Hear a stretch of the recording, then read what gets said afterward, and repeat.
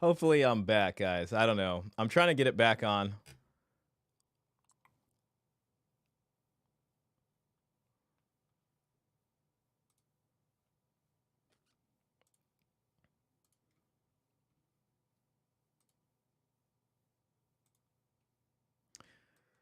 Oh, man, what a time for this to happen. Absolutely amazing. Go live. See if I have one going right now. All right. Oh, great. No. Man, that sucks, guys. It's back, but like most of the settings are probably going to be off. So I don't know, man. I can't even promise this won't happen again. I'm really sorry, guys. This same thing happened to me like last night, and I restarted my computer today to make sure it didn't happen again. I don't know what the hell the problem is. It could be because I literally have like 40 tabs up. You know, let me just get rid of some of that stuff and see if that helps.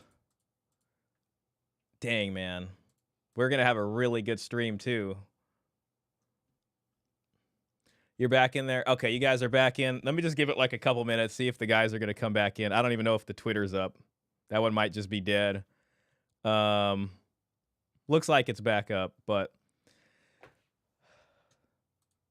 all right, whatever. Well, you know, listen, man, sometimes unexpected things happen and you just got to pick yourself back up.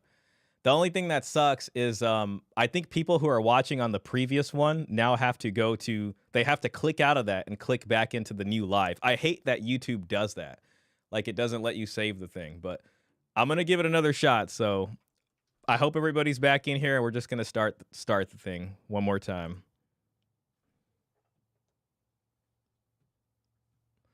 I'm like sweating bullets. But all right, here we go. My name's Paul Elam, been an advocate for men's issues. Timothy J. Gordon. I'm here for the discussion with MGTOW. My name's Aaron Clarey. My name is Andrew Wilson, host of The Crucible. I'm a YouTube entertainer. Men and women are... All right, so we got it all. We got it back up there. I hope you guys are good in the audience. Everything can hear. Looks like you guys are back in. Elena, shout out to you. I think I got to just do one thing, guys. I just got to pull up the stream again, and I just got to get my chat thing ready, which I'm going to do right now, and then we're going to get the show back on the road. Man, I wish I knew like exactly what the hell was causing that.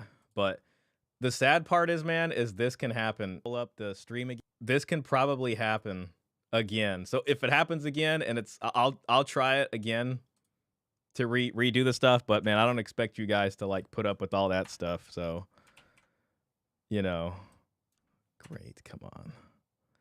Just trying to get the chat back up. Connect. Nope, not working. Fantastic. Just a second, guys.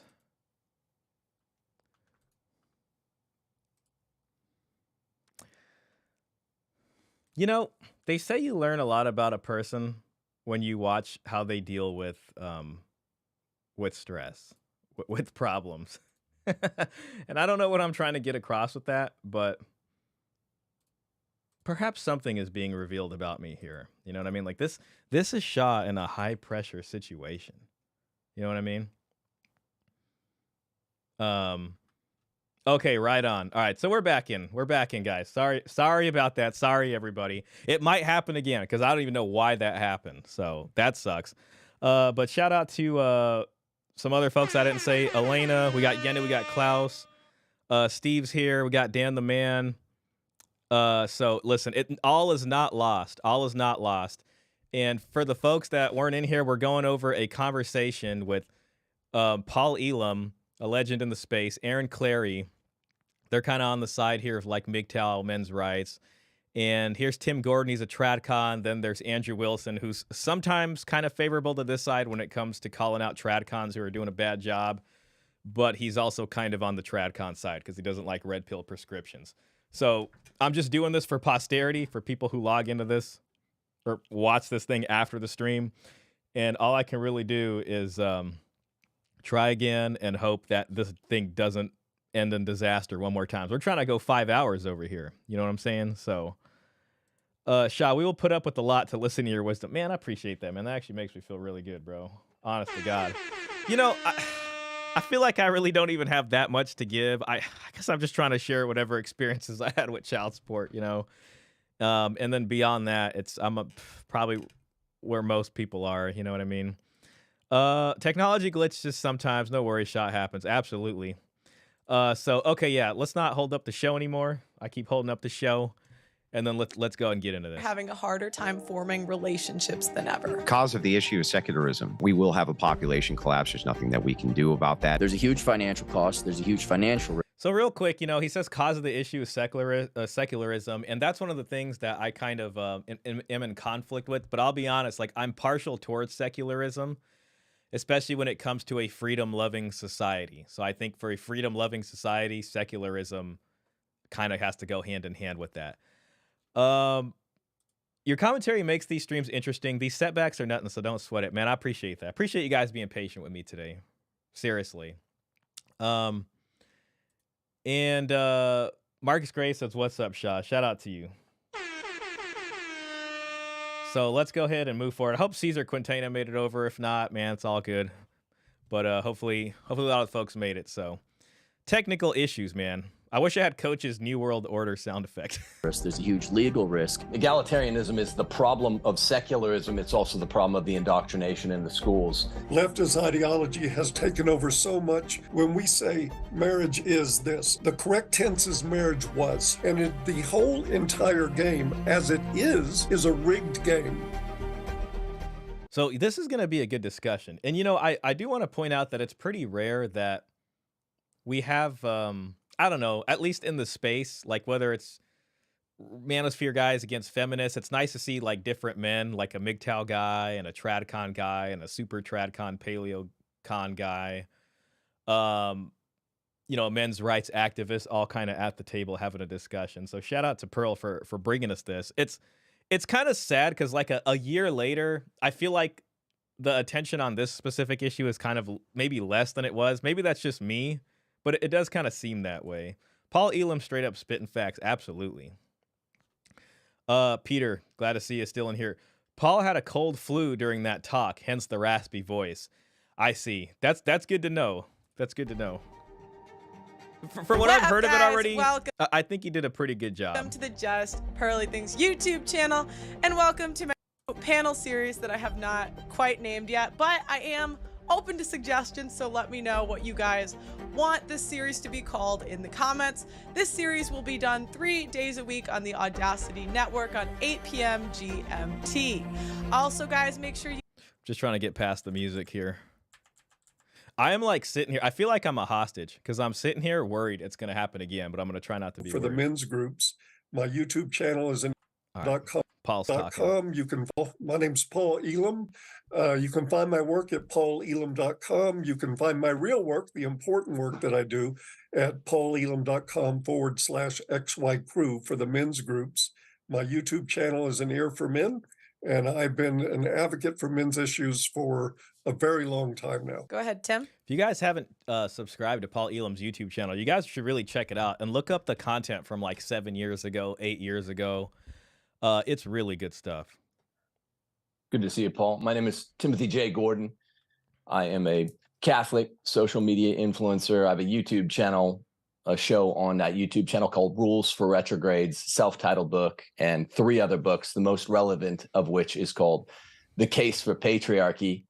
I've got degrees in history, literature, philosophy, and law, and I'm here for the discussion with MGTOW. I think this has been needing to happen for a long time, and Pearl's the only one making it happen. So thanks a lot, Pearl. Yeah, thanks. Okay, so I think they did break it up MGTOW versus like TradCon style. I just wanted to make sure because I think Aaron Clarey's for sure MGTOW, where you know, Paul is men's rights, MGTOW also. That's fair to say. I just didn't know if they structured the conversation exactly like that. Aaron, go ahead. My name's Aaron Clarey. In these parts, I'm most known for my consulting company called Asshole Consulting. But in a Asshole Consulting. Real quick, Caesar, thanks for finding me again, man. Sorry about the inconvenience. And thank you again for the donation. That's very generous. Thank you again. And also thanks again to Peter for the prior one. So I will try to get this going with no hiccups, hoping for the best. Previous life, I was an economist and an analyst and a banker. And many years ago, started writing books and doing blogging, which kind of ended me up here. So I have a lot of books. I guess the most germane one to this audience would probably be the Book of Numbers, which is not the biblical book. It's the secular book. And yeah, that's really all there is about me. That makes sense that you're an economist. Is that what you Mhm. said? Because I that's what was, yeah. that's where I saw your stuff originally. You were like breaking down the percent of marriageable women, something like Yes. that. Yep. And I just thought it was really interesting. I'd never heard anyone break it down like that. It was very grim. I was like, wow. Yeah, sometimes the numbers can be pretty grim. Yeah, that's true. Yeah. I was like, wow, okay. Andrew, go ahead. Yeah, my name is Andrew Wilson. I'm the host of The Crucible. I'm a YouTube entertainer. I am the perfect panelist here today. I have no books, but my wife, Rachel Wilson, who has been on Pearly Things multiple times. I do take all of her book royalties and then I spend them on guns. And I do this all the time, and I find it amusing. And it kind of makes her a little bit sad, and I find that amusing too. I noticed that Tim Gordon is here and he has long hair. Now you know why Catholics wear such big hats. So we've got that figured out too. I did get a chance to meet Aaron Clarey. I don't know if everybody knows that. I was surprised because he has a big personality. He comes in a kind of smaller package, but he has a big personality. So Looks like everybody's getting roasted. I guess Paul's next. I was happy to meet him too, and I appreciate you guys having us on today so that we can have this out. So, my first question for you guys is, now we're seeing the childlessness rate go up, the average number of kids go down. This is something Elon Musk can't stop tweeting about. Like every week, like once a week, he's got like 2 tweets about the fertility crisis. And men and women are having a harder time forming relationships than ever. What do you believe is the cause of this problem? Andrew, do you want to go first? Yeah, the cause of the issue is secularism. Okay. It's always been. So that's a pretty big just start right there. Like secularism is the cause of the issue. And I mean, he might not even be wrong about that, but I think the question we all need to ask ourselves is secularism necessary? I tend to think in a freedom-loving democracy, the answer is probably yes. I would even, not probably, but I would say it is. Like you would need some sort of secular governing authority that helps mitigate between all the different factions in a democracy. So secularism may be the cause. The question is can you get rid of that, or what, I guess, safety rails can you put on that, if that's even possible, in order to mitigate some of these? The root cause of almost all societal blights in the West has been the move towards secularism. Secularists came in right about the late 1800s. We saw another influx of them with the communist infiltration and the pushing of feminism in mass media. But secularism is the primary cause. If you look at the reproduction rates in the West, Western democracies can't reproduce. Non-patriarchal nations cannot reproduce. They're not doing it. We will have a population collapse. There's nothing that we can do about that at this point. And unless we start moving towards some type of methodical grounding for morality inside the West, we're basically doomed. Wow. Pretty doom and gloom right there, right out the gate. Yenu says, half agree. Religion encourages community/care, which leads to social connection and bonds. But it's also cultish at times and repelling. Yeah, I mean, I can see what you're saying there. I mean, religion is definitely necessary. So here's the way I look at it, and it goes through like the evolution of family, and it also goes through the evolution of religion, because for a long time we had polytheistic religions, where there was idolatry and there was this god and there was this goddess, and we had many different kinds of smaller, maybe less complex civilizations, you can say. Like maybe if you'd agree with me that humanity has progressed from less complex little, tribal type things over into highly complex civilizations.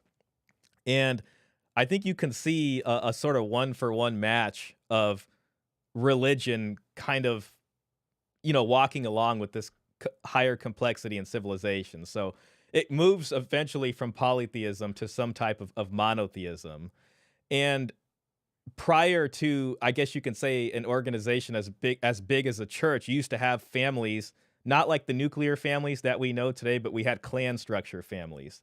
So there were different clans of people together, and there were bonds from blood and a lot of pressure, from the clans, and that's how you survived, especially based off what technology we had to produce income and to even keep yourself alive, and however that works. So it was prominent families, large clans, prominent families that made up civilizations. When the church came in, the church actually deconstructed the clan structure, and because of its influence, created the sort of European Western style family that we're used to, especially with laws of consanguinity, where you couldn't marry someone too closely, like related to you, where cousin marriage used to be a big thing, even in Europe, especially because of property and property inheritance and things like that. So what happens is the clan structure is moved away, and then the church becomes this organizing force that creates the bonds within a community where the clan structure kind of used to do it before. But then what you have happen is you have the church organization get knocked away in favor of what's essentially a secular government. And then that takes us to where we are today, and that's where you get questions of freedom and, all the revolutions and Enlightenment ideals and all this kind of stuff. So that was kind of a long thing there. Probably deserves a lot more explanation. Male Space says, you do need patriarchy for civilization, but you do not need God. Shout out to you. Hey, welcome in. You also don't need a God for a religion. That's an interesting argument. I mean, there are definitely people who would look at certain things that might not necessarily be religious and then be religious about them. Like some people might look at science almost in a cultish way. Like maybe they're not looking at it for what it is, and they're just like the great god of science or something like that. Yenna says, good point. It set up a framework that was successful up until now. Yes. And this walks hand in hand with the complexity of a civilization. And a lot of that goes hand in hand with the economy and calorie surplus. You know what I mean? Like you had loosely knit hunter-gatherer tribes that had to go from one area to another, and you couldn't really own property because one day you're here and then the next day you're there, and it's all very communal. So when there's no property, things like paternity don't matter as much. Then we figure out, how to take a plow to the soil.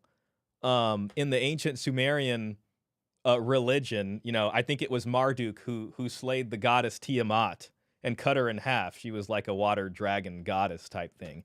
And that was kind of symbolic of the Sumerians cutting into the earth and creating irrigation. So all these kind of practices lead to humans settling down, and it leads to farming, which gives us a lot of food. And then it creates a class structure. It creates urbanization. It creates specialized careers. It creates people who are rich and people who are poor. And this kind of boxing in of people requires a more sophisticated religious machinery to move forward with. So marriage going from the church to the state messed it all up. That's absolutely true. I would say there's a larger question of, is the marriage that the church promoted, is that still good enough to map on to the kind of civilization we have today in terms of technology, in terms of how the economy works with the globalized, industrialized, base civilization, all these kinds of things. So there's a lot that can be discussed there. And, I wish we can dive more deep into that. Wow.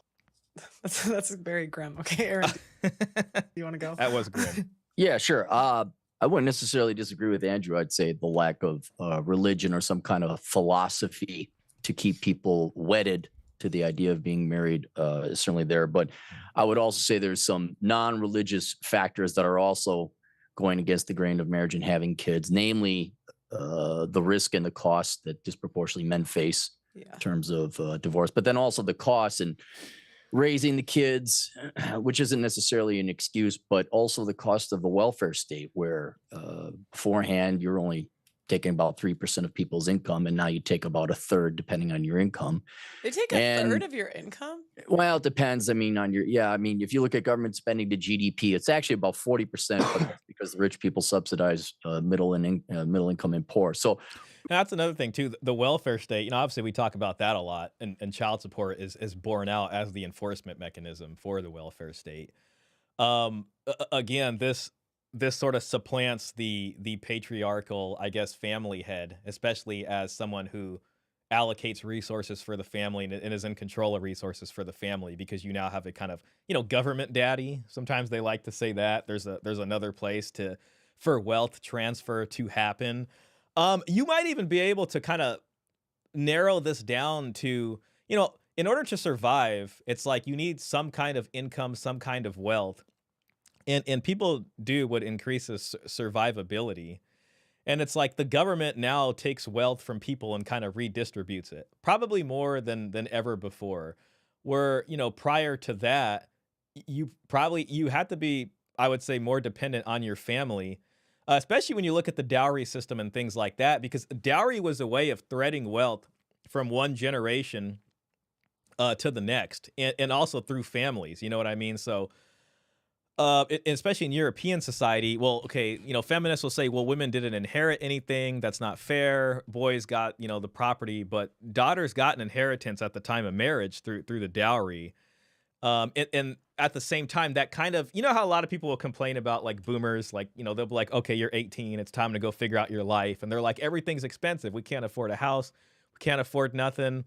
Back in the day, it was like, okay, you're in your family's house until you get married. And then when you get married, there's some kind of wealth transfer that helps create the new household. And then there's another wealth transfer at the passing of the parents. So the daughter goes in with one, that kicks things off. Then the son inherits one later from his parents. It's interesting to think about when you think of it in terms of transactions. There's marriage transactions, and then there's death transactions. So that's traditionally how it was. Now with like the welfare state and having a really good economy, the state sort of comes in and goes into people's wallets and says, this is fair, this is not fair, or whatever. Or, class mobility and the desire to go to college. What dowry can there be if the parents pay for their daughter's college education? And let's say that costs 120 grand. Or, or their sons. And then it's like, what inheritance at that point? So there's different conversations all wrapped up into this. Real quick, Klaus says, I don't know if I read Yenus. Yenus said marriage going from the church to the state messed it all up. Well, yeah, it's definitely true. This sort of secular state barges into marriage and ruins that contract with its own, variation, basically a welfare version of that contract. Klaus says some vegetarians treat nutrition like a religion. Not all of them, of course. I think that's true. TJWK from Ireland. Hey, man, shout out to you folks out there.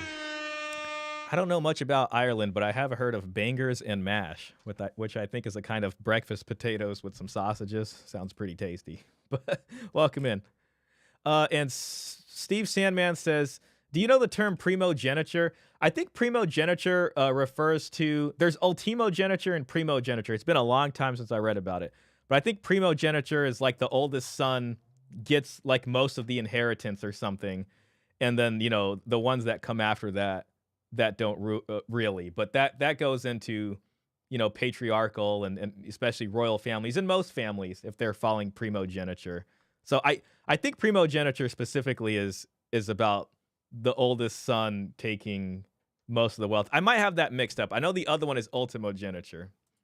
Roughly speaking, here in the United States, it's a third.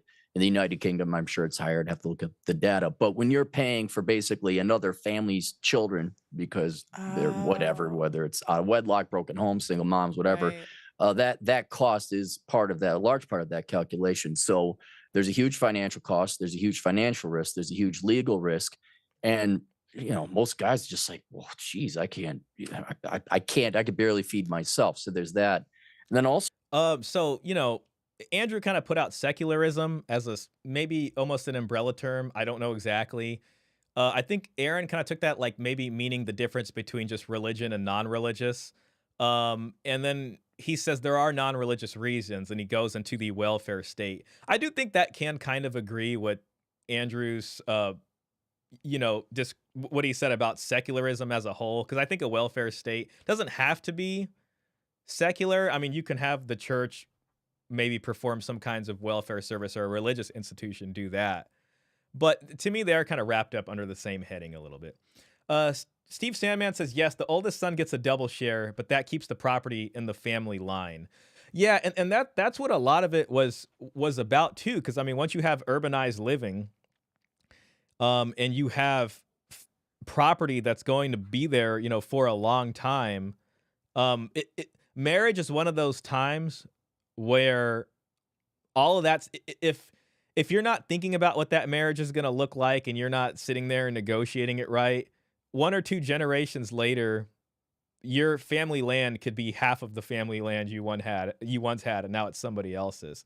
If you look at, so right now, even now, the single organization that owns the most property in the world is the Roman Catholic Church. So it's true even now. They own the most property on the planet. And what I was reading in this book about the development of the family in Europe is that they inherited a lot of land because 20% of European families would have no children or no heir to give the land to. That's just part of the population. Some people just, it just didn't happen for them. And then another 20% of the overall population would only have daughters, or something like that. So either would go through a dowry, or she'd become like a widow if she didn't get married, and she would end up donating it to the church. There's a huge conversation in there also about families that would donate to the church because of things like wanting salvation, and they're kind of sold a little bit like, it's better to do that, especially on your deathbed. And it kind of takes away from how much the kids are inheriting. So sometimes they had to make laws preventing that. It's really interesting. Another interesting thing too is I think when King Henry VIII sort of turns his back, on the overall church to create his own, he ends up getting a lot of land back that was actually owned by the papacy in England, and it all becomes the property of King Henry VIII. So he sells a lot of that land in order to get more money and fun things. It's interesting. Elena says, having no debt because parents pay for education definitely helps a man financially to provide for his family. But even then, it may not be enough to afford the kids, considering the current prices. Yeah, that's very true. I was thinking of it in terms of like a daughter getting her parents to pay for it too, because it's like when I think of dowry and how dowry can apply to modern day, it's like a father, obviously you don't have control like that. You can't force anybody to get married to anybody because we live in a free secular society. You could negotiate and be like, hey, listen, I got $100,000 saved up for you here. And, we can use that to help you with the marriage and getting a household ready, or we can use that on your college education. You know what I mean? And it's like, you can get the college education. There's not really telling what's going to happen after that. But I think there's room for families thinking in that regard and seeing what they can pull off with that. And then kind of imbuing a younger woman with that, a little bit of wealth. If the father wanted to do that, she might be more inclined to be reasoned with by him. And then somebody else might say, there's another family in the community that maybe they all know might say, this would actually be a good pairing. My son's 22. He just finished his engineering degree. He's going to, start his master's soon, or he already got his first job. She's young. She doesn't have an education, but she's coming in with this. This could set up a pretty strong household. Now, of course, with the laws, that's tougher to do, but I still think that could be a good deal for some people. Steve Sandman says, I think the King of England actually owns more since the crown has title to all of Canada and Australia. I did look it up recently, and it still did say the Roman Catholic Church. It was true at least in the 70s, and I think it is still true now. I can double check those to make sure. Elena says, women used to go to college to find a husband, but not anymore. Yes, that's true. And that was the kind of, especially in terms of love marriages, right? Like you both go to college and then you meet somebody over there and you guys start dating, and there wasn't dating apps at that time, so ideally it leads to a marriage kind of situation. Klaus says, you're right about that. Over here we don't have to go into a lot of debt for education, but having kids will destroy you financially just as well in the case of divorce. So that's from Klaus. So I'd say from an economics perspective would be the Industrial Revolution and white collar work, where my running theory, and of course people might disagree, but I don't think girls really like guys all that much. And now that you had the Industrial Revolution, which has allowed us to have a lot of white collar work, we don't. So he's bringing up the Industrial Revolution. He also kind of bring up what sounds kind of like something Myron said, like 80% of or like most of the women don't like 80% of men. That kind of sounds similar. And he's talking about industrialization, which gives, when he says white collar work, I'm assuming, before we listen to what he has to say, is that he's talking about there's all these other job opportunities for women that didn't really exist before. Man, I wish I could find the clip, but I was looking at a clip from the LA fires, and there was a woman journalist out there, and she was covering the fires, and the person in the news studio is talking to her and is like, "Oh, are you safe? Are you able to, get out of there? How far are you from the fires?" And then right behind her is like a line of male firefighters. There's like 8 of them. They walk right behind her as they're asking that question. They are walking into like the thick of the fires. It was just like a strange symbology to me at that point. And I was purposely looking at them. I was like, I wonder how many female firefighters are in there. And I don't think I saw one. But just real quick. It is no longer physical labor or toil. There you go. Yeah, some more job opportunity that women can do. And it's going to be interesting to hear what the TradCons kind of have to say about that, because there are these new opportunities that weren't there, as much before. Elena says 100% agree, Klaus. Hey, shout out Robert. Shout out to Robert. I don't want Canada. Can we give it to Germany? Oh man, Trump has been saying some bombastic things here. Klaus says, why do you hate the Canadians so much? That you can earn a living. You could be a programmer. You can do what we all do here. Like without the Industrial Revolution, we wouldn't be podcasters. And so now that allows women that. I'm glad he brought up the Industrial Revolution. I think that's something we kind of talk a lot about on this channel. I mentioned technology as the X factor a lot when it comes to a lot of this. And it's like, I don't think that's going away. And then living in a globalized economy. I mean, we kind of had there was kind of a run-in with like conservative types and like people, sort of bourgeois conservative types, I guess, like Elon Musk and Vivek, about this H-1B visa thing. And they're talking about having a competitive edge when it comes to either intelligence or, in my opinion, a competitive edge on paying for labor. And, obviously people who live here don't like that because they want to put Americans for jobs first. I think the argument against from their side, from what I've seen kind of around the airwaves, is that we can do that, but then other countries are able to take advantage of this competitive edge, and then they can, I guess, kind of creep up on us. I don't know how true that is, but that's one of the double-edged parts right there of living in a globalized economy. They can go ahead and do white-collar work. They can support themselves. And now, in that sense, they've been economically and financially liberated from men. And now you get to see them make their choice. And I think women's demand for marriage was lower than it was than when women were economically dependent upon men.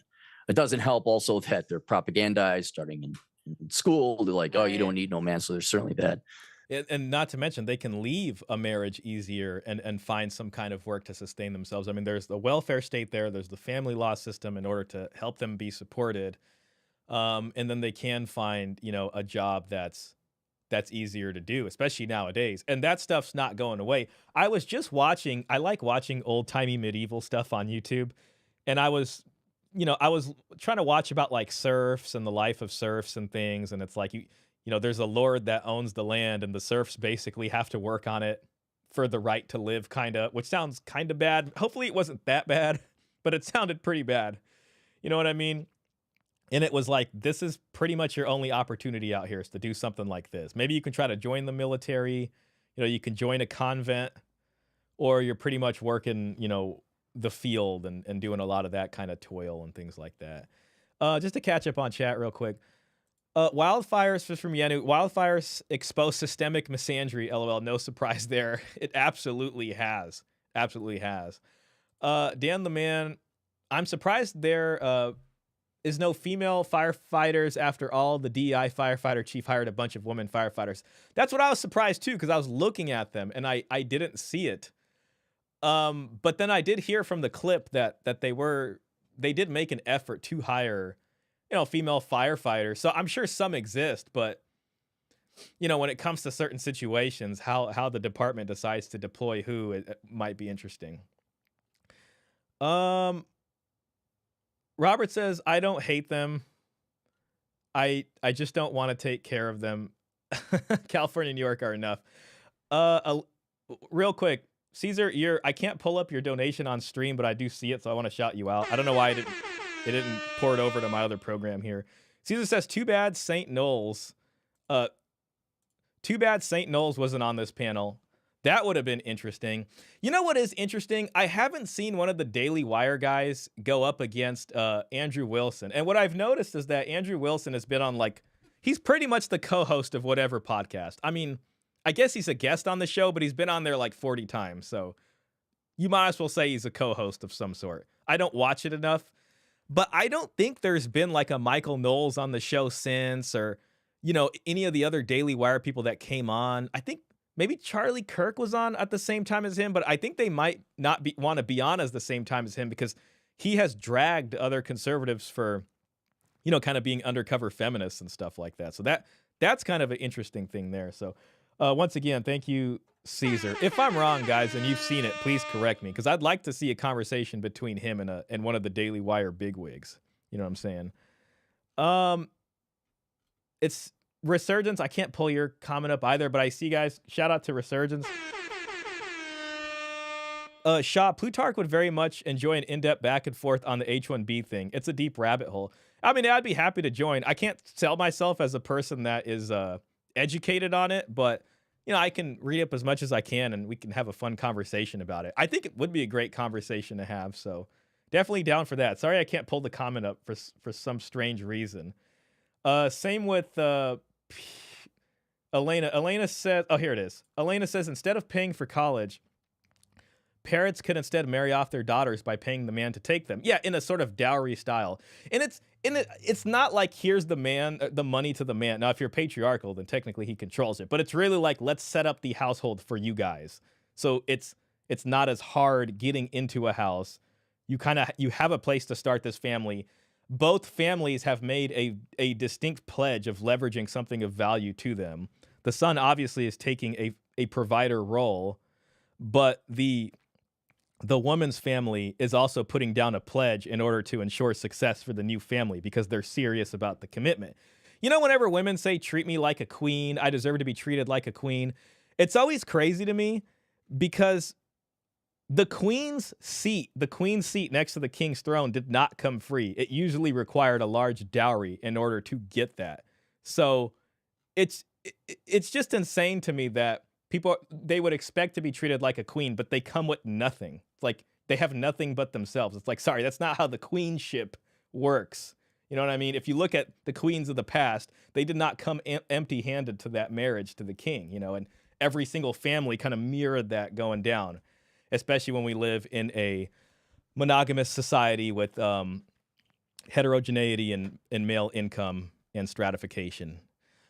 Klaus says Knowles was several times on the whatever podcast just instead of Andrew.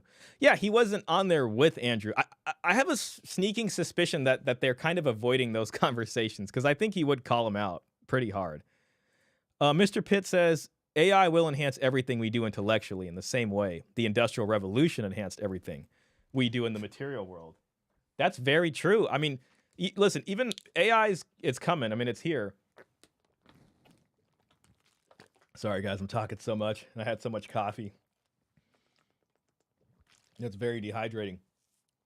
But, I mean, we've had a technological revolution. Like, there's so much money that's made on the internet digitally. You know, you've seen what it's done to storefronts and different mom-and-pop businesses and things like that. It will add a whole new dimension to this. And then that's where you look at a further atomization of the family. So at one point, you had a clan structure, you know, and then that was atomized by the church. It was made smaller into more constituent parts of a nuclear family, smaller units of family, and then it got atomized into the modern American family with the TV dinners, a bit, kind of the same, but still sort of different. And then, to me, the modern American family kind of represents the American family watching the sort of TV, the secular government's TV box is the handover from like religious values from the church being the sort of glue factor of all these different families to make a community to the state doing that, right? So now it's the state is connecting everybody with whatever state values they have. And now we're reaching a point of atomization where people don't even want to make the nuclear family. You know what I mean? Great point, though, Mr. Pitt. Elena says it's to help them start not setting unrealistic expectations for their daughters. Yep, agree, Shaw, Elena. Yenu says all the benefits of the queen, but none of the responsibility. Exactly. Elena says, but now they believe if they make a few pennies doing some stupid, useless jobs, they bring so much to the table. Yeah, and typically, you know, you hear about those nightmare stories of like the guy makes a lot of money and then the woman kind of has a business that loses money, but it's just for fun. You know, like I want to open like some, I don't know, something selling, what would be like, I'm going to sell dishware or something that's not really making a lot of money. You could probably make a lot of money with dishware. Robert says, my queen came to me empty-handed, but she didn't leave that way. That can be a maxim for our times right there. That's profound. Good one, Robert. Robert, it's most men today. Women come with nothing. I'm just going to skip some of these. I'm going to get back to it real quick. Cultural aspect, but I think certainly that the fact that people can support themselves and no longer economically interdependent, now you get to see their real interest in forming relationships. And I think women's interest in marriage and demand for marriage is lower than we all suspected. Okay. Tim, what do you think? Well, I like both of those answers a lot. And nice to meet you, Aaron. By the way, I said what's up to Paul. I would just say that the epistemic floor, the ground beneath both of those answers, Yeah, man, I can't remember what epistemic means. I think it's from epistemology, which is from the Greek word episteme. And I think that I don't know if that's the one that has to do with the study of what knowledge is, epistemology. I don't know if that's exactly what that is. Maybe one of you guys can correct me. You smart gents gave is that it's egalitarianism. Egalitarianism is the problem of secularism. It's also the problem of the indoctrination in the schools. I think Paul, last time he was on, when you said something like the left loves feminism, the right loves chivalry. I would iterate this slightly. That's interesting. What did he say there? Indoctrination in the schools. I think Paul, last time he was on, when you said something like the left loves feminism, the right loves chivalry. You know, and that's an interesting thing too. There's another thing I've heard in the space, and shout out to It's Complicated. Is that basically feminism was hijacked by the left, and men's, you know, the men's rights and the men's movement was hijacked by the right. Which isn't exactly the same thing he's saying here, but it's just interesting because it's kind of close.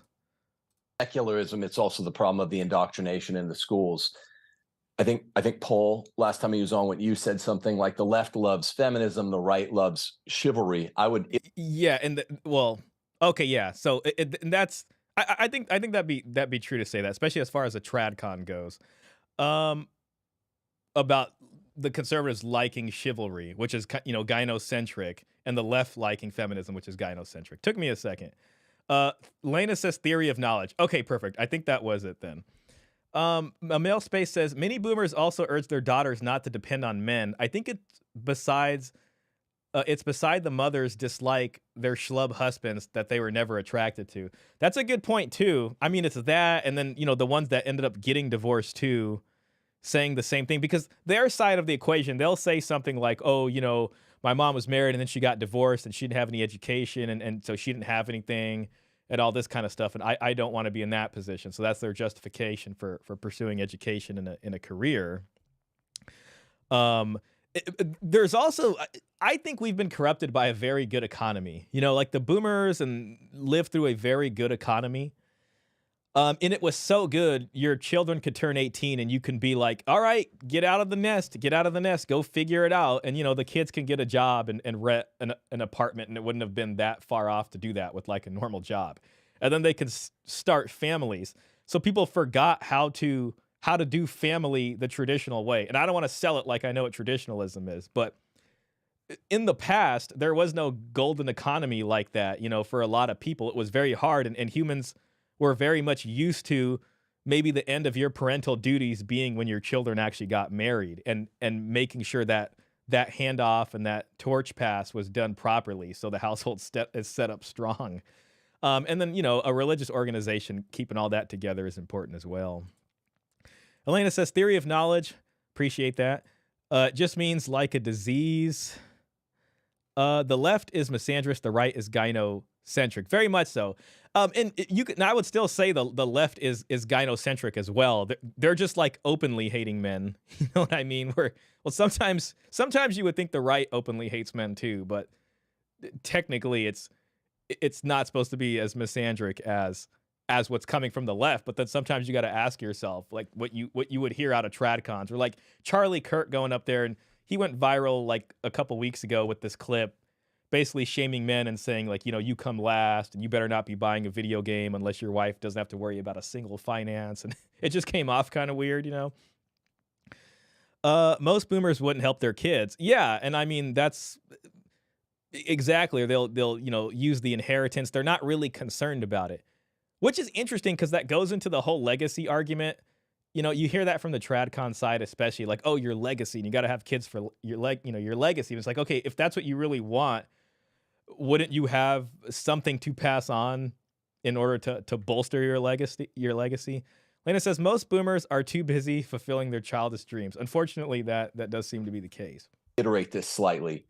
The left loves egalitarianism plus sex egalitarianism. They mean women should have the advantage. And the right loves egalitarianism proper. And I would say both of these are a problem. Obviously, the left's point of view, egalitarianism plus is just feminism. But so, it sounds like he is kind of in agreement with Andrew, and I might be wrong, so correct me if I'm wrong, but I think both of these guys advocate for a return to a patriarchal society, and governed by religious Christian values, but specifically a kind of patriarchal order. And I think the question that usually comes to folks that would advocate that is usually something like, well, how do you plan on doing that? I think Rollo asked that on the Tim Pool show, and I don't think he really answered the question. But pretty much the answer to that question, I think, centers around having to take away some group's freedoms away to some extent. Whether it's like some extent of women's freedoms. You know what I mean? And if you're not going to turn family law patriarchal, then it's probably not going to work. And that's where I tend to be on the side of, if we can't actually go back and make the legal machinery reflect that, then we have to move forward and at least make the secular machinery legal framework at least balanced in a way to where men don't get screwed over so hard. And I think that's the toughest part of the conversation for everybody. Lena says, be a servant leader, love her more. That's the tradcons. Legacy, fulfill your ego, not thinking about your kid's future. That's what it seems like a lot of boomers are kind of doing. So it's strange, but a lot of tradcons will try to kind of whip guys back in and be like, oh, your bloodline's gonna end, and that to me is kind of weird because it sounds a little different when you think of like from a religious perspective, because it's like, well, if you're Christian, or any religion that believes in an afterlife, then there's the things of this earth, and then there's what's more important in the afterlife. So it's like an interesting conversation there. But it just seems like a quick way to try to appeal to secular people or make them feel bad, Dan the Man says, that makes sense. The good economy made people forget how difficult families were made. Yeah, very much so. From what I'm reading about dowry and marriage transactions, I mean, listen, when they did the studies on marriage transactions, bride price, dower, dowry, bride wealth, groom prices, they looked at something called the Ethnographic Atlas, and I can't remember off the top of my head how many cultures it had, but it's hundreds of cultures throughout like the span of human history that we know of. And pretty much 90% of them, if not more, practice some form of marriage transaction. The ones who didn't pretty much don't have private property. So like some Native American societies, but even in the ruling class of these Native American societies, there would still be some kind of marriage transaction. So we have completely abandoned that for romantic love, which, shout out to Coach Greg Adams, is kind of like the hope strategy. So there was always this kind of intergenerational planning, that we seem to be missing nowadays. It's kind of like just hope for the best and see how it turns out. Lena says there's no benefit without sacrificing. If people are not willing to sacrifice anything for the future, then there is no improvement. Yeah, and going off that also, like the freedom argument, I think what people would say to me is like, yeah, freedom is one thing, but you need to have an equal share of duties. I think Robert Spencer tells us that a lot in the chat. And, that seems to be the biggest issue. So, when it comes to like things like the draft, especially needs to be updated to include women. You know what I mean? And that's one of those uncomfortable conversations. Now, most people are going to be like, that just wouldn't work. You can't carry a full-grown man out of a burning building. Maybe it doesn't translate as well. But, how far are we going to take the equality thing, basically? Egalitarianism proper, which by and large the right wing has embraced. I would say there are lots of elements in what's MGTOW. What's egalitarianism proper? Can you explain that more? Equality. Men and women are the exact same. This is the basic idea. Mm-hmm. Men and women are the exact same. Therefore, things like voting rights. Well, if men have it, women should have it. Oh, right. Okay. Yeah. Working rights. If men work, women should work. There's an interesting thing I read about the voting rights. I don't know how true it is, but sometimes feminists will say like men, have oppressed women and all that for most of human history. And then it had a timeline and it was like, here's women's right to vote. And then it was looking for like most men's right to vote was like just like 100 years before that. And then the rest of human history, like, yes, most of us did not get a vote. Like everybody was bound by whatever the duties were of a patriarchal order or whatever society. And it's just kind of disingenuous to say like all men, were oppressing women this whole time as slaves. And it's like, actually, a lot of us were kind of, having to deal with these restrictions. Man, we got Michael saying in the chat, man, this is good times now. Not that I don't appreciate the rest of you guys, but Michael Sane used to come in here dropping some serious gems. Let's see what he's got to say. Coverture said women had no rights. Women use the Equal Protection Clause to get the right to file for divorce. Men are trying to use Equal Right Clause in family court, but are not a protected class. That's a great breakdown, and it kind of outlines a lot of the history. I think... See, that's I think probably men's rights' biggest challenge there is being able to prove that men are actually victims of a system and deserve to have protections to some regard. Unfortunately, they just refuse to acknowledge that about men up until now. And, tradcons aren't really helping out in that because they're trying to put women back into a box, which seems very unlikely to happen, All right, moving on. We're interchangeable widgets. Smart. Yeah. Yeah. We're not widgets that are fungible. Right? Men and women are radically different with absolutely different needs that are. See, he's basically, saying that men and women have different needs, and I could be misquoting him. But and I think this would lead to a defined role structure. So men have this role based off of who they are naturally, and women have this role based who they are naturally. To play devil's advocate, and to be honest, I think I really do feel this way, but to throw a wrench into that sort of neat way of laying things out, whether you want to say that's based off of natural order or God's order or whatever, is that we have technology as the X factor.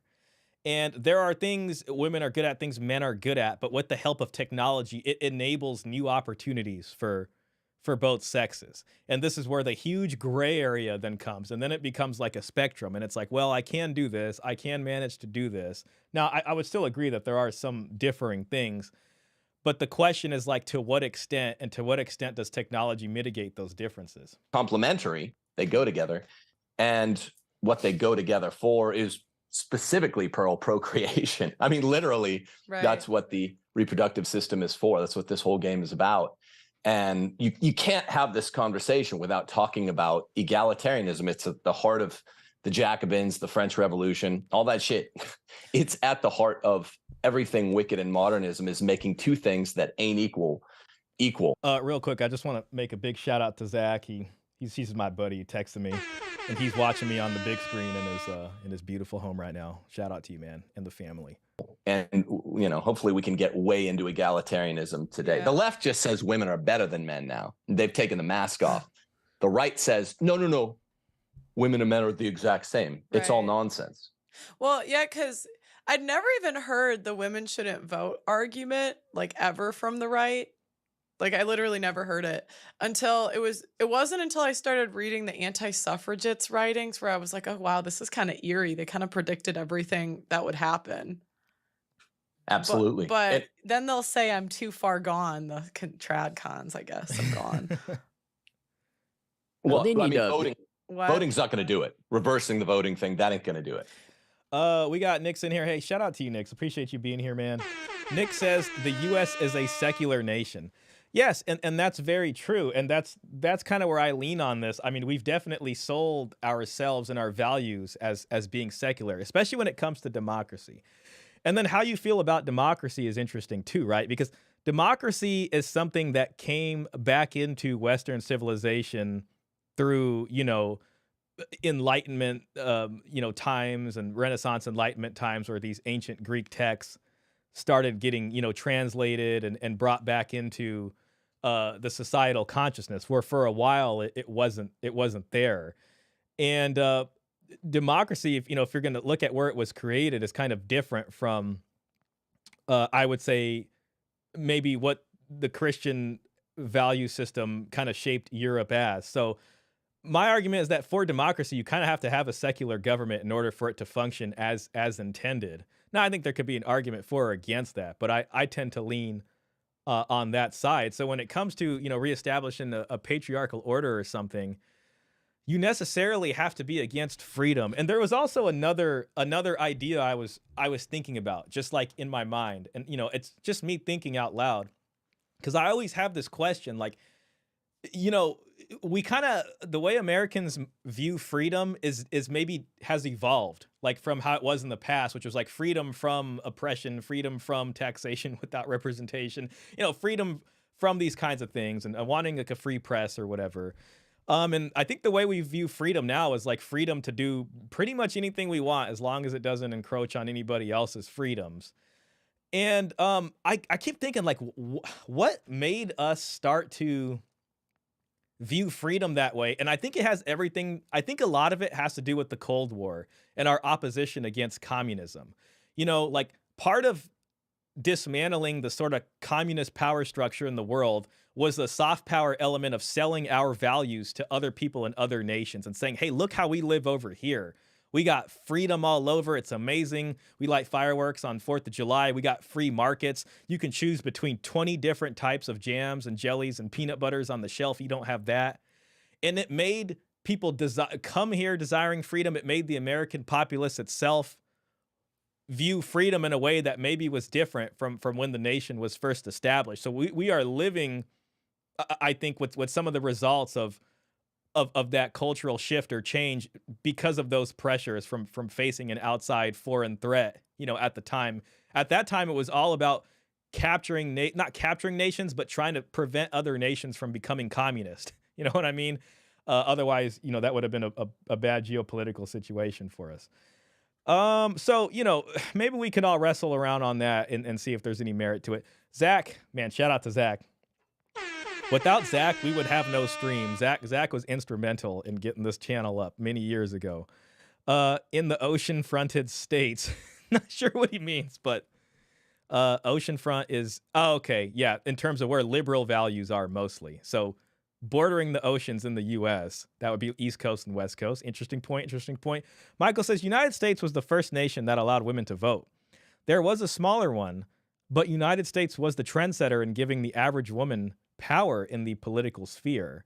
And I think at this point, unless I'm wrong, I should go back and study my stuff, is that, it's enshrined in our Constitution, like the Equal Rights Amendment, and a lot of different laws have to be sort of retrofitted or reconfigured in order to not violate the Equal Right Amendment. And it's like, it's possible there could be a religious revival where 90% of people here have a religious reawakening and they all agree on the same values. I'm not gonna say anything's impossible, but you would have to get together to be able to, again, I think, amend the Constitution to change a lot of this stuff. So that's part of it right there, if we're being realistic. The woman's first political move was the prohibition against alcohol. I've heard that before, and that's an interesting history right there. I wish I knew more about that. I mean, if you want to throw more in the chat, I would love to read it, but no pressure. Steve Sandman says, freedom is somewhat similar to entitlement, which is rights without duties. I would agree with you there. I mean, the freedom should come paired with necessary duties. It's almost like the idea of something sacred. This is another thing. This is what I think about when I'm just walking around the neighborhood. I think about, in a secular nation, can we truly hold anything sacred? And we have like freedom of speech here. Anything can be criticized, right? Now, that doesn't mean a private company like YouTube can't ban you, but you can go on the corner and, talk about anything. And if one group of people hold something sacred and another group of people in a secular democracy do not, they can constantly criticize that sacred thing to the other group. And it's almost like, in a way, nothing can be sacred. And if you're going to live in a society that has clear definitions and values, some things have to be sacred. And if anything is sacred, then that means there's an equal and opposite taboo to have any character definition of values. So when you start chipping away at what's sacred, the ground that keeps the taboos there starts to go away also. And that's how you see a lot of these things kind of flood back in, and when I think of freedoms and duties, it's almost like if certain things are supposed to be taboo or sacred, if you're going to have some kind of freedom, at least have certain duties to try to prevent, the worst taboos or the most important sacred things from going away. I had a lot of coffee right before this stream, by the way, guys. Elena agrees with Steve. Nick says, how do we know that the government is not revising the Constitution behind the curtains?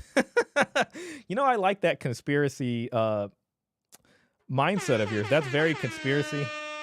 I'm big on conspiracies over here just because they're fun. I would like to be honest and say I don't know if they are. I mean, maybe someone would plan to put some kind of a constitutional amendment into Congress, but I think we'd all know about it, because it has to get approved by a lot of people. I don't know if they can do that just like that. Elena says duty equals accountability, very much so. Elena says women don't want the duties, accountability, but they surely want the rights, the entitlement. Yes, exactly. And that's where conversations about the draft come in. You know what I mean? And what it's almost like if men's duty is to get drafted and go onto a cold battlefield and get turned into pink mist by a drone, then women, to match parity with that, would have a duty to produce more bodies for the overall well-being and survival of the nation state.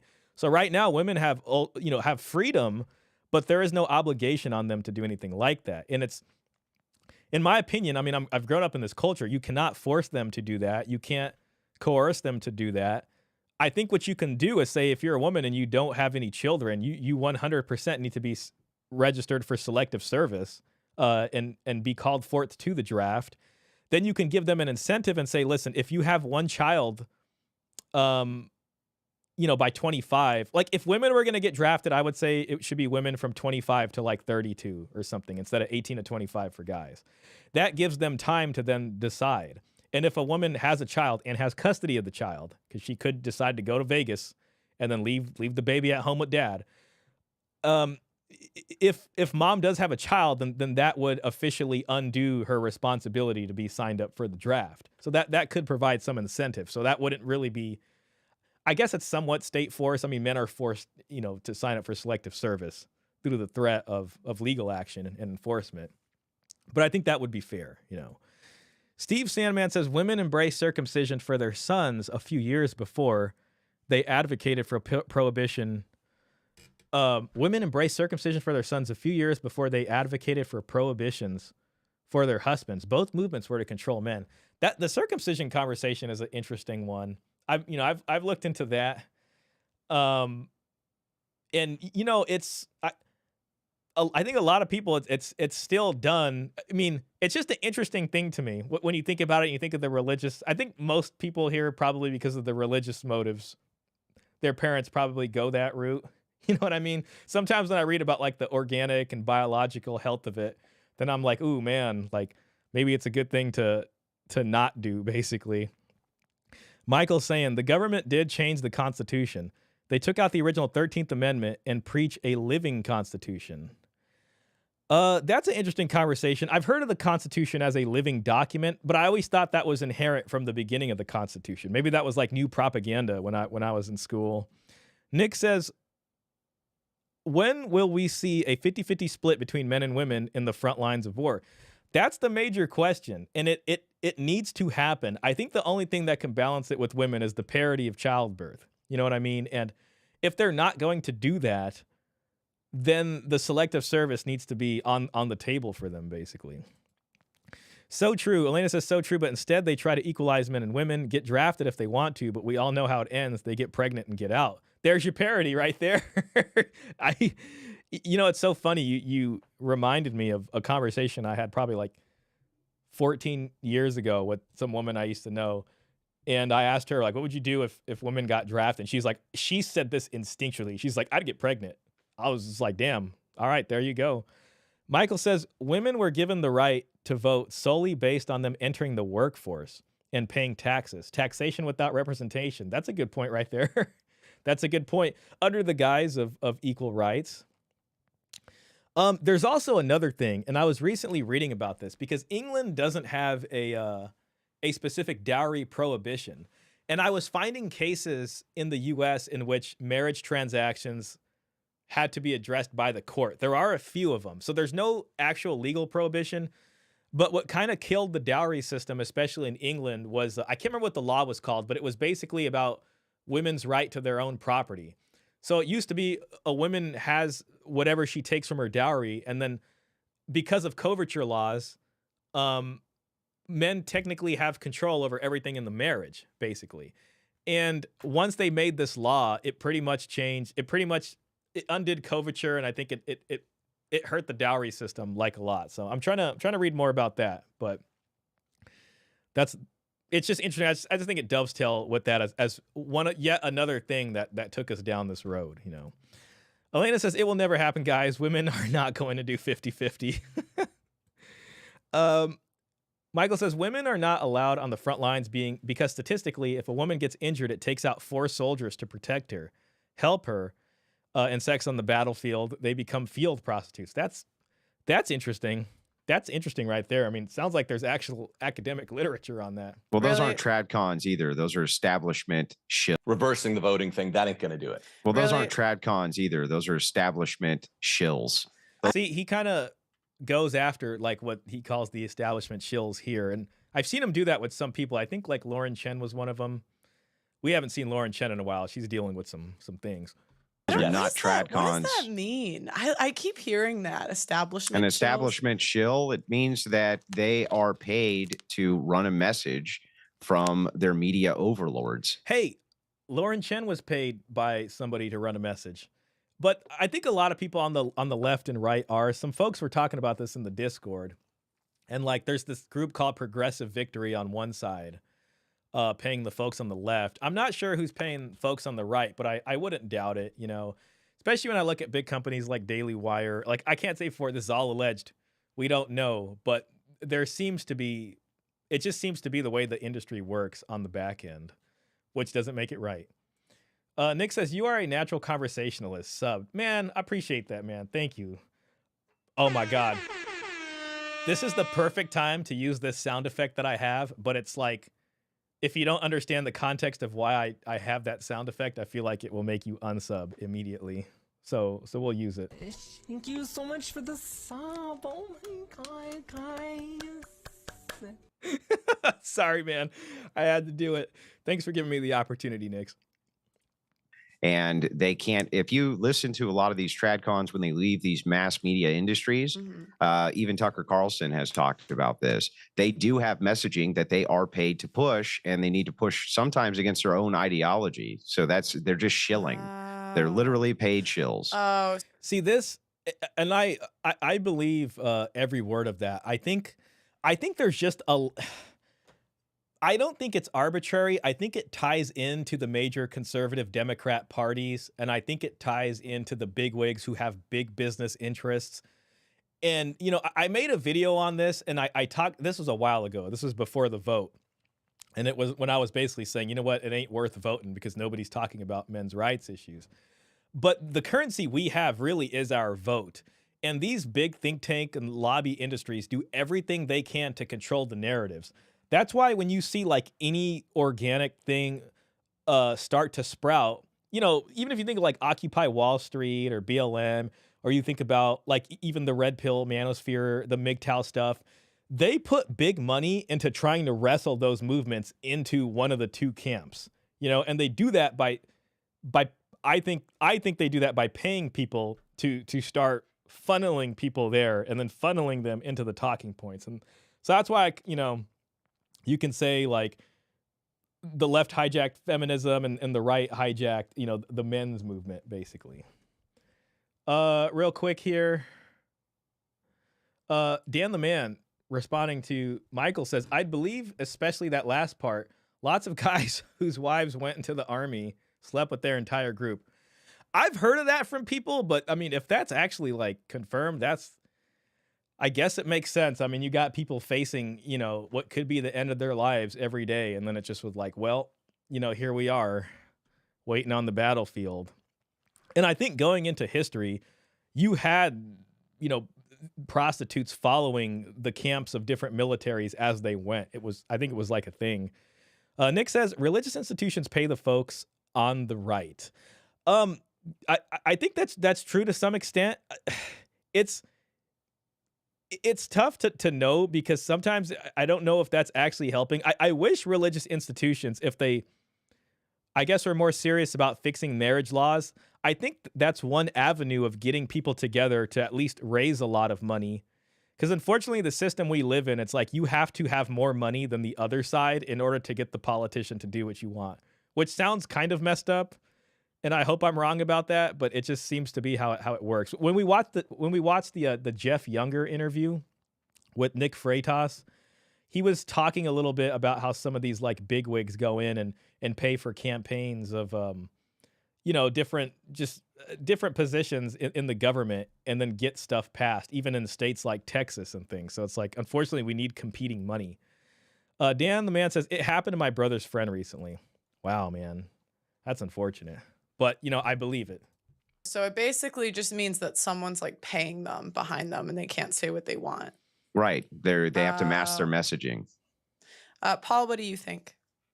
Well, I agree with. I think it's just too much money too. I mean, listen, I would like to say I don't care, and God willing, I keep it that way. But I mean, some of these, whoever these organizations are, they probably come in, you know, hey, do you want $100 million contract? I don't know what they're offering them, and it just becomes very hard to say no. It's very easy to sell out, you know. Lena says, have to bribe those politicians. Yep. I mean, I think a secular capitalist nation, and it just seems to go in that way unless you have strict laws governing who can take donations and who can't. Most everything, or who can give donations and who can't. I've heard here, I think it deserves a little bit different context, though. Pardon me, I've got a cold today, so if you'll bear with my scratchy voice. And I think it's also important to point out, since I've been identified as a MGTOW contributor to this discussion, that I'm a conservative Christian 21 years into a cohabitating relationship. I think that's an interesting thing about Paul. And if you look at, I don't know if it's his Substack, it's one of his like older websites. It is pretty clear on there that he's a Christian men's rights activist. I'll have to locate that, but I think that's what makes, man, I wish that my thing wasn't here because it's covering Paul, but we'll see once Pearly gets back, and I think you can see him. But, you know, so I think he understands the religious and the tradcon side of this argument very well, which I think would make Paul a formidable contender when it comes to these types of conversations, just on its own, irregardless of all the men's rights experience. So full disclosure, my perspective on MGTOW is going to be more out of perspective than what I actually live. The problem that I'm hearing in all this, to me, is that I don't see there's any way to squeeze this toothpaste back in the tube. Man, perfectly said. Shout out to Paul right here. I'm so glad he just came out and said that in the beginning. I haven't watched this conversation since it was posted like over a year ago. I think it was December of 2023. And yes, that's it right there. Very much so. It is out now. Leftist ideology has taken over so much. As a Christian, I'm having a terrible time finding a church that isn't feminized and gynocentric. That isn't. Now, I will say this. I mean, he's right about all that stuff. I mean, there has been this re-election of Trump. It's definitely sold as a resurgence of the right. You know what I mean?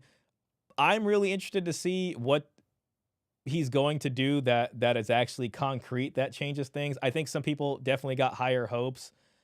I kind of am a little bit more pessimistic about it. I mean, I hope he does like the digital Bill of Rights and stuff like that, though I don't know if he's going to touch family law or any of this stuff. The last I've heard with his discussions on the birth rate crisis was to like fund IVF for families. But it wasn't really so much about incentivizing men to be married or anything like that. So again, there's more to come. And so this was a year ago. Now Trump is in office. I think Paul himself is very optimistic about Trump. So, I mean, it's going to just be interesting to see how it plays out. Pandering to its female congregation. They're just as much a part of the problem as anybody else. So I think everything that's been said here is really great. But when it comes to what to do about it, what we have largely from the other side of this conversation is that men need to step up and get married and pursue family life. That's the TradCon prescription. And I'm glad that he's bringing that up, because that's pretty much the challenge. That's getting right to the point right there. Real quick, let me just bring up I just wanted to bring up this comment from Nix. I am an atheist, but I tend to lean towards the right when it comes to policies. I voted for a certain orange man because his policies made more sense to me than the other side. And that's perfectly rational. And I mean, hey, you are not in the minority when it comes to that. I mean, I think a lot of people did that. So it makes sense. It makes sense. The other side has very much gone so far onto the point of ridiculousness. I think if they have a chance of coming back next time, they're going to have a way more populist platform. Trump originally won on a populist platform. I think the people who still voted for him are still hoping for populist style changes to come about from him. A lot of this H-1B visa debacle, I think, scares people and makes them think it's not really, a populist type movement anymore. It's now taken over by the sort of corporate elitist class. So, I would like to keep an open mind to it. I think his digital Bill of Rights thing is interesting. The tariffs, I'm interested to see how much of the tariffs he implements and what that does. I was reading about the tariffs recently, and I was interested to find out that, I don't even think the Biden administration reversed a lot of the tariffs that his first administration put in. So that's kind of interesting. So I think it will be a time of change. We'll see what happens. Caesar says IVF is only going to create more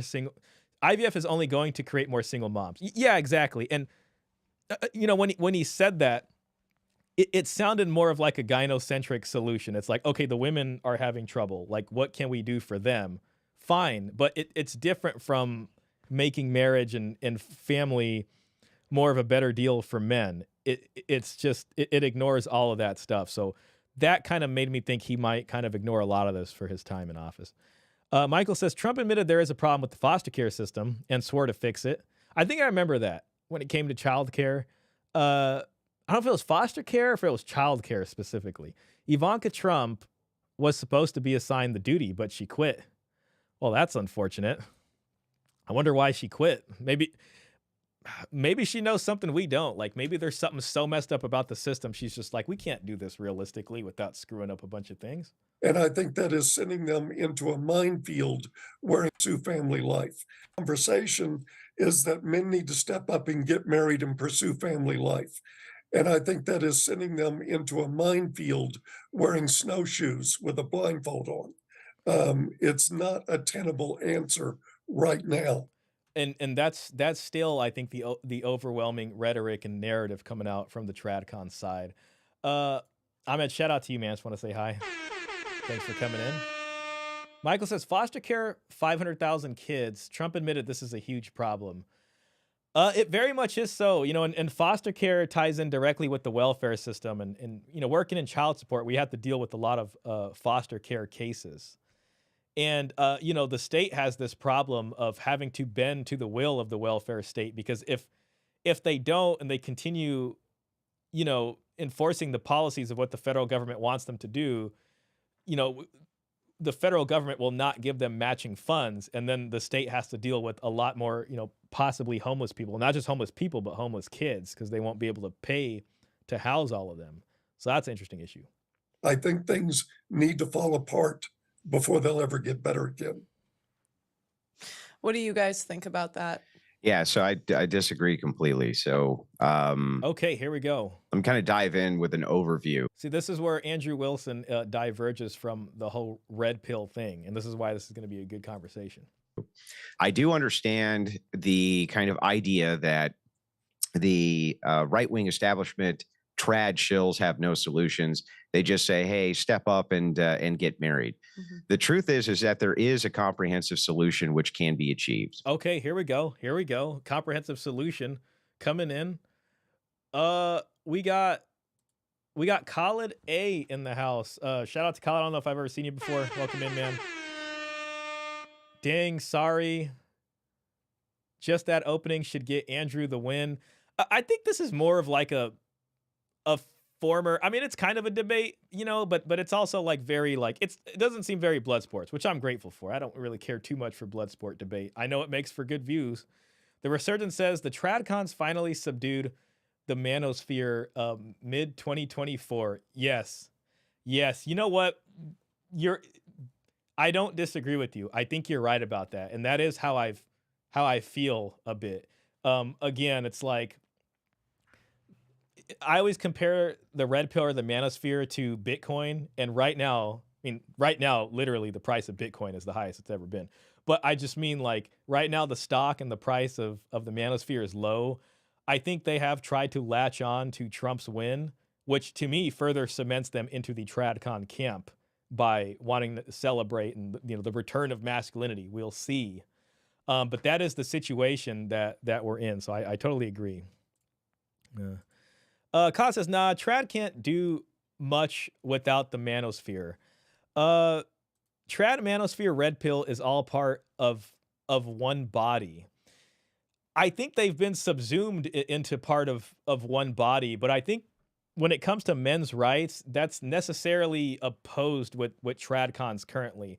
And I think in the end, either the Tradcons will come to help men's rights, or the other side will, the liberal progressives will. And if the liberal progressives really did try to put out a platform for men, I think a lot of men might take it, depending on what it is. Caesar says, foster care is a scam. Most foster parents are lowlives that are only in it for the money. Wow, that's sad, man. Let me tell you, when I worked at the child support system, the saddest cases I had were foster care cases. Like I felt bad for a lot of kids, but I always felt bad for like the foster care kids, especially. Like even when you're a little kid and you're growing up, and then you see like a kid go missing from your class one day and he ended up in foster care and you don't know what happened. Like just as a kid, I would like to think it's a better situation for them, but I always felt bad for them like the most, because it's one thing for them to be in foster care, but then when I'm dealing with the parents and you see they're having like really bad drug problems and stuff, it's just like such a sad thing. And it's good that the kids at least are able to go somewhere safer, but it's very sad. But what you're saying makes it very sad. I used to be a contractor for CDCR. Many sex offenders were foster parents. Oh my God. Yeah, I think there's stats on that when it comes to cases of, SA for kids. A lot of the perpetrators of that are either like step parents, or somehow it's like parents for the kids, but they're not the biological parents, which is another reason why, like, the biological father should have custody of some of the, of the kids here. At least, easier access to some custody. Khalid says recent reports show the lost 1,400. Show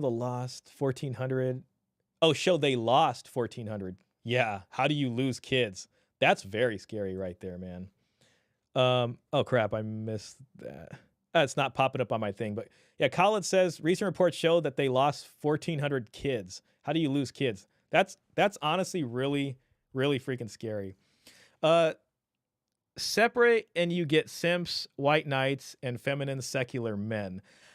So yeah, and I could tell you're more on the side of TradCon. So you would, if I have it right, you would advocate like bringing back patriarchal TradCon values like into government. I guess I would like to hear more about like what you would like to see changed. It sounds like it's probably pretty similar to what Andrew Wilson is about to explain, so we'll get back to that. Caesar says former foster care parents. Yeah, that makes sense because they're in jail now. Michael says TradCons do not believe in men's rights. They believe men need to step up and believe the deadbeat dad propaganda. That is the big issue. Yeah, so TradCons teach Jesus elevated women. So they elevate women in the church and society. It's part of the chivalry doctrine. Yeah, that makes a lot of sense. 300K lost kids from the border, approximately 2K from Maui fires. Where is the mainstream media on this? Man, dude, I didn't even know that. Like I had no clue. And hearing like that's an actual living nightmare right there. It's a damn shame that they don't have them in there. Yo, man, that's very generous of you. I wonder what currency that is. THB. But shout out to you, man. Thank you for that, bro. I'm just curious what country you're from. It sounds like you're from a interesting place with a currency I've never heard of. Do we agree that the social workers and or foster care system also need to be reformed?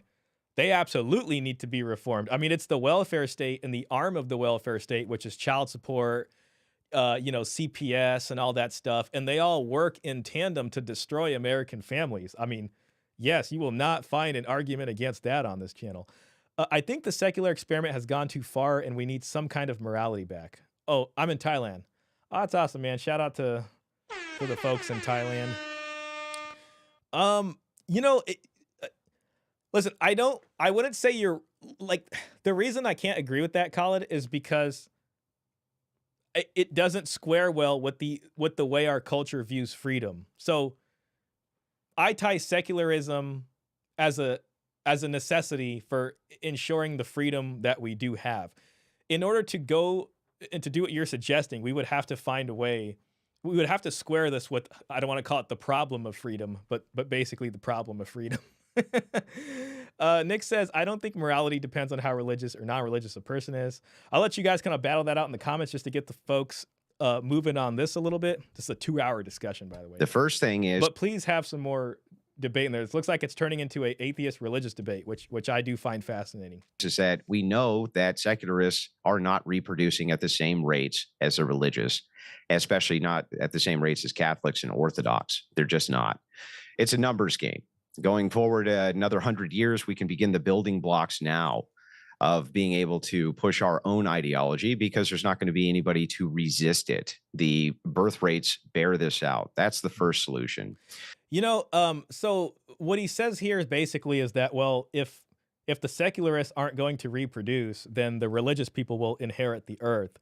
I think that's possible if there's strong reinforcement of the values.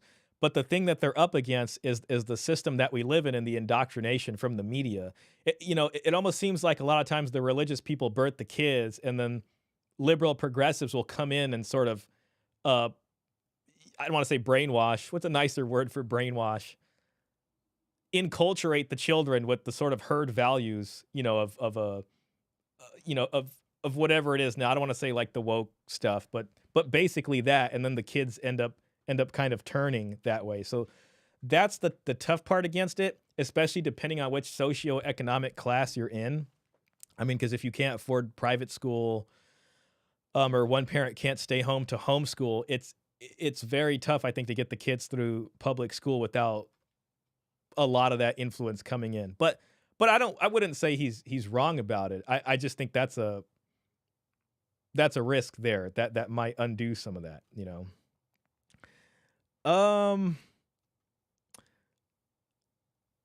Colin says, I think the secular experiment has gone too far and we need some kind of morality back. Okay, yeah, that's you guys. If abortion is gonna be a target, we at least need the system that are gonna be in the background ready to support. Yeah, that's another thing. Like as far as women's rights, abortion rights goes, Michael says freedom originated in the Magna Carta. That was the foundation in the Bill of Rights. Man, my history is a bit hazy on the Magna Carta, but was that signed basically to allow some form of constitutional governing alongside a monarchy? So I think the king basically signed, and that led to what is essentially a parliament system. I can't remember. The researcher says the paradox of freedom. That's a good way to put it. That's better than the problem of freedom. Because, I mean, as Americans, we like freedom. I like being able to have a bookshelf with all kinds of books on it. I literally have one, two, I got another bookshelf over there. I got a stack of books on a table over there. I got some books right there. And I like the freedom of being able to sit here and like read whatever the heck I want. You know what I mean? So it's like, I don't want to give that up. You know what I mean?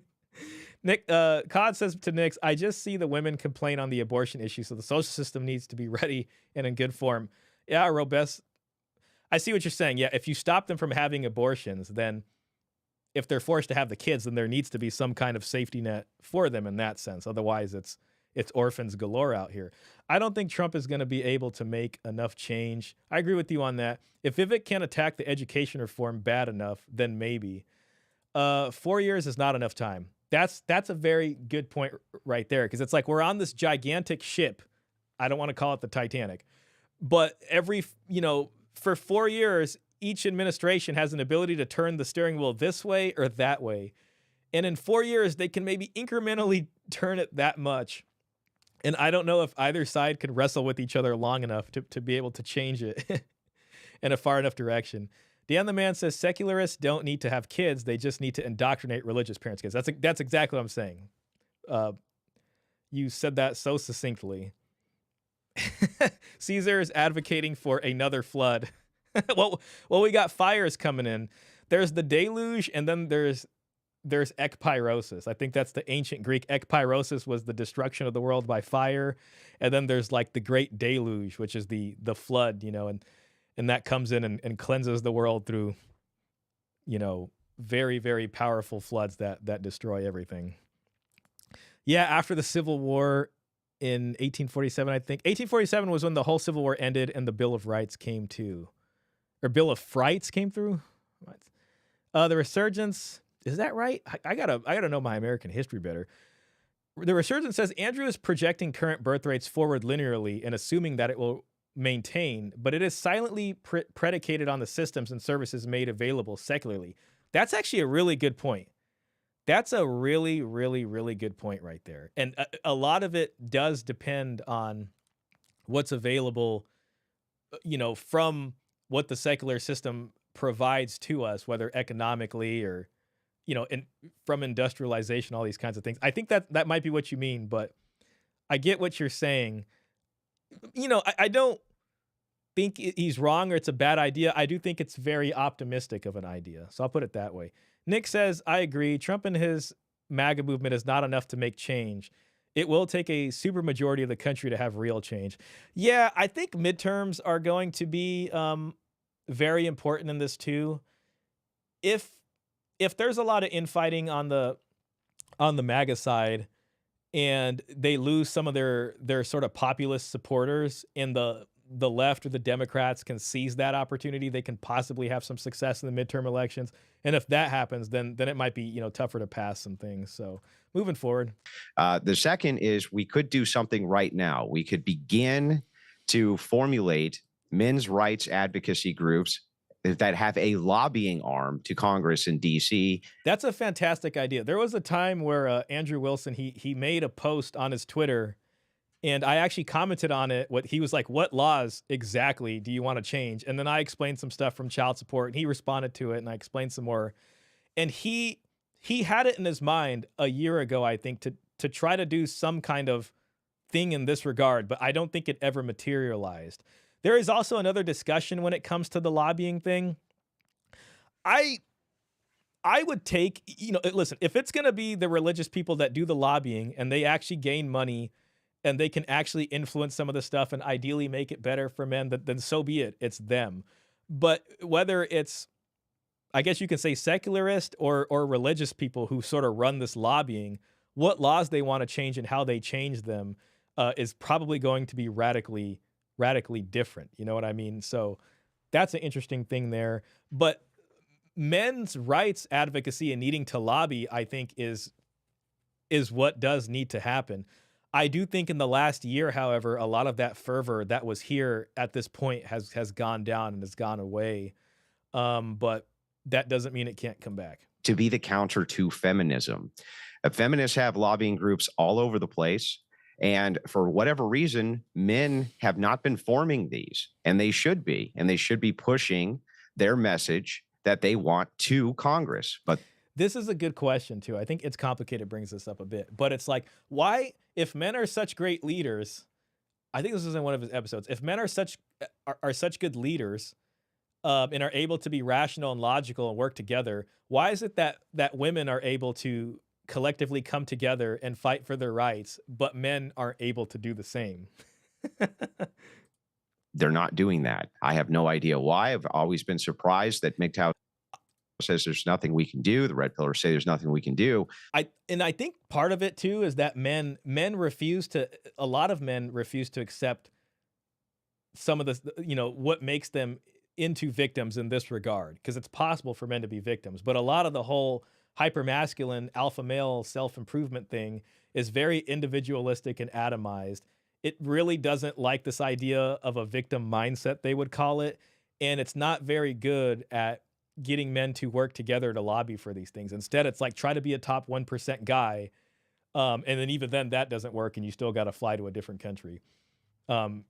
So it's a good question. Michael Sayan says, the Declaration of Independence allows a coup, overthrow of government, and civil war. This is what the January 6th was all about. That is why they were prosecuted as domestic terrorists. Nick says, because the system does not allow men to. I think that's a good answer also. I think there is some aspect of that.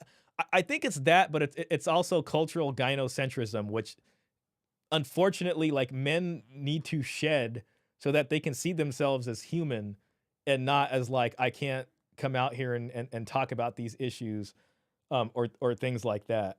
I don't know. It really is a tough question. Why can't they? But I think you're right to some extent. Or the culture at large will gaslight men into not being able to believe that they're suffering from this. The resurgent says the H-1B thing is going to be a higher problem for the midterms. It turns the midterms into a referendum on MAGA, being making America great for Americans or making it a great world economic zone. Yeah, I that's exactly what I see it. And I look at the sort of America First stuff as I might be wrong to classify it this way, but I see it as a populist thing. I mean, it appeals more to folks from middle class and down and stuff like that, where the kind of, bourgeois are seeing something completely different. And, I don't think Elon is entirely wrong about this economically, but at a certain point, like, how much do you give in to globalization? See, and this is the other edge of the sword, right? We're talking about freedom, but the other way Americans view freedom is free markets. You know what I'm saying? And when you look at industrialization and free markets and its effect on, forget other countries, just look at countries that went through industrialization. You used to have a lot of people living in rural areas. And then as the city centers began to get bigger, you had this huge force pulling people from the rural areas to come to the city to start working these like new industrialization jobs, because they would make more money faster basically doing that. And that's kind of like a microcosm of what we're seeing with globalized immigration. It's like you have these huge money centers in the world. You know what I mean? Like these huge mega urban areas, and everybody from all the quote unquote rural areas of the world are just attracted to it, because of economic gain. And there's an economic argument for this. I do think Elon Musk and Vivek probably came at this in a way that brought the most flack. I mean, it's easy for me to say that in hindsight, but like, I guess if they were scumbags or more of a, they could have just not said anything about it and then quietly supported H-1B visas in the background. But I mean, I guess I got to give credit to Elon and Vivek for being openly honest about how they feel about it. But yeah, people did not like that at all. Elena says, Nietzscheans everywhere. I'm a nihilist who are more self-confused rather than community-focused. Nick, Steve, and Plutarch talked about it. Yeah, very much so. There's a lot of people that are struggling with nihilism. It's been a while since I pulled out this book here, but Nietzsche wrote a couple books. Oh, here's another one.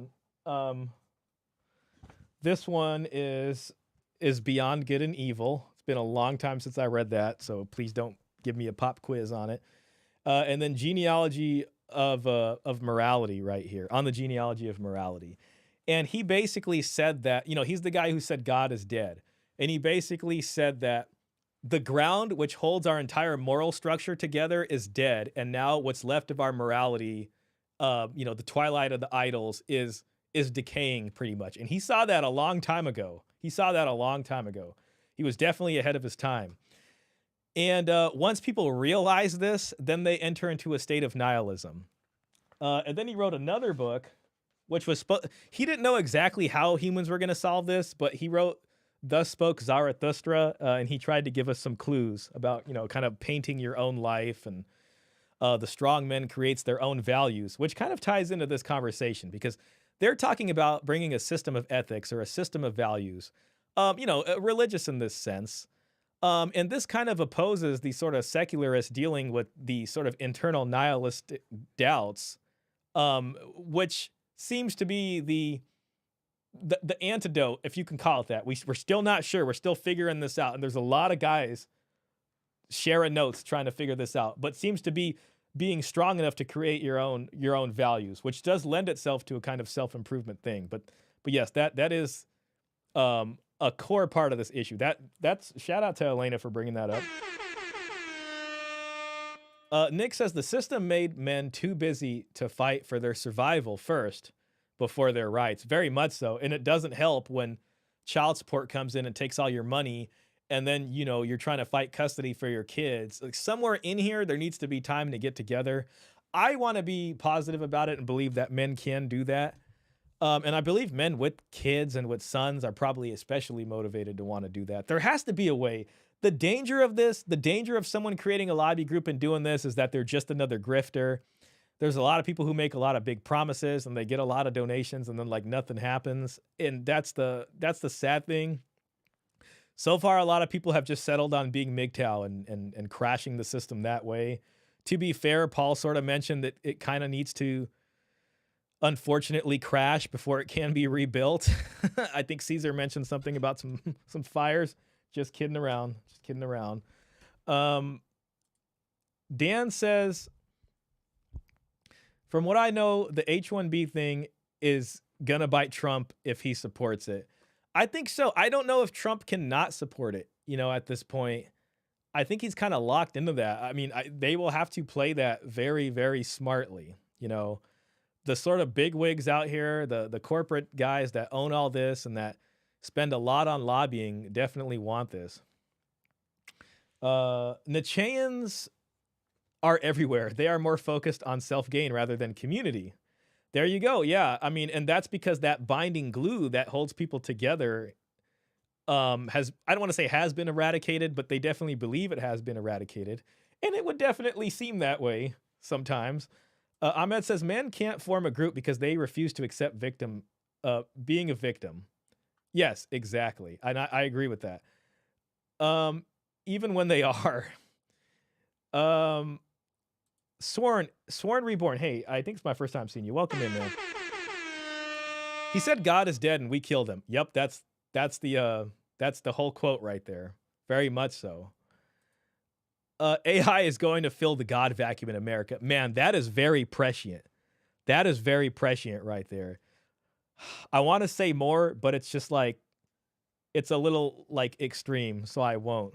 But humans are very much here working on something that will probably control a lot of our lives in the future, and maybe not in the way that we would want. Trump will support H-1B. He's not anti-immigration. He's anti-illegal immigration. Yes. Yes, I think you're right about that. And you know, listen, the discussion about H-1B, and I'll tell you this right now, like, there is very much a grift and a racket when it comes to that. I do believe the corporations want to pay cheaper for somebody who's going to do more work because their ability to stay here and earn depends on them keeping that job and not losing their job. But second of all, is like when you go to these other countries, they have literal diploma mills. Like they will sit here and pump out the crappiest diplomas just to like pad people's resumes. So then some like technical recruiter guy, I mean, whoever the immigration recruiter guy is on that side could then funnel people to get them through whatever the hell they got to do through the H-1 visa process. But there's a lot of BS on that side. So it becomes like this kind of fake industry. And then that's how you see people that are like, you know, I worked at this tech company and then they hired, you know, a bunch of people from here and like they were really bad at the job or something like that. So there's a lot of BS going on there. Last comment, we'll get back to it. Michael says the reason why the enforcement clause in the Declaration is so important is the government will do everything in their power to disarm the average American to prevent us from fighting for our rights.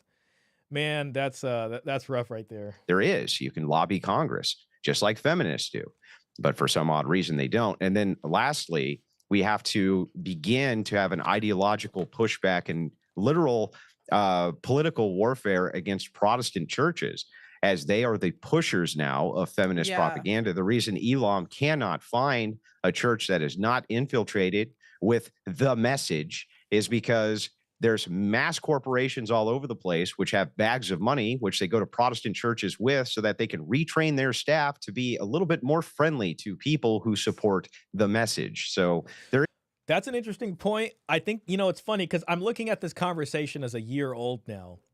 And what we've seen in the last year is this whole tradfluencer thing. We saw Nala, Nala kind of get reborn. And we saw, you know, I think there's some other people who did that. So it's a year later and these corporate mega churches are probably stronger than ever to some extent. There is comprehensive things that we can do. We just aren't doing them. If I could maybe point out, I agree with a lot of what you said, Andrew, but where the argument falls apart is when you say, I don't know why men haven't done this. I don't know why men haven't formed lobbying arms. I am very interested to hear what Paul has to say about this right now. And I regret that let me try to move this just to show some respect for Paul here. Well, imagine any American politician now today. And it moved back again. All right. We're just going to keep it here, guys. I'm sorry. Well, imagine any American politician right now today getting up before an audience and saying that the family courts are rigged against men.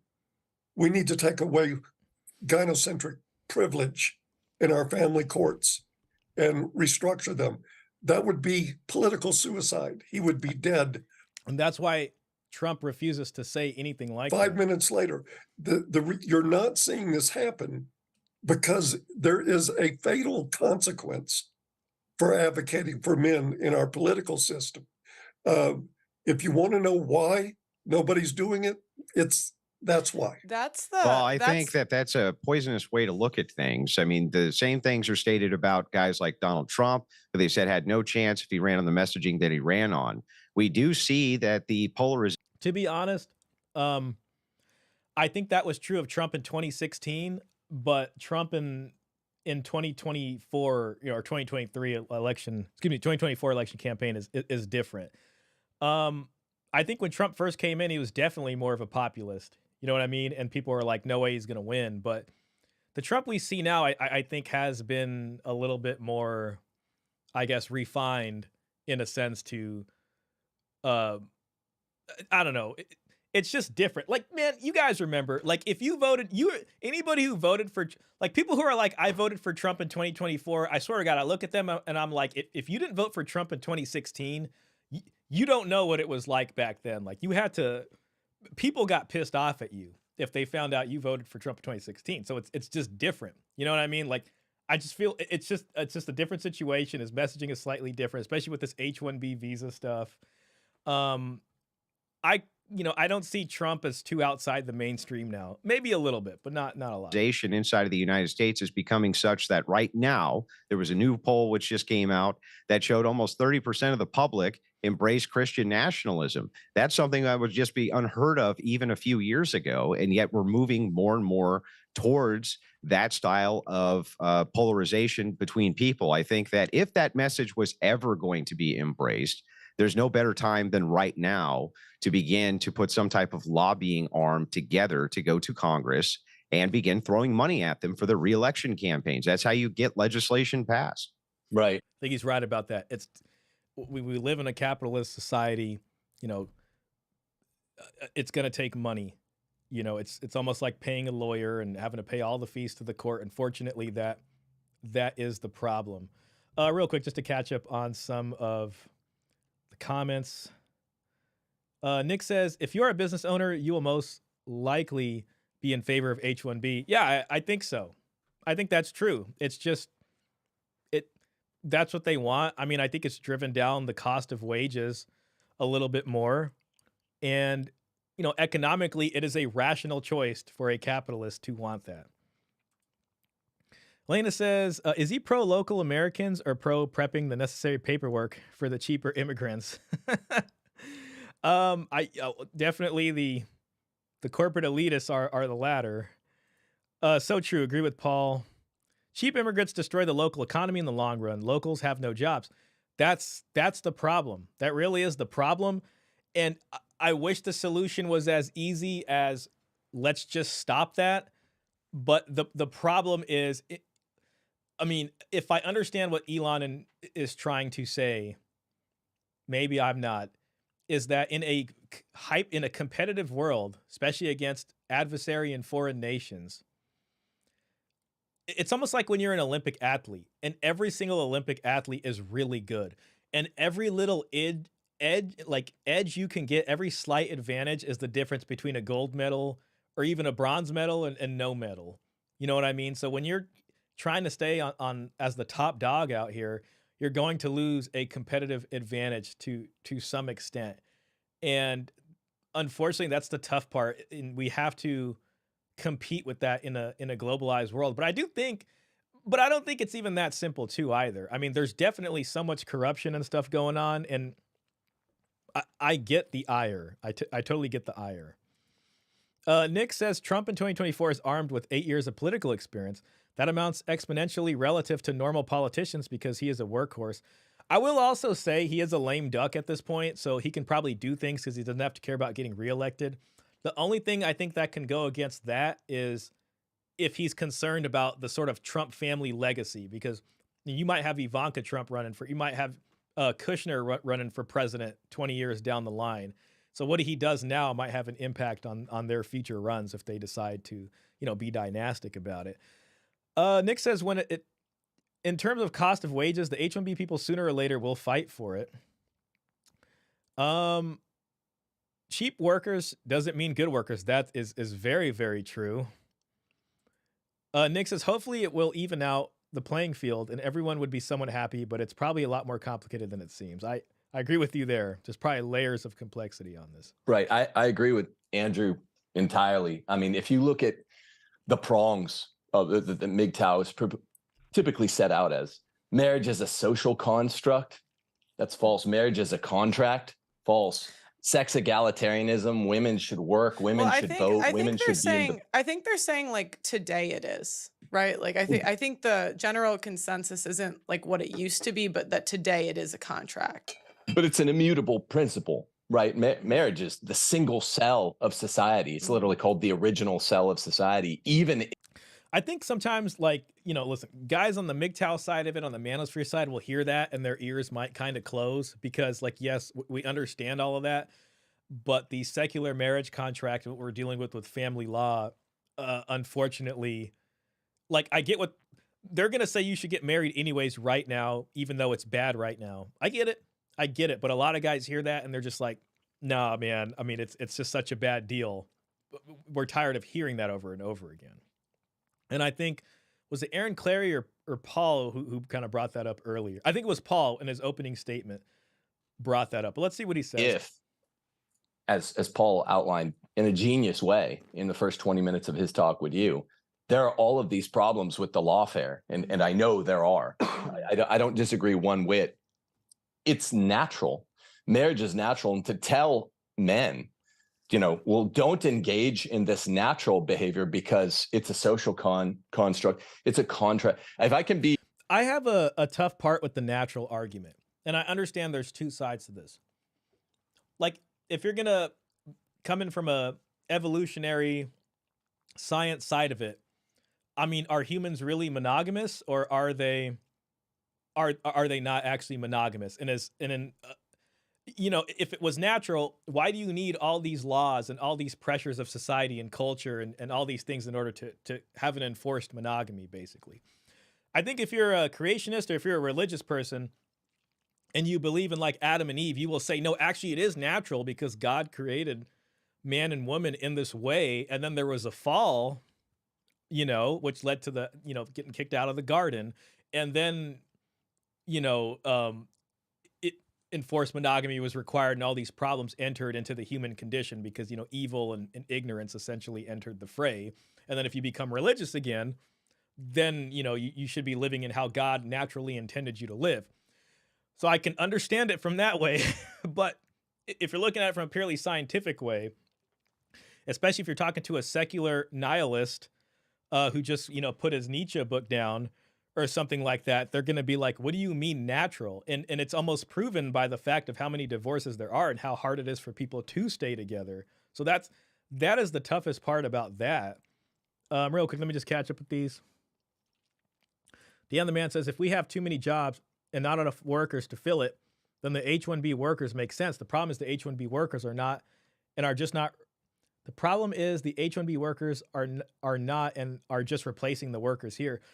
Yeah, I think that's a problem. And there's also the offshoring of the jobs. So listen, if they tighten up on the H-1B stuff, I wouldn't be surprised if a lot of companies maybe open up offices in other places for the cheap labor. Like, that's a possibility also. So I don't know how that's going to play out. I'm sure there's a lot more to it.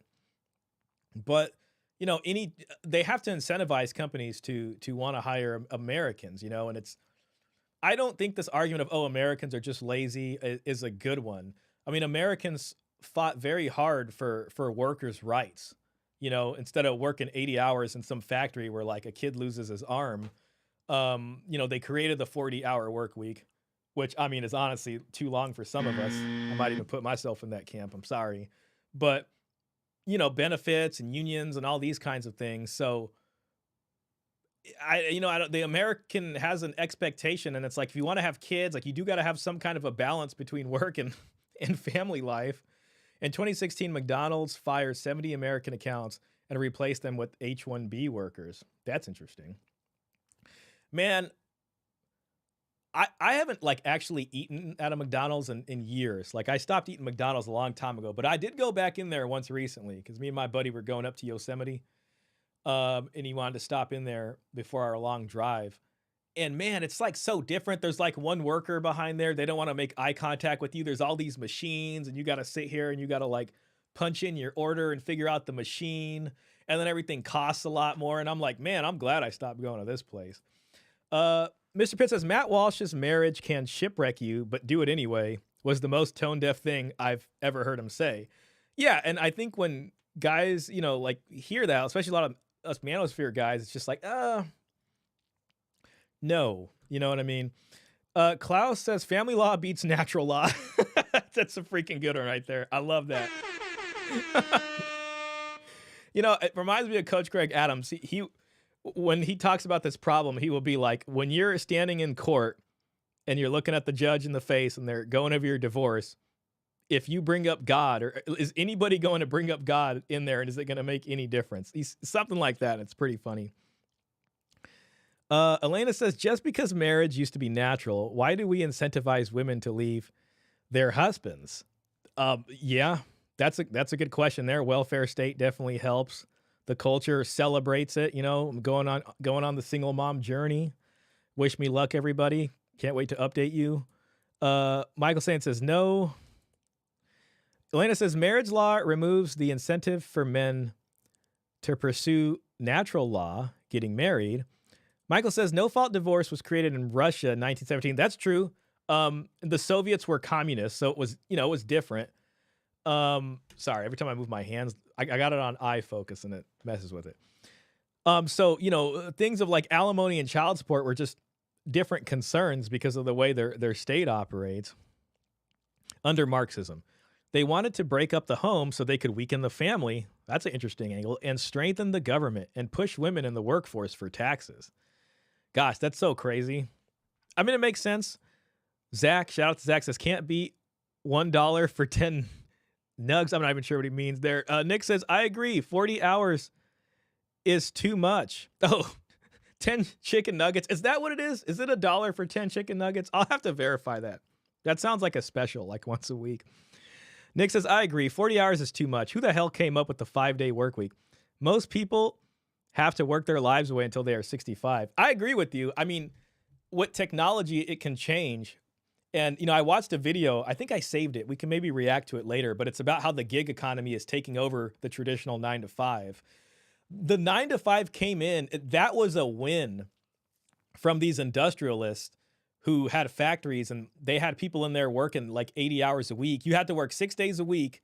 It was like 6.5 days a week. And then you got like the second half, like you got half a day on Sunday off. It was something crazy. You had 6 days a week at least. You were working like 12 to 14 hours a day.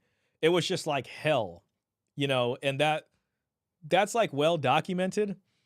But so when the 9 to 5, thing came about, it was like, oh, thank God you get a weekend. And, that led into different, I guess, family dynamics to some extent. Nowadays, with the cost of living going up and certain jobs not being able to support a family, that 9 to 5 starts to look like a lot different, and people would rather gig economy. So it's like, okay, I'll spend this amount of hours working. I know I'll get paid for it. Then I'll do this gig and I'll do that gig. And I'm, it's more efficient for making money. Kind of selling it to you a little bit there, but it's an interesting way to look at it. Arwen, I kind of want to say like Arwen from Lord of the Rings. I'll go with Arwen. First time seeing you in here, man. Great to see you. I'm pretty sure it was Henry Ford, and it was used as an incentive to recruit workers. You're absolutely right. I did listen to that recently while I was walking around and listening to stuff in my headphones. And Henry Ford was the first one to do it, and it incentivized a bunch of workers to go there. And then a lot of other companies saw his success from that, and then they embodied that model. So yeah, you're 100% right. Caesar Quintana says, Shaw, actually St. Thomas Aquinas thought that it was in the order of nature for men to have multiple wives, but nature is fallen. That's actually really interesting. I'm glad we got it here written from St. Thomas Aquinas. Was St. Thomas Aquinas the guy that needed the special desk in order to fit his belly? I heard, I used to take some religious studies classes back in college, and I can't remember which church father it was, but there was a guy and he had a special desk, and it was like specifically made to fit his belly. Sounds like a pretty comfortable desk. But yeah, I think that delves tails into the kind of, sort of Edenic, fall from the Garden of Eden here, where humans are pushed out. So maybe monogamous before, and then it's like, well, we're in this now corrupted nature where we got to clothe ourselves. We know that we're going to die. We got to till the soil. Childbirth hurts. Whatever else was in there, I got to go back and look at that. And, now it's different now. You know what I mean? For Christians, Christ calls us to imitate how it was in the beginning with Adam and Eve, one man, one woman. Okay, yeah. So that kind of is a little bit what we were talking about. That makes sense. So it seems like it's in there doctrinally. Be honest here. Mm-hmm. If we look at red pill, MGTOW, patriarchy, patriarchalism, we're looking at respectively. You said a MGTOW, red pill, patriarchy, patriarchalism. Hear it one more time. If I can be honest here, mm-hmm. If we look at red pill, MGTOW, patriarchy, patriarchalism, okay. We're looking at respectively an Islamic approach to intersexuality. Oh, here we go. That's red pill. Mm-hmm. A Jewish approach to. I think this kind of conflating of Islam with red pill is largely brought on by Andrew Tate, and people who are outside of kind of the red pill sphere sort of see Andrew Tate as representative of maybe manosphere, at least the most toxic parts of it. So when Andrew Tate converts to Islam, suddenly it's like, oh, this is like part of a red pill thing, and it's a subversive tactic in order to get guys to move more Islamically. But if you've kind of been in the red pill thing for like a long time, and you've read red pill for a long time and followed Paul Elam, that's that's not really the case. It's just guys dealing with feminism. But here we go. Intersectionality, that's MGTOW, and patriarchy is. I think he's just assigning polygamy to red pill. Interestingly, when it comes to Islamic nations, only about 1% of the population will do polygamy. The rest of it is pretty much a one-time marriage, or at one partner marriage. Is Christian. So social contract, sexuality, that's red pill. A Jewish approach to intersectionality. Oh man, he brought the Jews in here too. That's MGTOW, and I wonder why he associates Judaism with MGTOW. And ironically, I mean, Paul is a purveyor of MGTOW, and he's Christian. So I am very interested to hear what Paul is going to say about that. Nick says, now I have to boycott Ford products. You know what they say about Ford, man. Fix or repair daily. Fords are crap, and you shouldn't be buying them anyway. Very much so. I mean, allegedly. I think the Islamic approach of red pill is going towards the radical side. Yeah, to be honest, I think it's he's got his Crusader helmet on right now. I come on. Patriarchy is Christian. So social construct, that is literally, Dennis Prager's been saying that this is the Jewish view of marriage for. I guess it depends how you look at patriarchy. I mean, if you look at like ancient Roman law, are the ancient Romans patriarchal? You know what I mean? Like as distinct from Christians? Are ancient Greeks patriarchal? Like when is patriarchy just Christian? I think that might have some bearing on this. For 20 years, Prager's been saying that this is the Jewish view of marriage for 20 years. Prager's been, and patriarchy is Christian. So social construct, that is literally, Dennis Prager's been saying that this is the Jewish view of marriage for 20 years. I remember working at community colleges as a philosophy professor, listening to him say, marriage is avoidable contract, anticipatory breach. If they're, I mean, as far as like Judaism is concerned, the difference here is like in Christianity, it's death do you part. It's monogamy. I mean, I think in the early days of Christianity, back when Christianity was not like the official religion of the empire, there were some polygamous stuff going on. I think even like priests had families and stuff. And then it changes, a few hundred years later, and you get these developments where it becomes one man, one woman, and that becomes a thing. In Judaism, I think marriage is more a civil matter. It's kind of, you get married, you have a contract, if you get divorced, and whatever your way of dealing with that is. I don't know if it's enshrined in the religion as like divorce is the worst thing.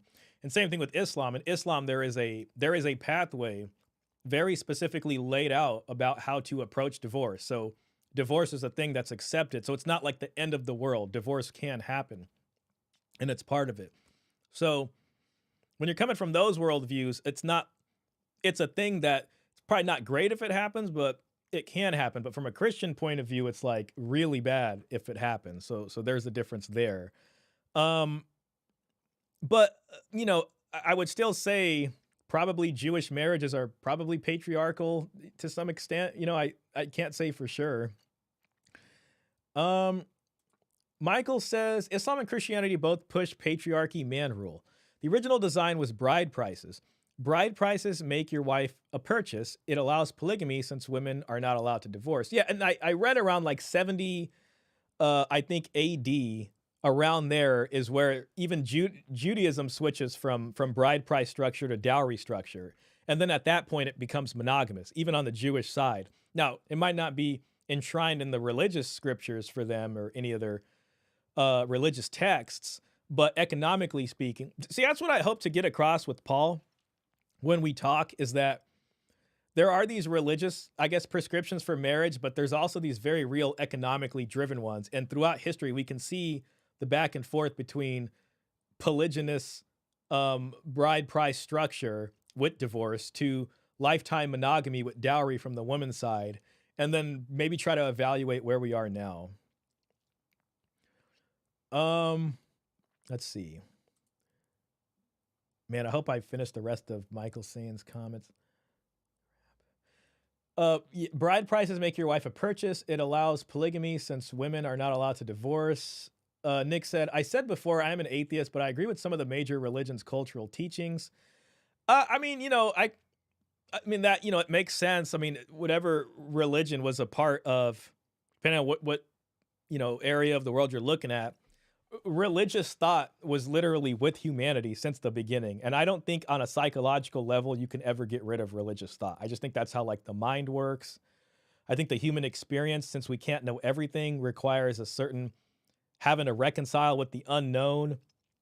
And that requires a certain level of symbology and mythical structure in order to deal with these great unknown questions. So religious teachings and practices, I think, are very much necessary in order to get humans to like work together and be part of one body and to even create civilization. Like, I do think it's that important.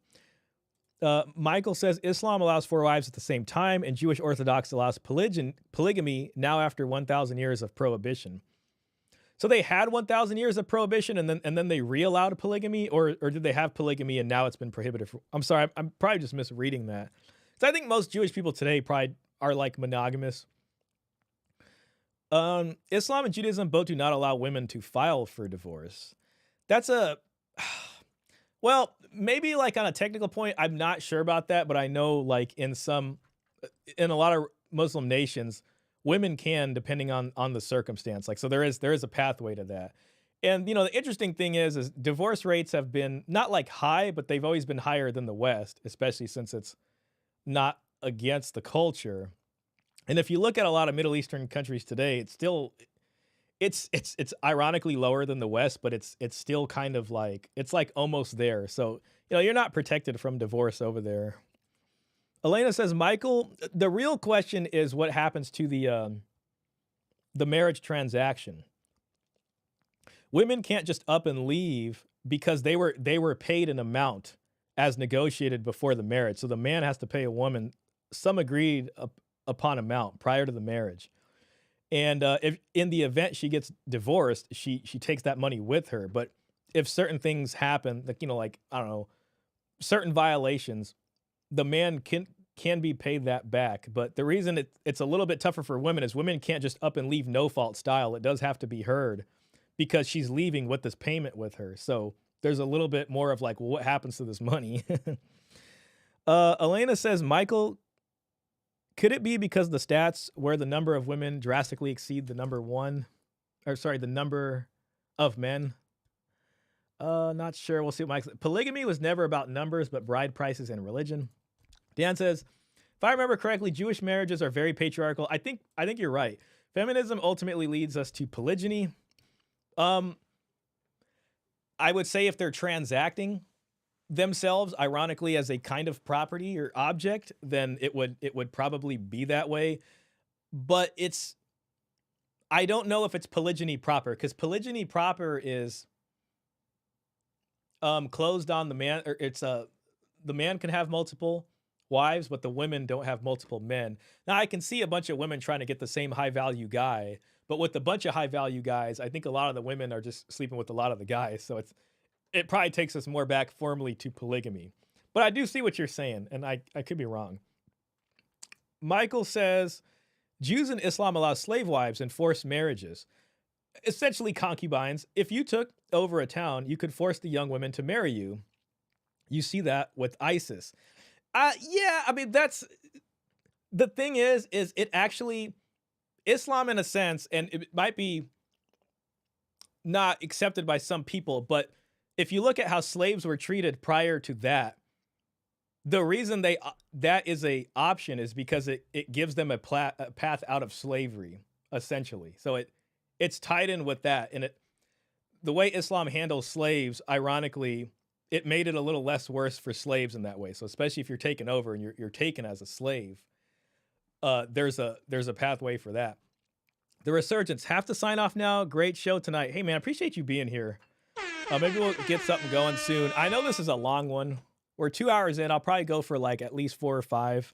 We're only 18 minutes into this conversation, by the way. So this is a 2-hour discussion. I might have to do a part 2 on this if we end up going, hitting 5 hours and we're like here. I have talked a lot though, so hope that's not too terrible, gentlemen. You're going to breach, you have the right to breach, which is a contract. That's bullshit. It's a covenant. It's a joining of flesh. See, yeah, so he's selling the Christian understanding of marriage, which is the covenant.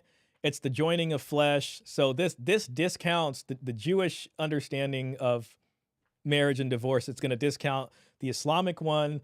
I mean, and again, if you live in a democracy where there's freedom of religion, and you got Hindu people over here who are actually monogamous till death, ironically. All these different kinds of people over here. And I guess what I'm trying to say is this unfortunately brings us back to the necessity of a secular government, right? So it sounds like what he's advocating for is some kind of laws that would follow a Christian value system, which again, I don't blame him for wanting that, especially considering his beliefs and his religion, but it's just highly unlikely to happen. I mean, unless what Paul said happens first, that it, all crashes to the ground and has to be rebuilt. So Nick says, damn, bro, you can't be sitting down for 5 hours. Take a stretch break every 30 minutes. I know, man. The guys who've been watching have seen me do this. So I think we're going strong so far. That was the only thing I was afraid of with this one, man, is it's 2 hours, but the conversation is so good. Like I wouldn't mind dedicating a whole second part to this. It's the only way that human beings, all the statistics show, flourish without recurring to crime, poverty, homelessness, suicide, drugs. We're not animals. Listen, and I'll give them this. In higher order complexity level situations, this is what you see in the literature, especially about dowry, where there's class stratification, there's different incomes between men, there's private property, you tend to see monogamy. In situations where private property, where there isn't monogamy, private property, maybe there's more communal property and stuff like that, it leads more towards polygyny and all that kind of stuff. And you can make the argument that the most higher order complexity societies are the monogamous ones, but there are different forms of marriage and there are different forms of society. I think the uncomfortable truth is that with the technology we have now, we have reached a new order of complexity in society that unfortunately requires a change in how we do marriage and pairing up. And it seems to be, we're like beginning to peek our heads into this new vista, which, the question is are we progressing or are we degenerating? So there has, at least we can say there has been a lot of changes. There has been a lot of changes, especially with technology and the Industrial Revolution. So if we can map all this stuff out and understand all the pieces that go into marriage and understand what situations lead to what kind of marriages and what kind of marriage transactions, we can hopefully take a decent look at what we have now and see what is this signaling to us, which is, a tough thing to do. And all of their children do better. Everything does better. Everything does better in that society. I'm not discounting that, but I think the more of the pushback is that like most women aren't marriageable today. Like That's true. I think there's more to it than that, though. Part of the problem here is that we're talking in the wrong tense. When we say marriage is this, it's a covenant. The correct tense is marriage was. Right now, marriage. They are not going to want to hear that. They're not going to want to hear that. But I think Paul is driving towards, right now, marriage is a state-controlled contract. Is an institution governed by our state governments. There we go. That's why I appreciate Paul, because he fully understands that and is honest about it. Like what this guy is saying is not unlike what Paul has already said most of the tradcons say anyways, because this leads into, the shaming of you need to just marry this up and do that. And, it's tough to convince the guys on this side to go with that, especially because of the state issues. Nick says, I think we are degenerating rapidly. It doesn't seem so right now, but it's like an accumulation of cracks in the dam where it's only a matter of time. I will definitely say we are on a gigantic boat called the Titanic. And right now, everybody's inside partying, but if you go up to the deck, you're going to realize that the engine is actually not spinning and it's stuck. Like it is literally stuck. And I mean, you can try to swim for land. I mean, it's in the distance, but it is a bad situation right now. And I'd agree with you on that. It is a contract. And the whole entire game, as it is a rigged game for men with everything stacked against them. Again, we can talk about what marriage is supposed to be, and I'm sure that I would agree with both Timothy and Andrew across the board on what marriage ideally is. But the reality on the ground is that marriage isn't those things anymore. You're talking about It's something civil else marriage. entirely different. Yeah, Civil. we're not, For some reason, Tradcons get hung up on this civil marriage, covenant marriage thing. And like, he's going to be so quick to differentiate it, but sometimes they don't give us that same courtesy when manosphere guys are talking about marriage. It's like, we're not trying to denigrate like the religious aspect of it. We're talking about the problems with the court and all that stuff, but somehow it just goes back to covenant marriage and this, and like, I get it. You know what I mean? 100% on your Titanic analogy, man. That's a thought I had for a very long time, like in my early to mid 20s, that, yeah, man, I appreciate you saying that. Michael saying, Nix, you are right. We are starting to see the Titanic sink. Yes, very much so. And it's like, there's land. It's like we're in the water. And if you look in the distance, there is land, but we don't know what's on it. And it's like, we're looking in there and here, look, I'm just going to be straight up with you. And I'm going to tell you why I said the Titanic analogy. And I don't usually do this, but so for like the last decade, I've written all my dreams down. So every morning I write my dreams down and I email them to myself. And when I was 23 and that was my first year out of college, I had a very specific dream. And there was a couple of dream scenes to it. The first part, I was running around a dark neighborhood with this girl I used to like. And then at one point she like pulled her hand from me and she was like, you don't know where you're going. And then in the very next dream scene, I was inside a ballroom and everybody had on like tuxedos and stuff. And they were all drinking champagne and having a good time or whatever. And then I went up a spiral staircase. And when I came out of the staircase, I was on a ship deck. And on the top of the ship deck, there was a little tub of water. And it was clear, clean water. And when I looked over the ship deck, the ship was stopped. It wasn't moving. And around the ship was a bunch of dirty water. And when I realized that, there was two guys standing up there who I knew from like middle school. And I was like, there's not enough clean water for everybody in the ship and the ship's not moving. What are we going to do? There's not enough clean water to go around. And I was looking in the distance and I can see a little bit of land. And keep in mind, the ship isn't moving. We're surrounded by dirty water. I'm not the best swimmer. And I'm talking to these guys. I'm like, we have to make a jump for it. We have to make a jump for it. So we jumped and I'm like struggling to swim and I'm trying to get to this land. And then I woke up. And then I was talking to my buddy about it. And he was like, I think you just need to be comfortable swimming in some dirty water. So I always have this analogy in my mind. And I always tell myself, just be comfortable swimming in dirty water. So that's where the Titanic analogy comes from. And then like a year later, I had another dream about it.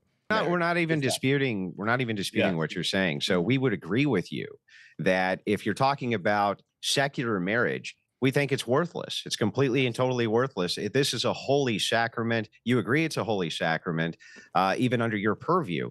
What we're saying specifically is that we want to do something about this. We're not just talking about the state of what is, but what ought be. And so if we're going to do that, we really need to have a lobbying arm, and we need to start putting that together. We have huge. The question is what is the lobby arm going to be advocating for? These two guys right here are like, patriarchal in the Christian sense, which is fine, because we live in a free country with freedom of religious belief. But if the goal of the lobby arm is to change the laws to reflect that only, it's probably unlikely to succeed. And I mean, I would still kind of take, if at least it was even, I might take it. But that's where the question of what exactly are we lobbying for specifically is going to come up. Uh, and the band is still playing. Man, I would rewatch that movie, but when I was a kid, I remember that the Titanic was 2 video cassette tapes from the Blockbuster, so it's gonna be. That sounds like it's a long movie. Be comfortable with being uncomfortable. One of the keys in life. Yes, very much so. Very much so. And I do believe that there's land over there. You know what I mean? And it's like there's something over there, and I don't know what it is, but whatever it is, it's better than what was on that boat. The boat is it's bad. It's bad.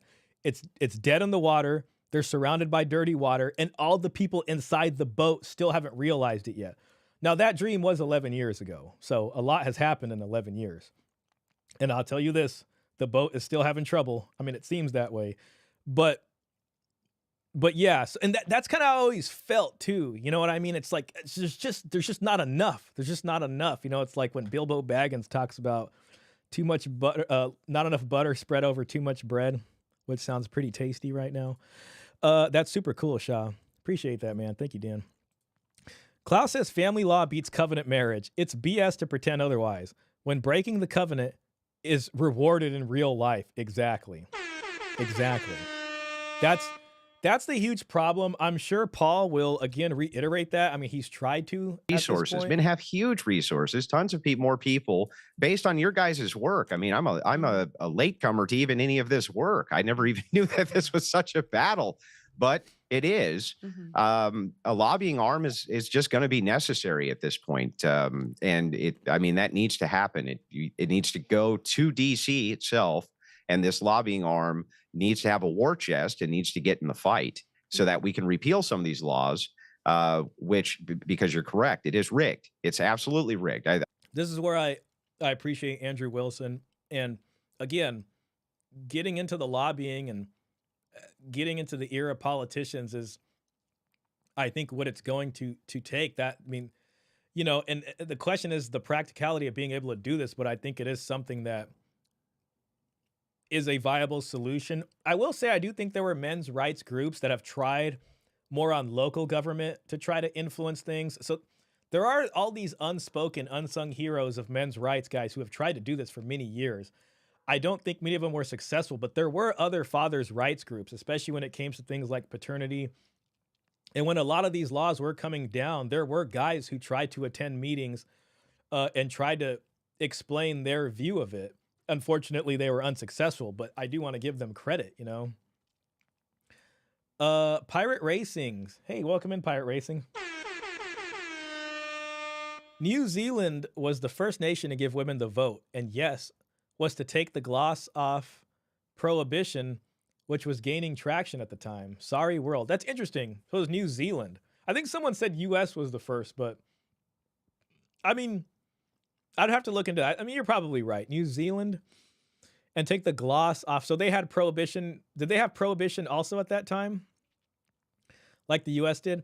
Nick says, once enough men realize that the mysterious land is better than being in the boat, that is where society will feel the consequences. Absolutely. And it's like, it to me, only because I had that dream and I trust it and believe in it, it's a rational decision to jump off the boat. I mean, you have to at this point. And, you know, it's, I think it's almost part of the journey of young men growing up in the society we have nowadays. It's like, you have to take the jump from whatever these, I don't want to say it's a 1-for-1 of like mainstream or cultural narratives or expectations are, but very much so that needs to happen. And I think you're right about that. Once enough guys do that, the people inside the boat will start to realize something is seriously wrong, and it will be very bad. Nick says, men are the backbone of society. Women are not going to work the necessary and dangerous jobs required. Yeah, exactly. They have benefited from industrialization, which creates a series of easier to work jobs. And listen, women have always worked. They've worked on the fields. They've helped men, you know, with farming and things like that, and with different tasks that they can do. So I'm not going to sit here and be like women shouldn't work. But industrialization has enabled a whole new level of wealth and things that can be done to where it harms familial bonds. Because it's like, screw you, I'm 18. I can do whatever I want. I have a $70,000 a year job. I don't have to listen to you anymore. And then, it's just, that's happening. And that's what we're dealing with. I think as the economy changes and gets worse, those of us maybe who can remember some of the old school ways of living to some degree, or be able to negotiate or figure something out, might have a chance. But intergenerational wealth in our society is so tough because there's so many like pitfalls to like losing the money. And divorce is unfortunately one of those, where family law and the lawyers just get so much money, and it's like little junior's college fund just gets juiced. It's sad to see. And then, each of the parents got to pay for 2 separate households now. So any money they would save, unless they're making a lot of money, which isn't easy to do, goes to other things. Dan the Man says, I can't rewatch the Titanic knowing that the story is about a woman's one night stand. That's a good way to put it. And then it gets worse. I think I saw like a meme on this or something. It gets worse because it's not just a one night stand, but it's like on her deathbed, she's still thinking about the one night stand. Michael Sain says, yes, one smaller nation gave women the right to vote before America, but we were the first big one. Got it. That makes sense. Caesar with the donation. Thank you, sir. Thank you for the generosity. I do appreciate that. That's hard-earned money right there. If a men's rights lobbying group started gaining ground, they would just deploy honey traps and take out our top leadership. That's the risk with the, they were talking about earlier about a lot of these bigger, like Tucker Carlson was someone Andrew brought up. And you have a lot of people with a lot of money, and it's hard to say no. I mean, you see this with nation states. There are nation states out there that even the U.S. might go to and be like, hey, the CIA might go to them and be like, you'll be a rich man. We just need you to do this. You know what I mean? Say no to the Russians or whatever it is. And people will be like, all right, I'll take the money. And then I'm going to go buy a flat in London and or Dubai and live out the rest of my day. It's very hard to say no to a lot of money. All we can do is pray to a higher power that we're stronger than that if offered such a deal with the devil, I guess. But, depending on what the situation is. But like Tucker Carlson or people like that, I mean, from an individual perspective, they're looking at this. It's like, here's a $50 million contract. A lot of people end up saying yes, So I think, Caesar, what you're saying is right. That is the tough part, is sort of the big money battle here. Sounds like that was New Zealand. This might be correct. Got it. Thanks for checking that, man. I appreciate that. Michael Sand says, the church as an organization does not want family court reform. That should scare the hell out of everyone. Man, I see that does kind of scare me because, like, I'm looking, obviously I pay attention to the church and what Christians do because that is a large subset of the population. And they do have the power to be a lobbying arm by collecting donations and using some of that for a purpose. But if you can confidently say that the church doesn't want family court reform, then that's really bad news. But I don't know why. Like, you're probably right. I do wonder what your reasoning is as to why you would so confidently say they don't want family law reform, because it seems so anti whatever, values they have, right? TradCon, I mean, my guess is because they don't have the same power they once did as an institution, and they're kind of, they're submitted to the state to some extent on some things. And they have some protections from the state, but they don't have the same power over the state that they once had. And maybe that's why TradCon is an arm of the church. I think that the TradCons, the real TradCons and the MGTOW, and we can agree descriptively on almost everything. It's the solutions that we have a problem with. But wait, we have to agree. We have to speak with one voice. And as ingenious as some of the explications you gave, Paul, were for the lawfare, things I hadn't even thought about. Listen, I can give him credit for saying he's wanting to work together. I think ultimately, if the men as a cohort, especially like manosphere guys as a cohort, were able to work together and kind of become a legitimate political group on its own, either the TradCon side or the liberal progressive side would have to parlay with us in order to get our votes.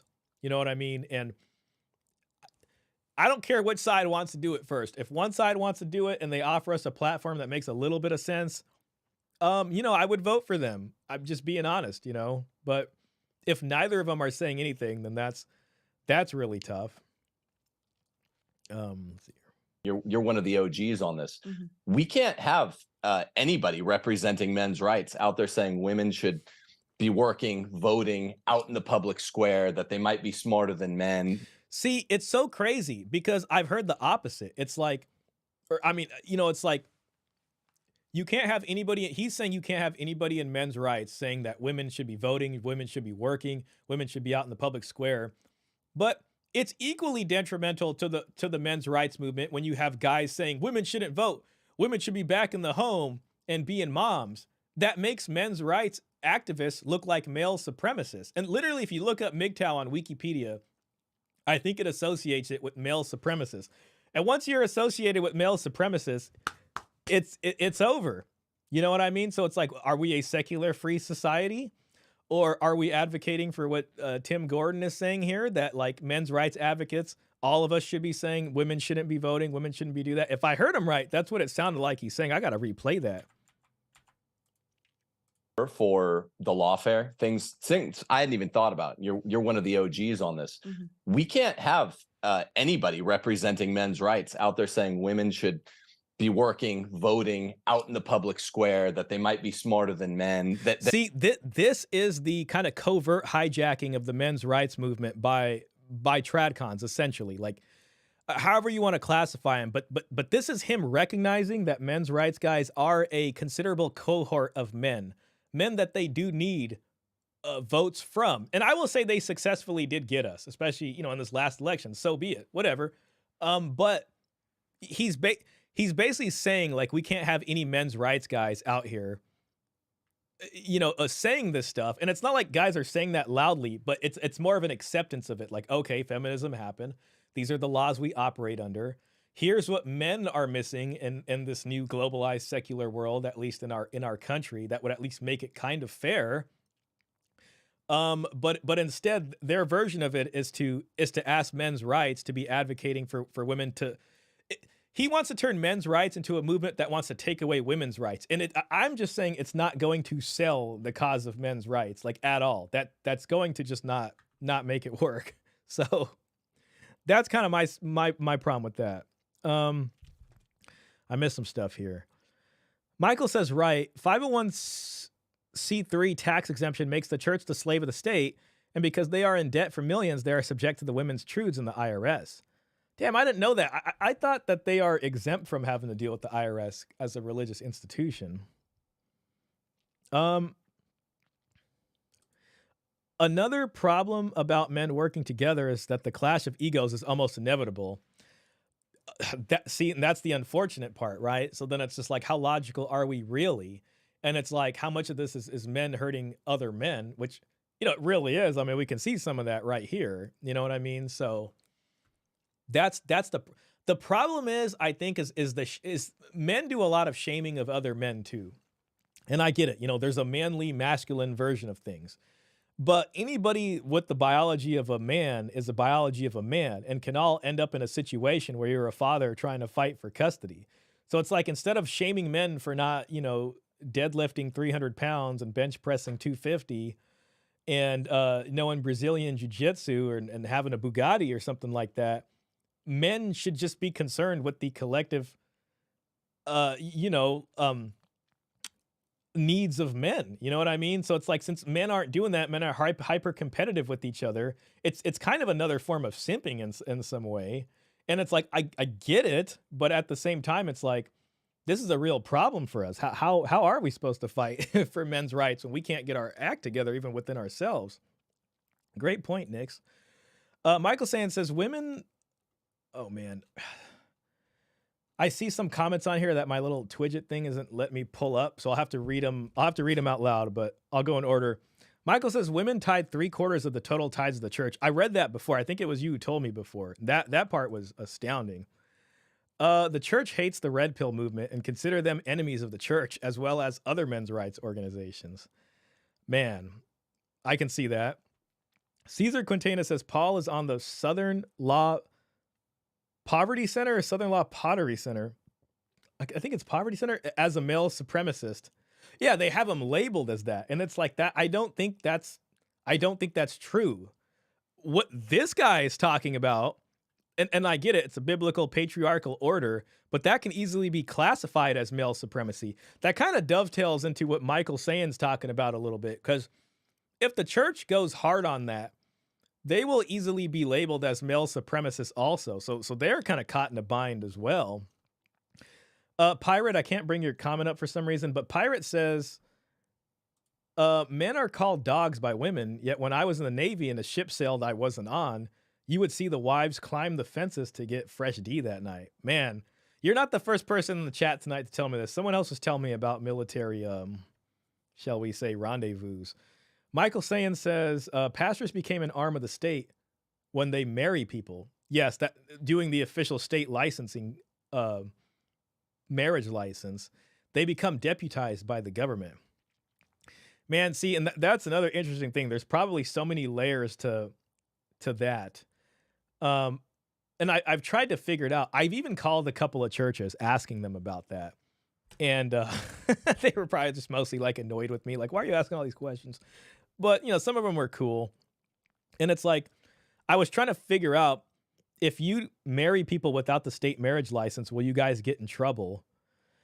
And most of them were just like, well, you should get the marriage license. Otherwise you're not married. Like I heard that from some of the, you know, like, okay, but I was like, what if you don't though? And they're like, well, it doesn't really seem to be enforced here. So I guess like that's kind of where the conversation went. But I don't think anyone has like a big enough like view of the whole picture to really say, you know, what the smoking gun is, which I wish I could find. Because it's like, why is the church so incentivized to cooperate with the marriage license? That's the part that's like, I wish I had a smoking gun answer on that. When we date, once we reclaim the institution of intersexuality properly, naturally restored.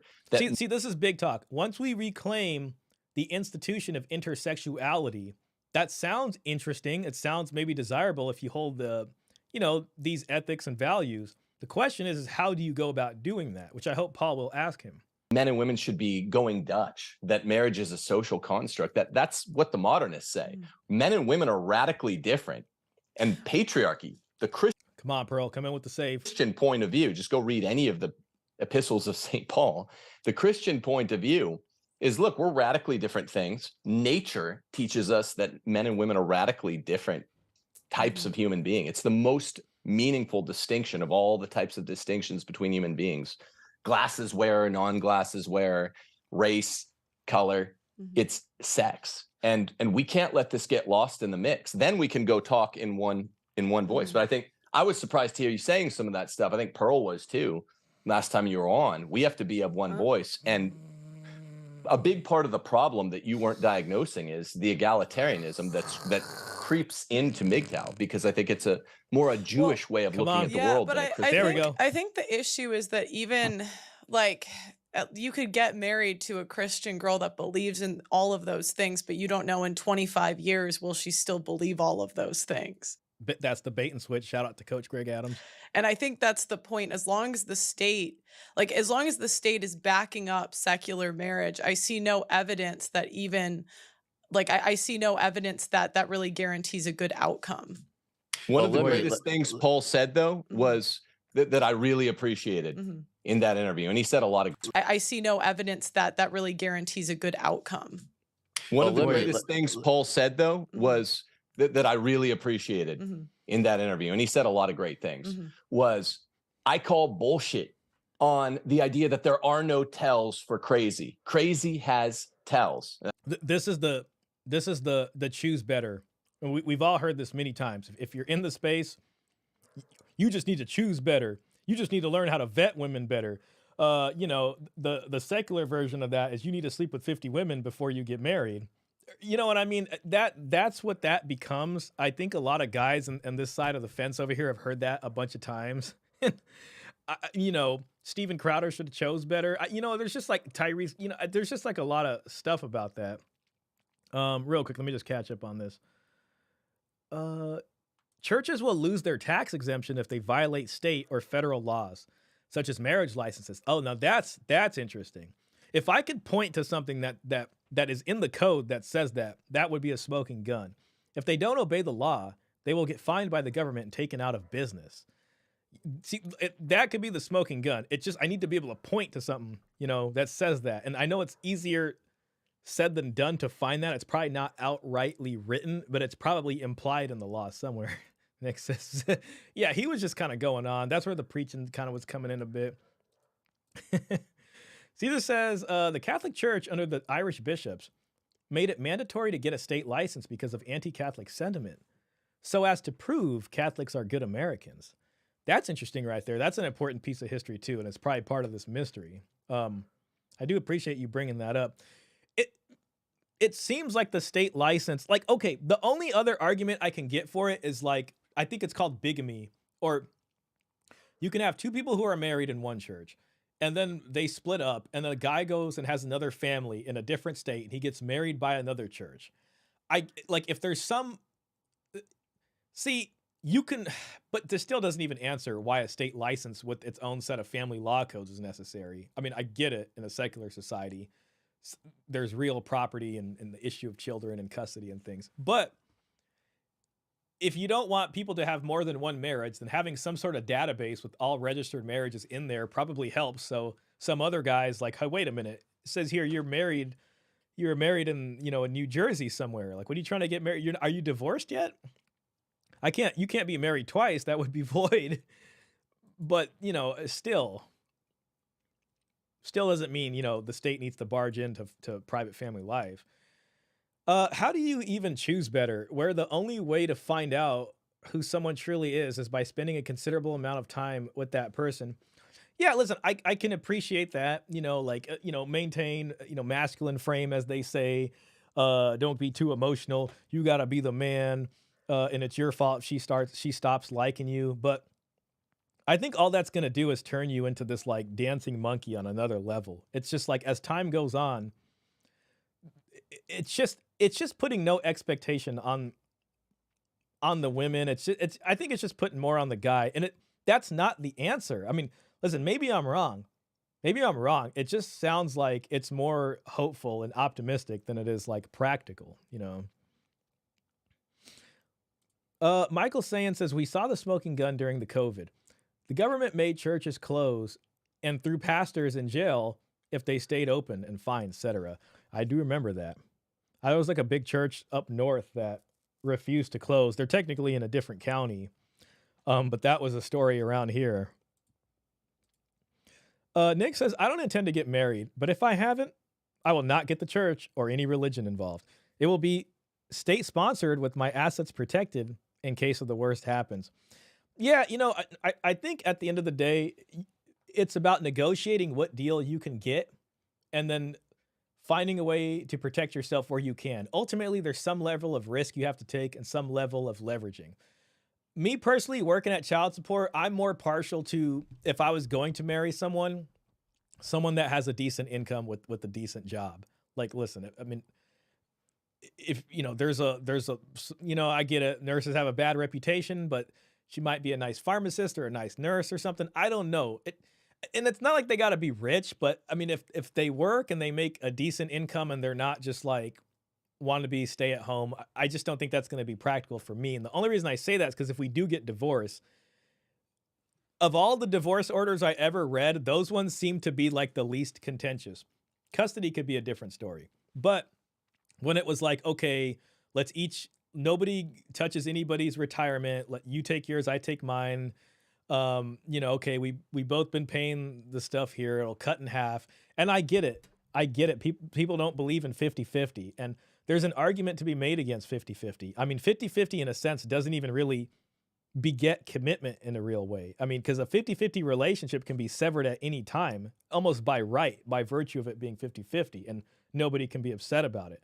But our family law is very much a no-fault 50-50. So it's like, that's really the only shield.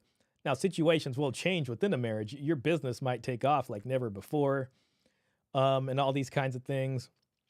Hers might.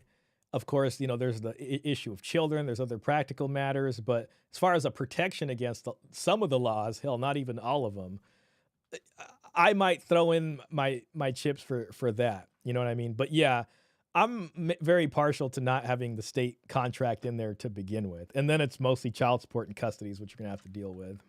That's why he's been in a long-term relationship. And that's one of the primary flaws with MGTOW. We're not, me and Andrew aren't out there saying what the establishment right-wing shills are saying. Oh, men, just suck it up. Are you men or not? Be man enough to be bossed around by your woman and then have your shit taken in divorce. No, we're saying, I don't know. I mean, let's see what he's saying. You still can out there in the private sphere use a few basic tells. Men out there, listen to me. There are basic tells.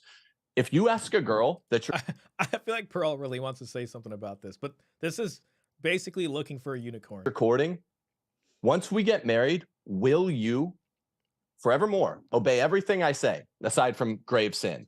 Will you obey everything I say, which is the Christian point of view? I understand MGTOW, which is more Jewish, Red Pill, which is more Muslim, doesn't operate on this basis. But for Christians, and I know these are mostly apostatized Christians who ain't practicing, but culture matters, and they have this in the culture if they ever return to it.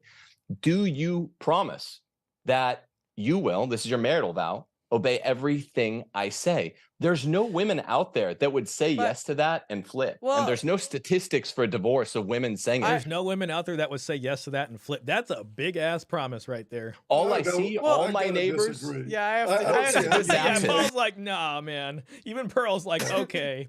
And to be honest, it's not that different from what a lot of the other tradcons are saying. I was like, oh, he's going to say something different. And he really didn't. That one was pretty bad. Nick says, what is the argument for no fault? It never made sense to me. Man, I've talked about it on here before. I think I've even did a video on it, but basically there was a lot of perjury and collusion going on.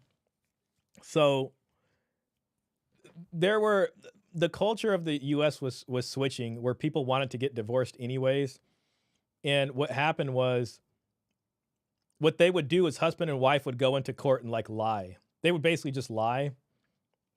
And this is back when like they'd even hire like a private investigator photographer, and then like the husband would go and like hire some woman to be in a hotel with them, and then the private investigator is like, oh my God, and then catches a photo and then presents it in court and be like, there was adultery going on. So the husband and wife would collude, because the way at-fault divorce worked was if both parties wanted to divorce, you actually could not get a divorce. There was no such thing as a mutually agreed upon divorce. So the culture was shifting, and husband and wife with their attorneys would all collude together to like pass through a divorce. And some courts were easier about this than others. So there started to be like forum shopping.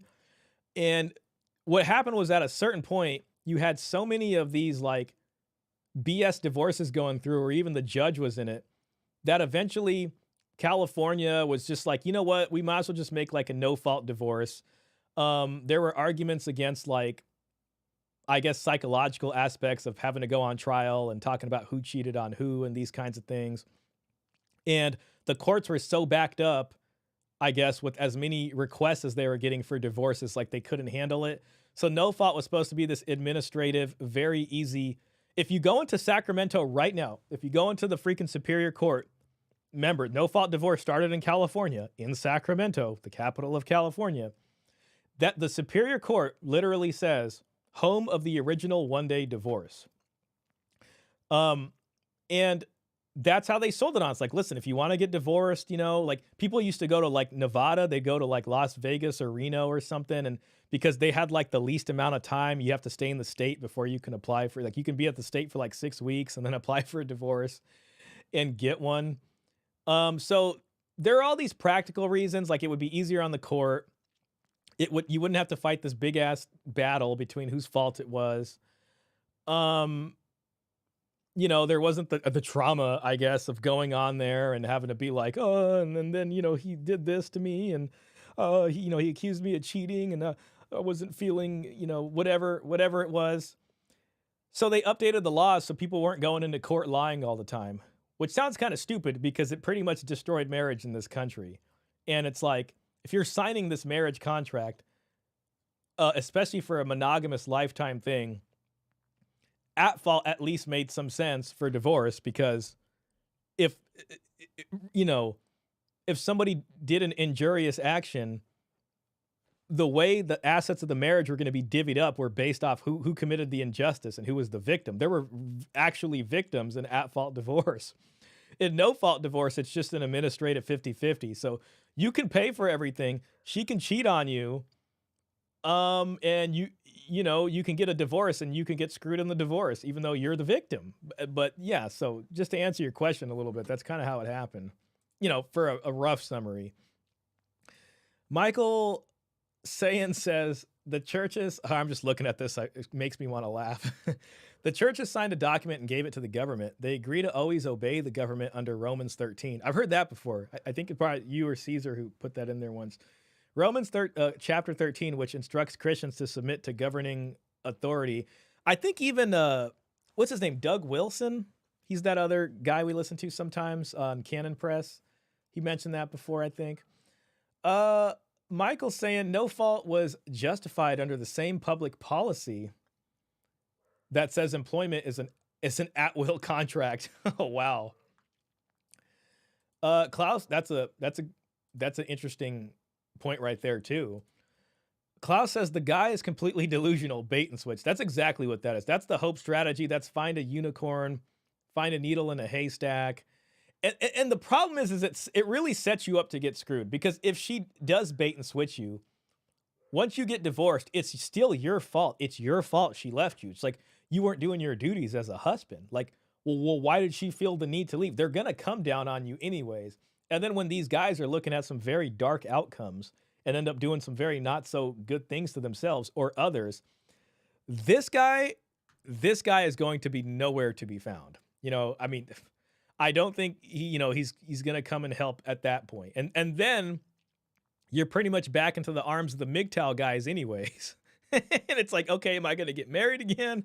Or what am I going to do? It's almost like that Thanos quote where he's just like, in the end, what did it get you? Back to me. Michael Sayan says, no fault was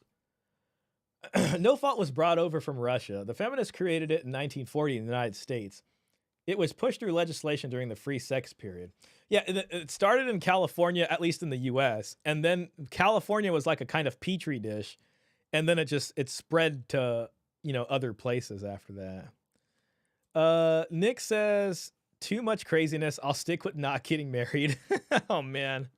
Again, like, if you find a deal and it makes sense, like, and it doesn't mean paper marriage, but like, I would still hold out for someone who, I mean, I'd like to try to be optimistic and be like, all right, I'm open to meeting, if possible, you know what I mean? And like, maybe there's a deal here. Maybe we can, I'm open to the parlay, to the negotiation. Zachary Spears, he's a legend, says, why not just annul if they're both in on it? Well, Zach, you can only annul a marriage. So I think different states is different, but annulments, I think in California, I can't remember, have it has to be done before 6 months. So if you want to annul the marriage, and remember, annulments, I think, come out of like essentially the church's way of dealing with separations, right? And the church had very specific reasons why you would annul a marriage. It's because the marriage shouldn't happen in the first place. But the way the state does annulments is like, there is a, I don't think it's the same for each state. I think California is like, you have 6 months to annul a marriage once it's happened or something. So the truth is, man, is like a lot of people are just going to be past that point and you can't annul it. And I think you can get an annulment nowadays for no real reason. So you can annul, but there's a very short window of time to do that. So that's essentially the reason. Iron1004 says, I don't get his point. Men are supposed to love their wives like Jesus loves his church. Women don't submit for no reason. Man, I'm not exactly sure. I think if you're referring to Tim Gordon and what he was saying very specifically. I mean, yeah, that is written in there that they're supposed to submit, and then the husband is supposed to love the wife. That's in Ephesians, I believe. And that is the thing, you know, but I think a lot of people can manipulate that and be like, "Well, I didn't submit because he wasn't loving me in the right way." I mean, I don't know exactly, but dang it, I didn't get all the comments on here. Oh, Caesar says it wasn't me, Shaw. Catholics don't read the Bible. Just kidding, but people do say that about us. You know, Caesar, that's probably you in a lot of religious groups. I mean, you know, I would even classify myself as not doing a good job. I should be, you know, like I read a good amount, I guess.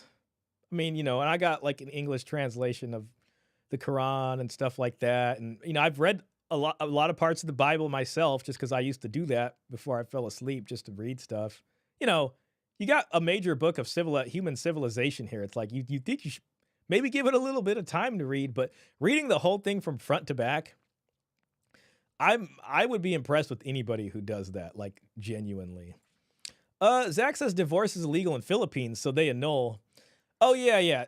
I can see that. I mean, even in the church itself, like the Catholic Church, from what I've read, has made getting annulments easier because couples will get a secular divorce and then they'll have a problem at church because if you're living in fornication, if you get remarried, I think you can't do the Eucharist.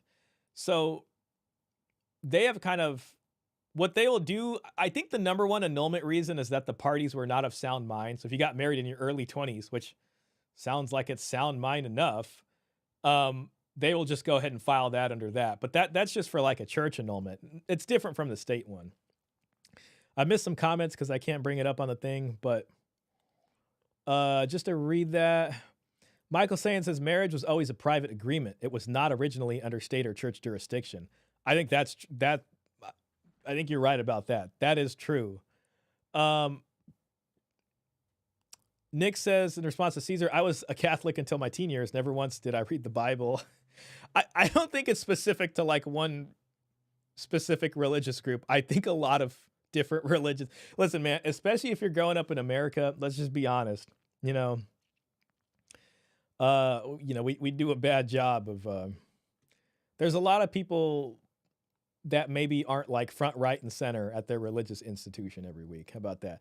Zach says divorce is legal in Philippines, so they annul. Nick says, the way I see it, if two people are committed to each other, they don't need marriage to prove it. Yeah, you don't need the state license to prove it. That's for dang sure.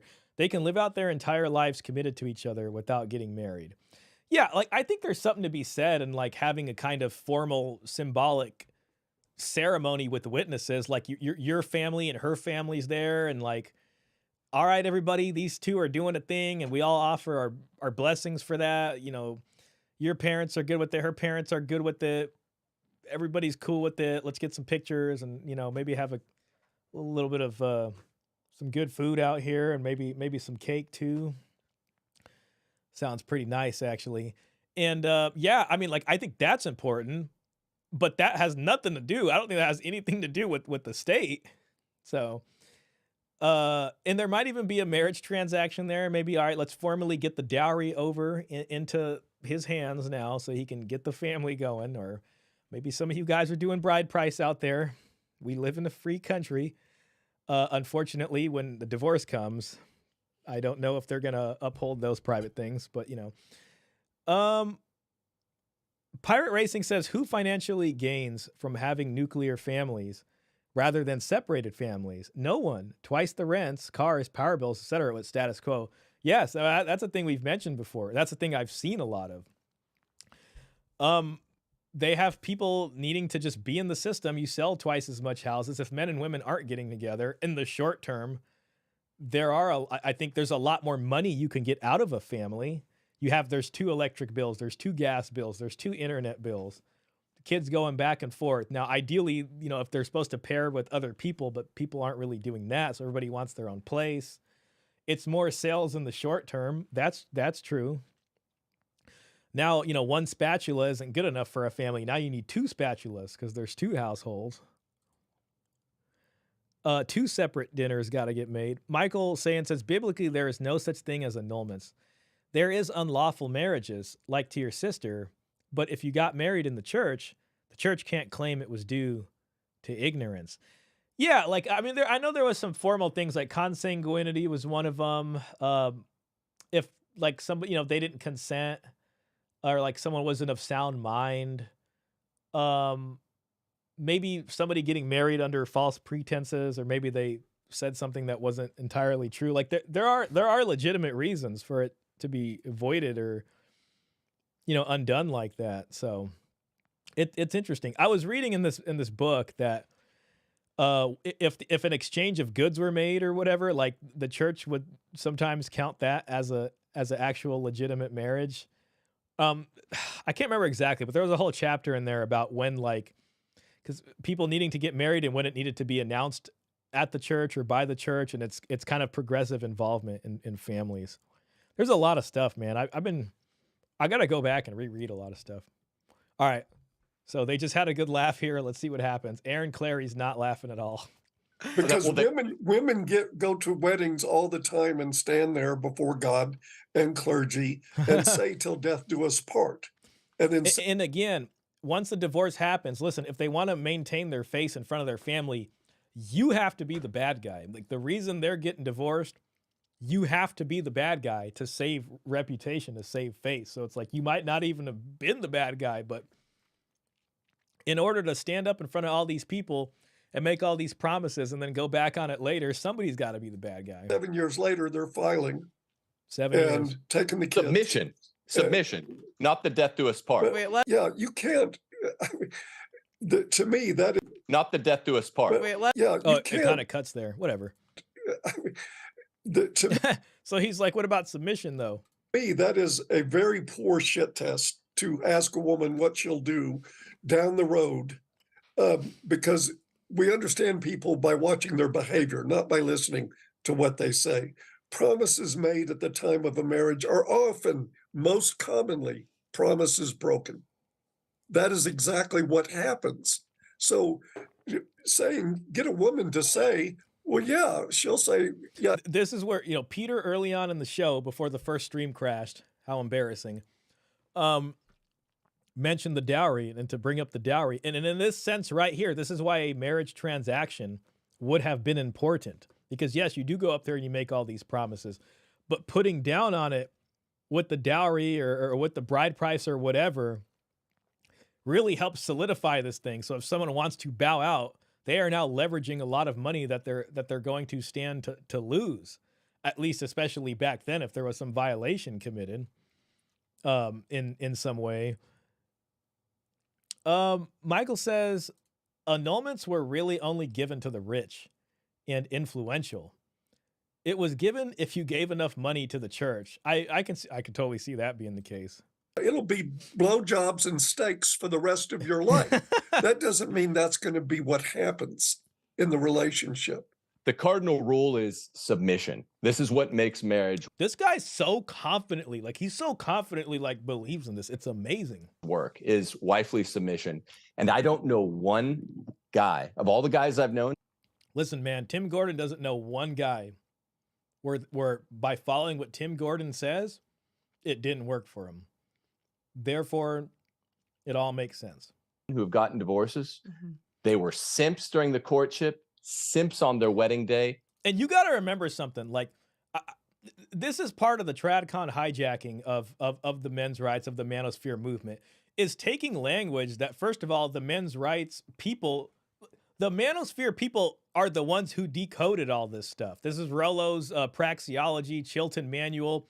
They're the ones who put language onto all of these things people weren't noticing before. And then you get this guy over here who's trying to make it seem like, no, the whole time we knew about that stuff. And then if you just don't simp, this is him trying to like talk our language to us in order to complete the hijacking, if you know what I'm saying. 10 times the simp afterwards, and they got beaten up. None of those divorce guys I've ever met, and I run a matchmaking service too, by the way. He runs a matchmaking service. Oh, interesting. Now, is that a free matchmaking service or is that a paid matchmaking service? Klaus says, Paul says it like it is. As long as breaking the promise has no consequences, it will happen. And currently, it is even encouraged. Very true. Nick says, Gordon strikes me of a grifter. Well, now we know he has a matchmaking service. Dan the Man says, to be fair, Shop, I used to believe it until I saw it didn't. You know what, man? I think you're right there. And even to be fair to Tim, it's just like these are deeply ingrained beliefs. And it's like, I get it. You know what I mean? It's like part of who you are as a person. And you don't want to feel like you're betraying these sacred beliefs and values that you have. So, I mean, I get it. And I don't think you're betraying it by doing that, by being realistic. But I understand. And I understand what they're trying to save. And I understand why they don't want to say no. I mean, there's these beautiful families, and you get together on the holidays and the kids and then the mom and the dad and all this kind of stuff. Like, I get it. It's just a little not as practical. You know what I mean? Michael says bride price was to solidify marriage.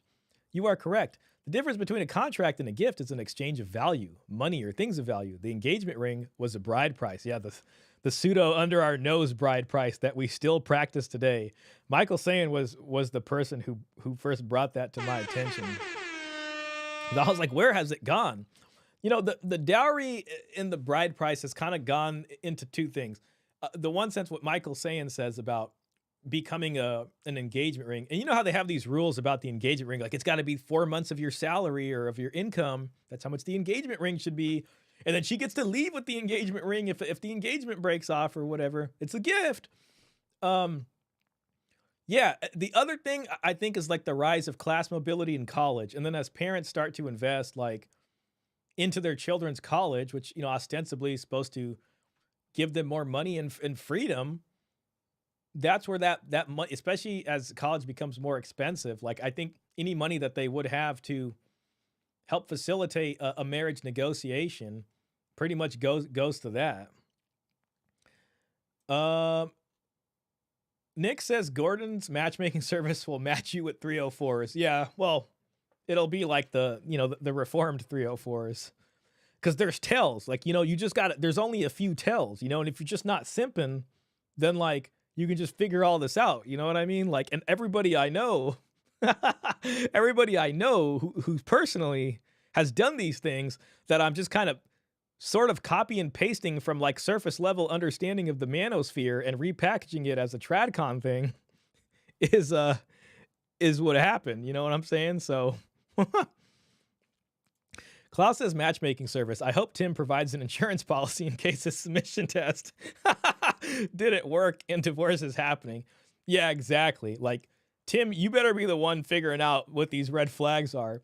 But the thing is, man, if it doesn't work, he's going to be like, well, you just simped too much. Like, if you weren't simping, like, man, I'm telling you, she was good for it, but it's because you simped. She didn't submit anymore, you know? Mr. Pet says, waiting to Tim Gordon to advocate for being an alpha servant leader. Yeah, let's see what he does. Man, this is such a good video. This is only 25 minutes in. This is a 2-hour conversation, by the way. And we have gotten some serious, we got some serious dialogue here. I'm 3 hours in. I mean, we could probably make it to 4.5, 5. We're probably going to need a part 2 realistically on this. I just want to put that out there now. That we may have to do that, just depending. So ask, because they don't have the balls to ask. All right, from the very first date, maybe from the third. They don't have the balls to ask. Man, you already know these people are out here like making like, baby, I just want to be a housewife, or I just want to cook for you and the children, and don't you want to settle down, and create a family? They will sit here and sell you all the stuff so you damn near don't have to ask, because they're already talking about it. They're already just talking about like how much they want to be a mom, and it's just been their dream to be a wife and to make a beautiful, loving house for her husband and all this kind of stuff. You know what I mean? And he's just like, I don't know. Like, I just feel like he's kind of really selling this like in a way that is a little straw man-y, if that's the right word. Dan the Man says, even if there were red flags, they're just going to find some way to be the guy's fault, especially when at the end when it doesn't work out.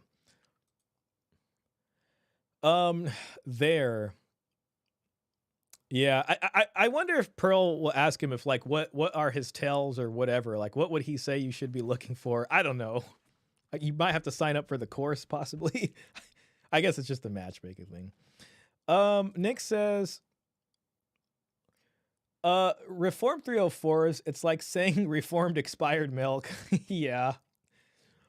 Klaus GGG, let's split it up. I'd like to watch a part 2. Got it. It may not be. I'm only saying it may not be next week. Only if something like really comes up in the next week, and I'll be like, maybe we should react to that first.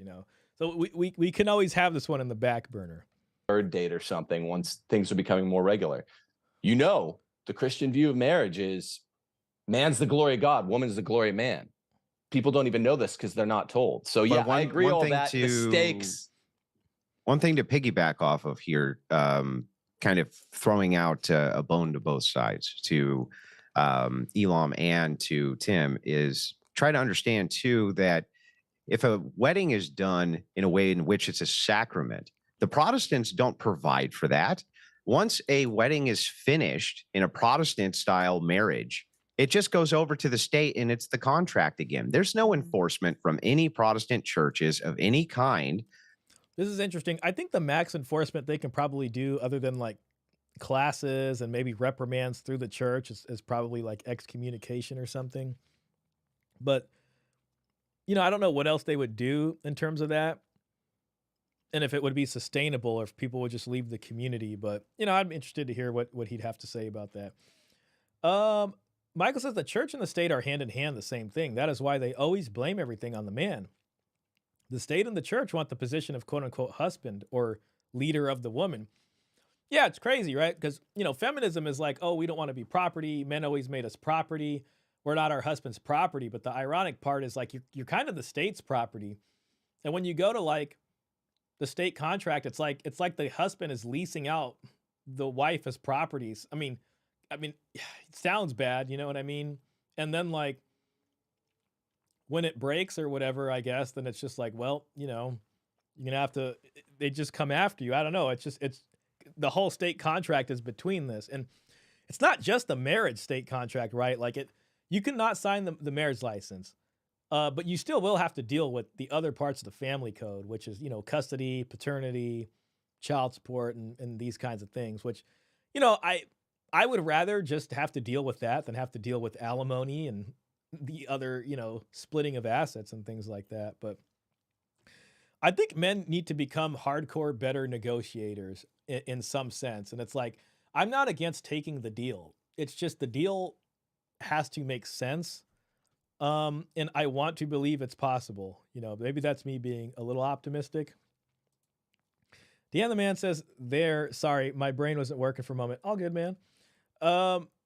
Nix, Gordon reminds me of Justin Trudeau or Gavin Newsom. Nice and clean and well-spoken. Yeah, I know what you mean. Just like, I think that, they have like a certain charm about them, right? It's like, you're looking at this guy, you're talking to him, and it was just, listen, man, I remember the most charming guy I ever spoke to on the other side of my child support desk. And I swear to God, this guy, like, I can understand how he can convince so many people to do things. And he was sitting there and he was talking to me and he was damn near convincing me. Like, something about this guy. Like, some people just have like their charm level to like 1,000. And it can just combine to be some seriously bad things sometimes. Mr. Pitt says, waiting for Tim Gordon to advocate for being an alpha servant leader. Oh, correcting a previous typo. No worries. Like a car salesman. Oh, yeah. And it's weird because you should not get a car salesman feeling from the religious people. The religious people are the ones that are supposed to be genuine. Like, if they feel like a slimy car salesman, like, that's an indictment on everything. Klaus says to Nix, and he's just as trustworthy like a car salesman. Yeah, man. That's terrible. There is no processes like the Catholic Church and Orthodox Church have in order to govern marriages. It just doesn't exist.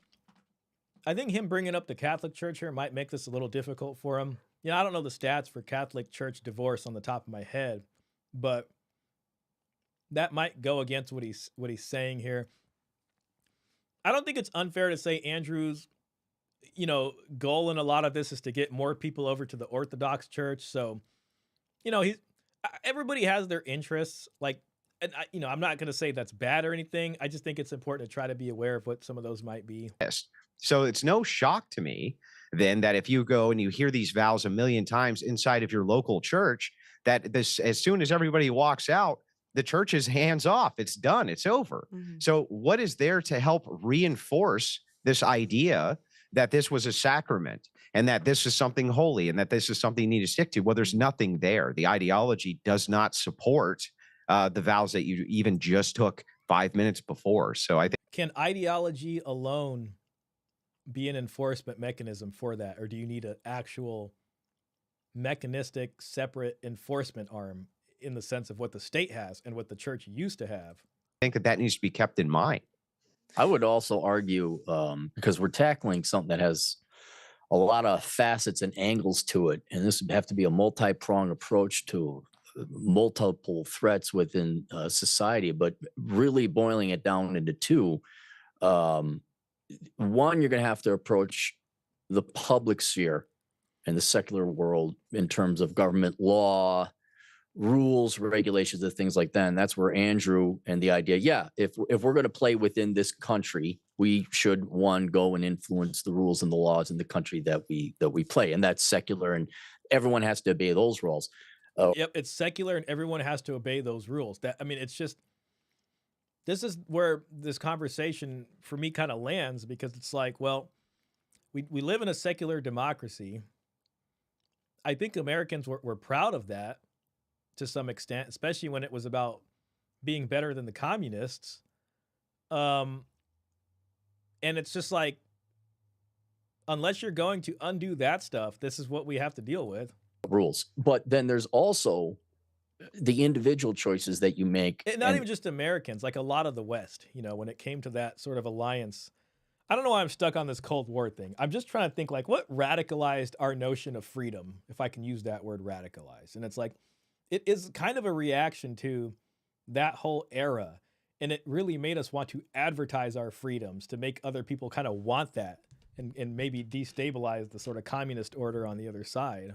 And that's where I think Andrew is an example of this. Okay, I am going to have these conversations. I'm going to choose the right gal. We're going to raise our children this way. And then also we're going to follow this religion.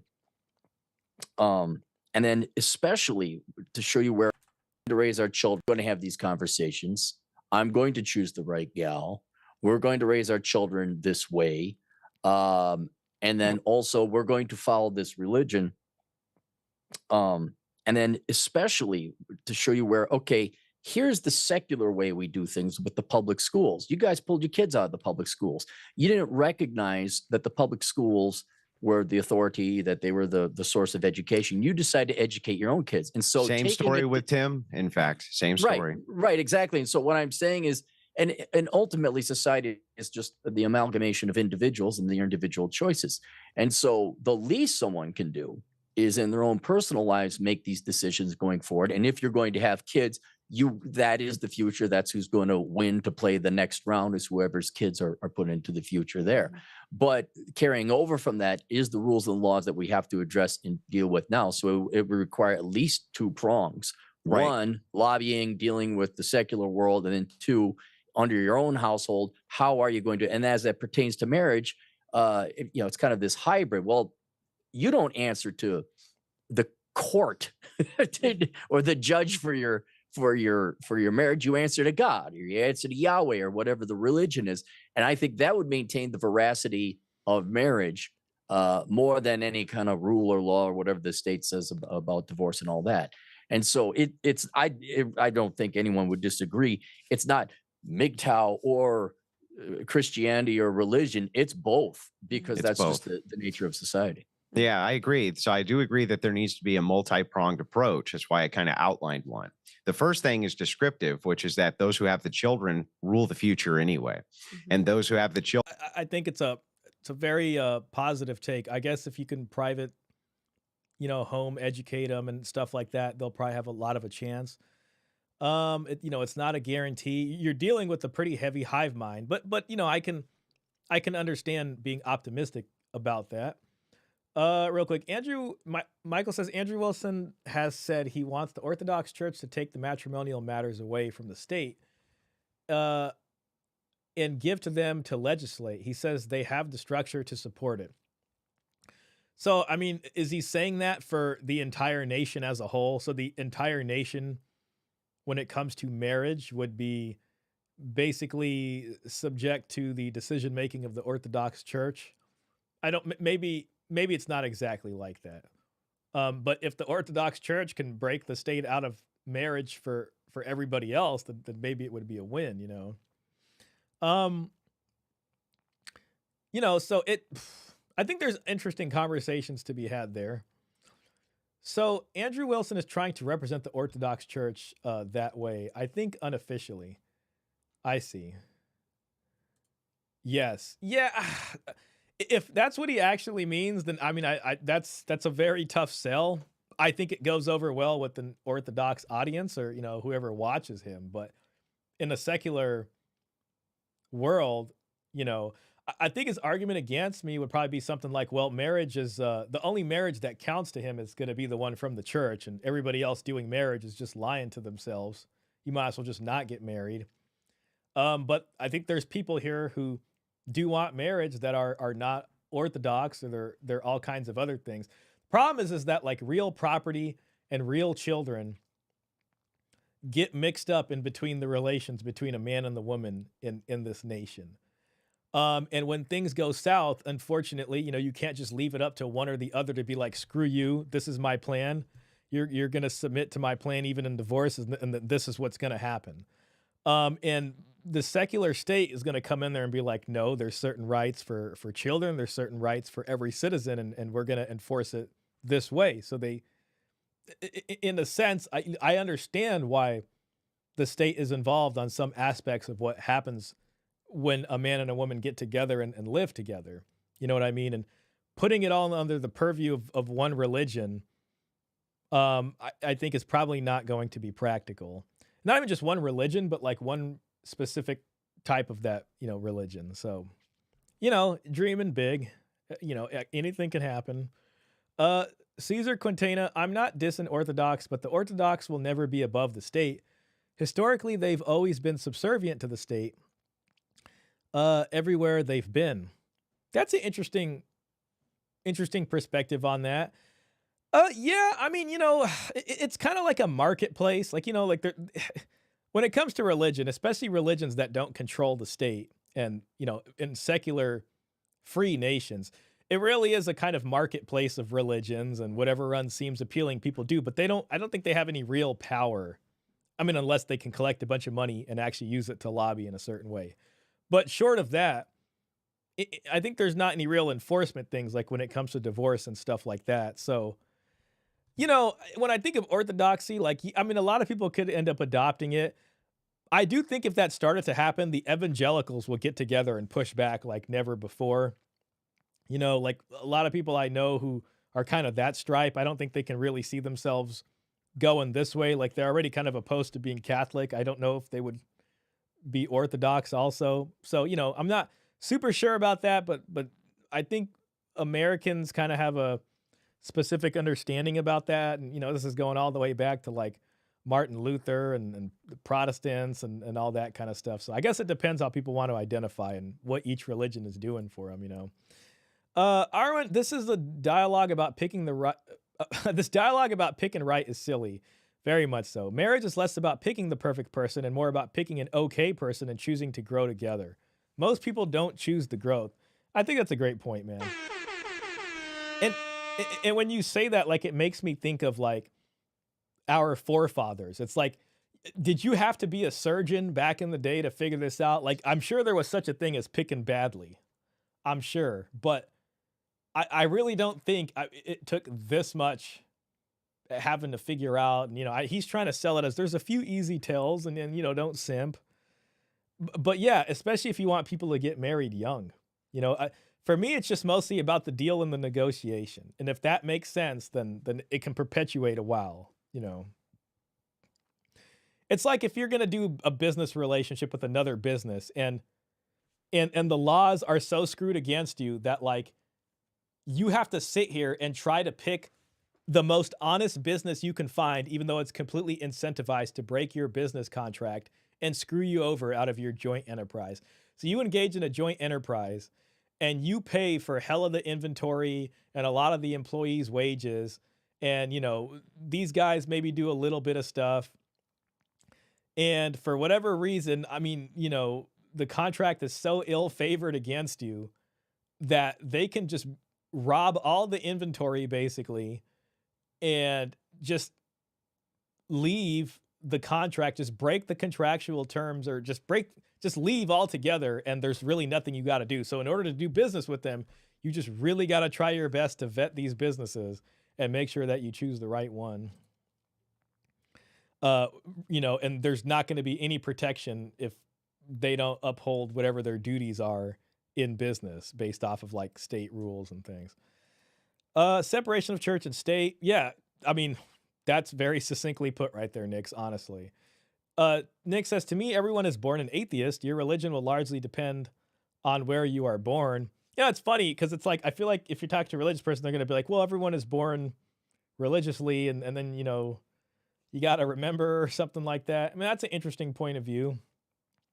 I will say I land on the side of I think religion is necessary.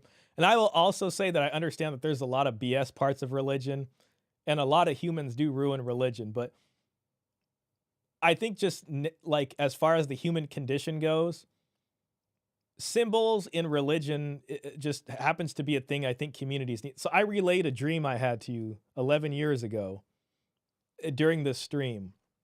And I kind of look at religion like that. Like you have a personal mythology that's built in. I did not sit there and think about that dream. I really didn't.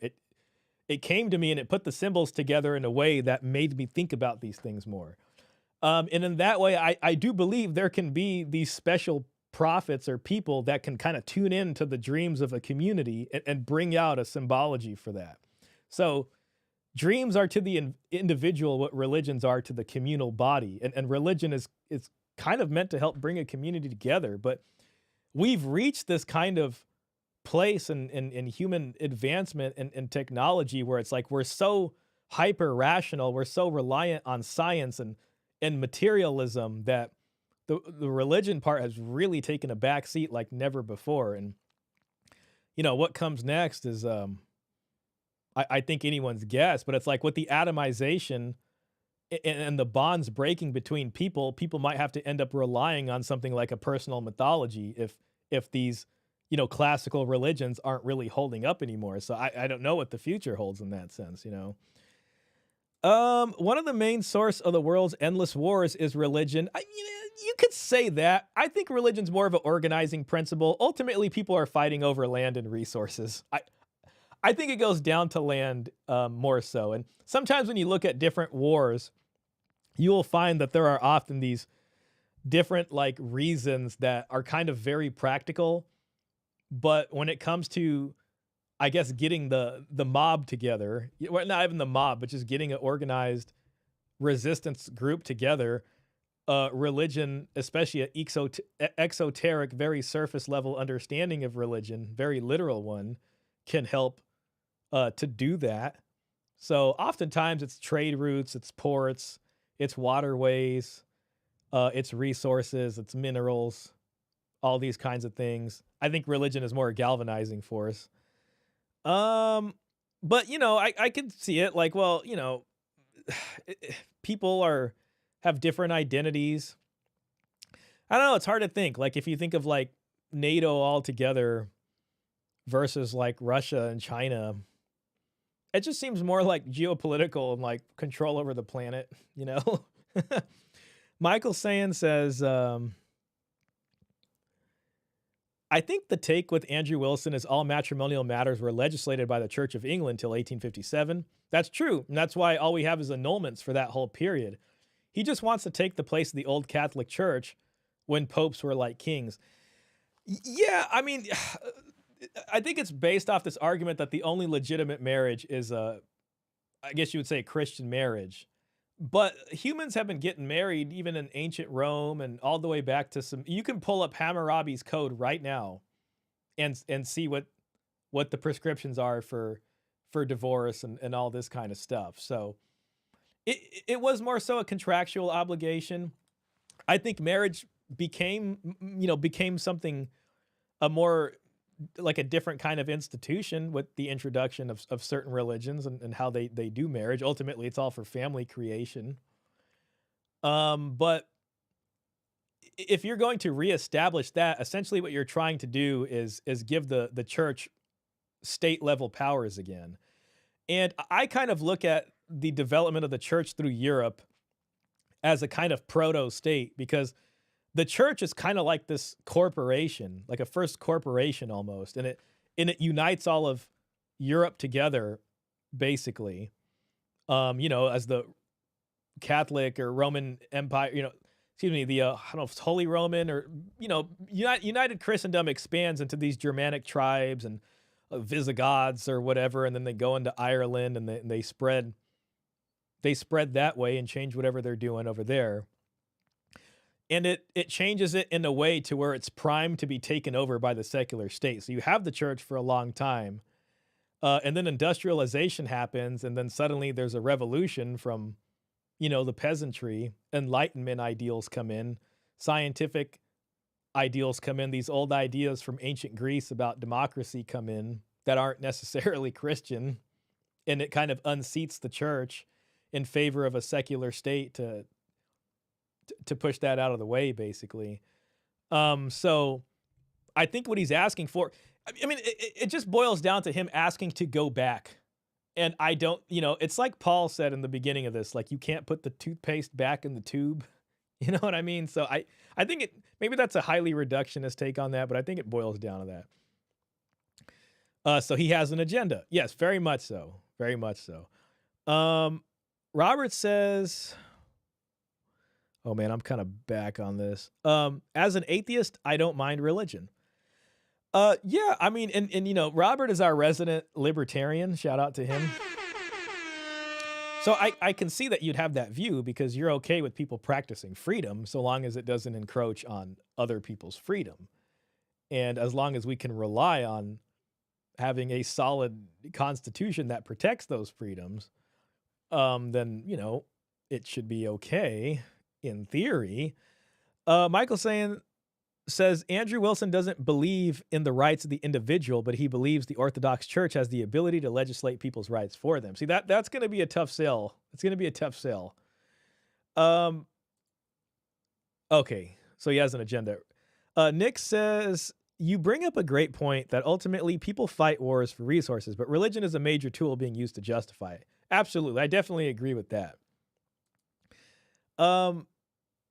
Pirate racing. The young men I know are staying away from relationships and working on themselves or building assets.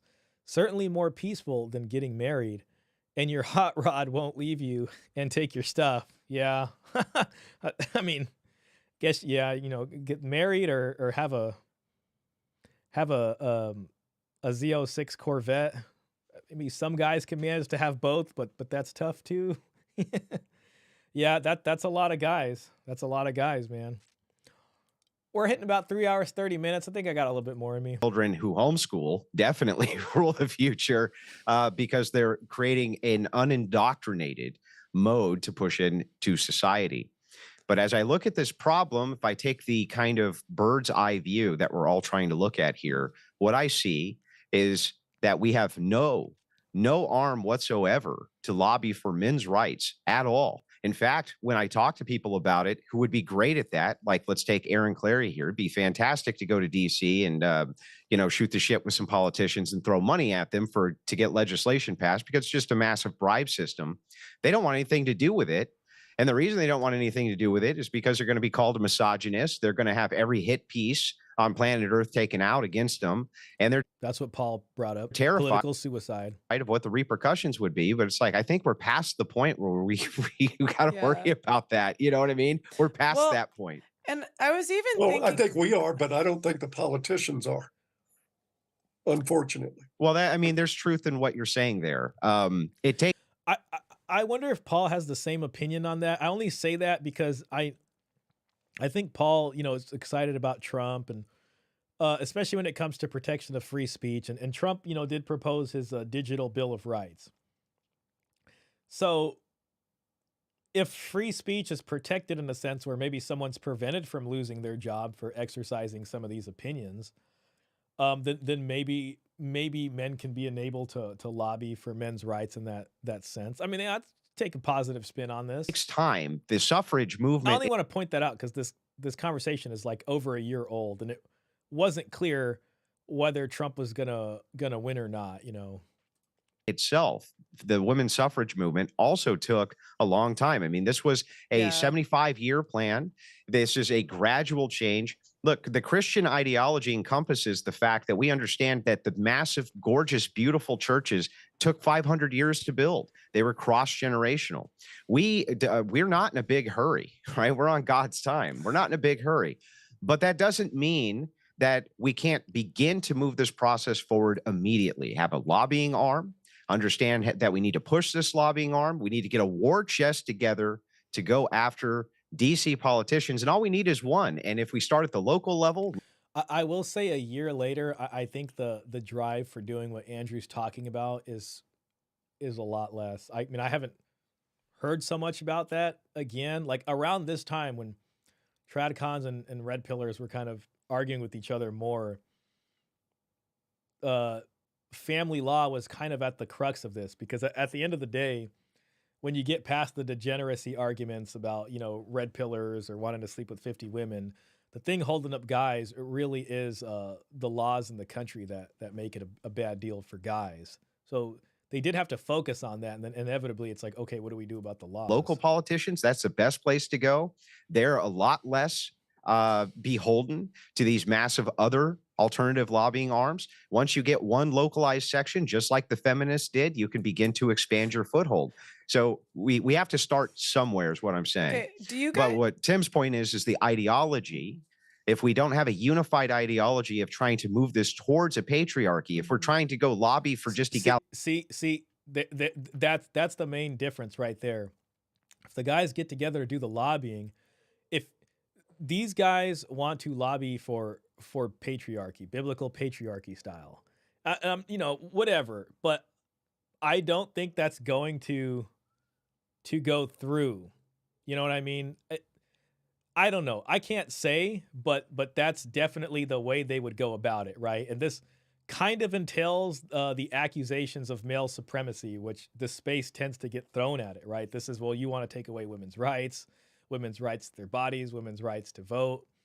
If you can get other women on board, you know, again, if there's a religious revival of sorts, then maybe it's possible. But I think it's just clear to understand that when they say lobbying, this is actually what they're lobbying for, and it's more about trying to go back to that.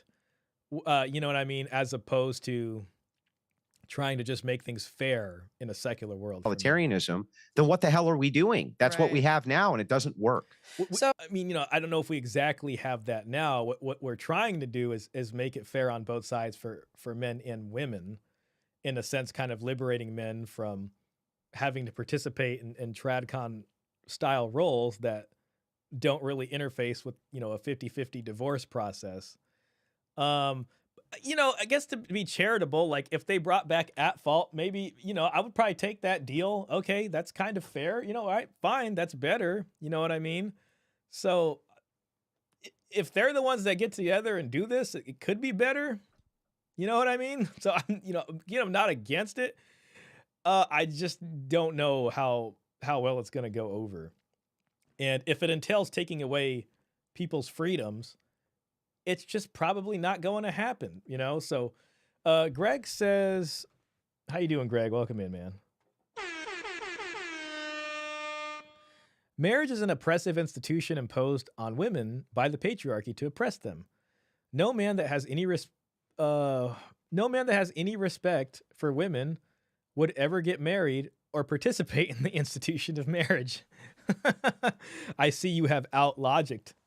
You've outlogicked them. Yes, exactly. So men need to do their part to fight oppression by avoiding marriage.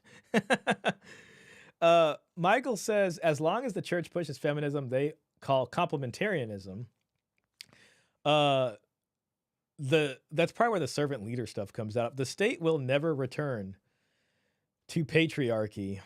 Yeah, so I mean that's a good point too. So I mean, if the churches aren't on board themselves, at least with this style of biblical patriarchy that they're talking about, then it's, you know, it's got even more of a chance of not happening. Dan the Man says, I don't think this is like a building. This is like building a church. Yeah, I think he's talking like the Gothic cathedral building era, and you know, how it just took a long time to do. I saw a cathedral once when I was in Sweden. It's pretty cool. I don't think this is like building a church over 500 years. The way I see it, the rate of marriage, divorce, bearing children, etc., is not going in the right direction. This is a fall, if not solved now. Yeah, I think I see what you mean. Like, we don't have that much time in order to cover this. The only X factor here is that some sort of technology or something comes and gives us another leg to stand on. But barring that sort of X factor, it's looking like, you know, things are going to go down, and it's going to have some economic repercussions and ripple throughout society. Greg says, that's what I keep telling my GF. That's perfect, man. I love that. Exactly. But I don't want you to be property. It's because I love you. We can't do that. I don't want you to be oppressed. That's perfect, man. Pirate Racing says, it is in no corporation's interest to have happy families over separated families. More money to be made over family division, just not good for society, but no money in that aspect. Yeah, I think there's an argument to be made that, like, when you live in a corporate oligarchy, they don't care about families. And it's like, if families was the number one, I guess, thing, you would almost need like a monarchy. Like, a monarchy is kind of ruled by the family. You're essentially ruled by one prominent family, which has risen up amongst other prominent families. So everyone's incentivized to have a strong family and, you know, have a shot at rulership, I guess, in a way. So all that's important. But if, you know, in a democracy where one day you're you know, Plato wrote about democracy. I don't know what book it was in, but he wrote about it in here. He talked about which styles of governance were the best, you know, and he started with you know, the aristocracy or whatever, and they were ruled by philosopher kings. And then as this perfect city began to degrade, it would degrade into, I think it was a timocracy was the next one, which is ruled by honor-loving individuals. And then it was an oligarchy, I guess, which are like basically money-loving individuals. And then you're already down here, and then there's two left. And right before the worst one, which is tyranny, is a democracy. And which is essentially what, you know, Athens was to some extent, you know, as much as a democracy could be back then. And in his description of a democratic society, it's like he just says it's a place that has necessary and unnecessary, like, things that are valued. So it's not just the necessities, but it's also unnecessary things, I think. And he said that people are many different things all at once. One day you're this, one day you're that. Like one day, you know, one day you're a nihilist, the next day you're a communist, and then all of a sudden you wake up on Thursday and you're a feminist, and then you're this, and then you're that, and that's pretty much, you know, a democracy for you. It just changes. It's not really sure what you are at any given point. It's kind of the rule by passing fancies, basically. This is what we like now. Tomorrow it's going to be this.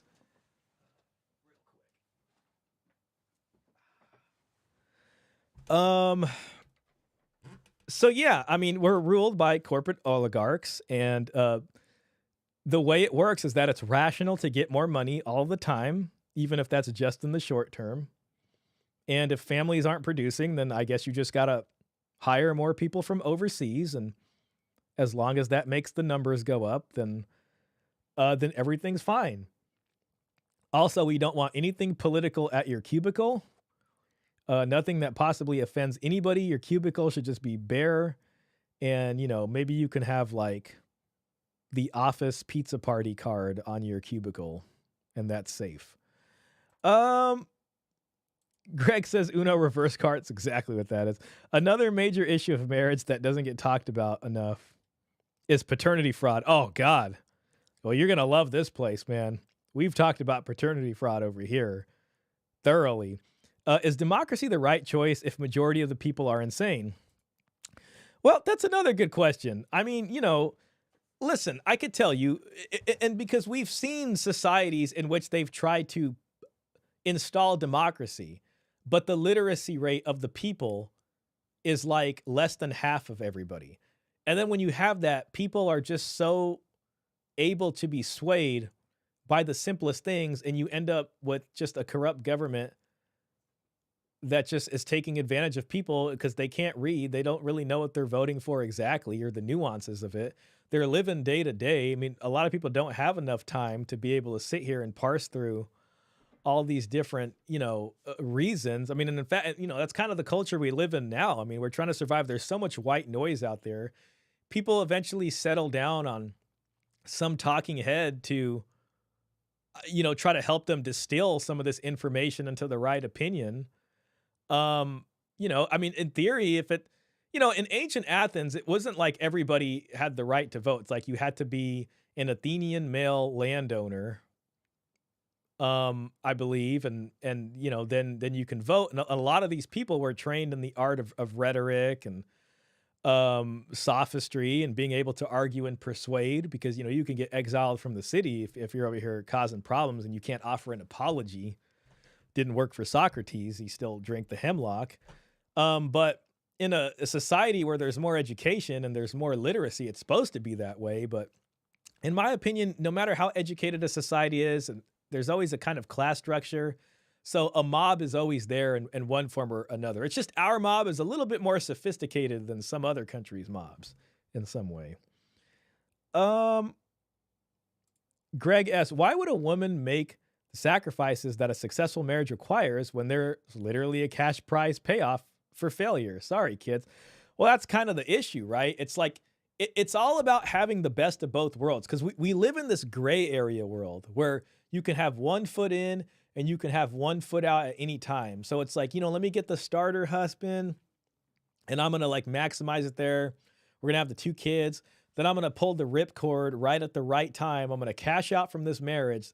Then I'm going to be independent for a bit and kind of ride that out.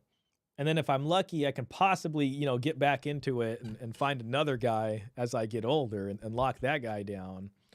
And you even see this on the guy side too, right? Like, it's just like, okay, I'll date around and I'll sleep with as many women as I can. And, then I'll find the right one. I'll use my skills and game to figure out all the signs and maybe go that way. I mean, I think there's a version of it on the guy side also. So it's unfortunately built in. And then you have things like, on the religious side of let's say that OnlyFans stuff where the woman can have OnlyFans and then she becomes born again and then she's doing that thing, you know what I mean? So it kind of shows that there are these options.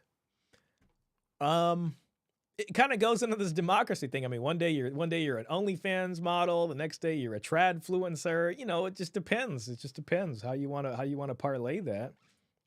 But I'd say we go for another half hour on this. So, what do you guys think? And maybe this would be part of it. I don't actually know. But I was thinking, if it was profitable for lawyers to sue the state, like couldn't that be a step in the right direction? Like if lawyers knew they could go to law school and sue family court and actually win and make money. Has anyone ever like explored that idea before? That's an interesting question. Well, I don't understand the context of what you're asking. So I've heard about, like, there's a girl that comes on my show and she works with an organization that is trying to sue, I forgot what it's called, but in England, like the child support, like child maintenance services, and also the family court. And they're trying to do a class action lawsuit. And their idea is that basically if they can get people together to sue the courts and then make it profitable for lawyers, because it's kind of, I mean, are lawyers just going to do the right thing? No. Well, like, lawyers are going to. So what James Sexton said, and he made this great point when I talked with him, and he's a New York divorce attorney, and we had a great debate on Rollo Tomasi's channel. But one of the points that he brought up is like, look, this is an industry. The divorce, the entire divorce racket is a massive industry. Lawyers in that divorce racket are making a shitload of money. Why in the world would they want to mess up their bread and butter by trying to Exactly. go against that racket? They wouldn't. This Oh, is going to take direct action from a lobbying arm. The lobbying is the My bad. I was looking up something in this book. on Rollo Tomasi's channel. But one of the points that he brought up is like, look, this is an industry. The divorce, Right. the entire divorce racket is a massive industry. Lawyers in that divorce racket are making a shitload of Very true. It is an industry. money. Why in the world would they want to mess up their bread and butter by trying to Exactly. go against that racket? They wouldn't.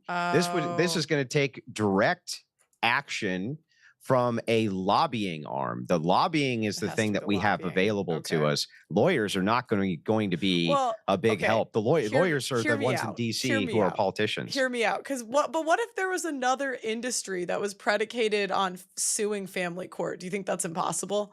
No, I- it's not. It's not impossible, but you would need again to I think you would definitely need a backdrop of laws that would enable these people to win those lawsuits. So it's like you can have people suing family court, but you have to be able to prove that they did something wrong and not in accordance with how the laws are designed now in order to win those cases. Maybe that's a simple understanding. Lobbying establish a first. foothold Okay. somewhere. We need a depends what- foothold. It depends what the statutory provisions are also, Pearl. So in your state, the odds are violently stacked against men. Yeah. Everyone here agrees. Yeah. Everyone that's been on your show, Sexton, I watched several shows with Yeah. him.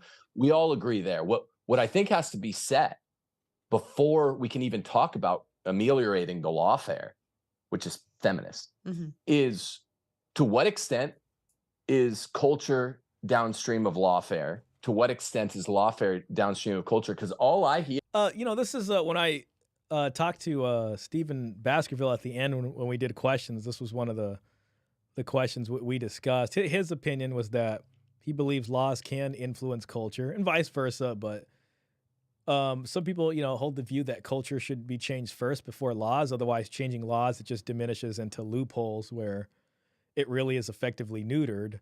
Where Stephen Baskerville, I think, believes that we can change laws, but we can change laws and it can have an effect on the culture depending.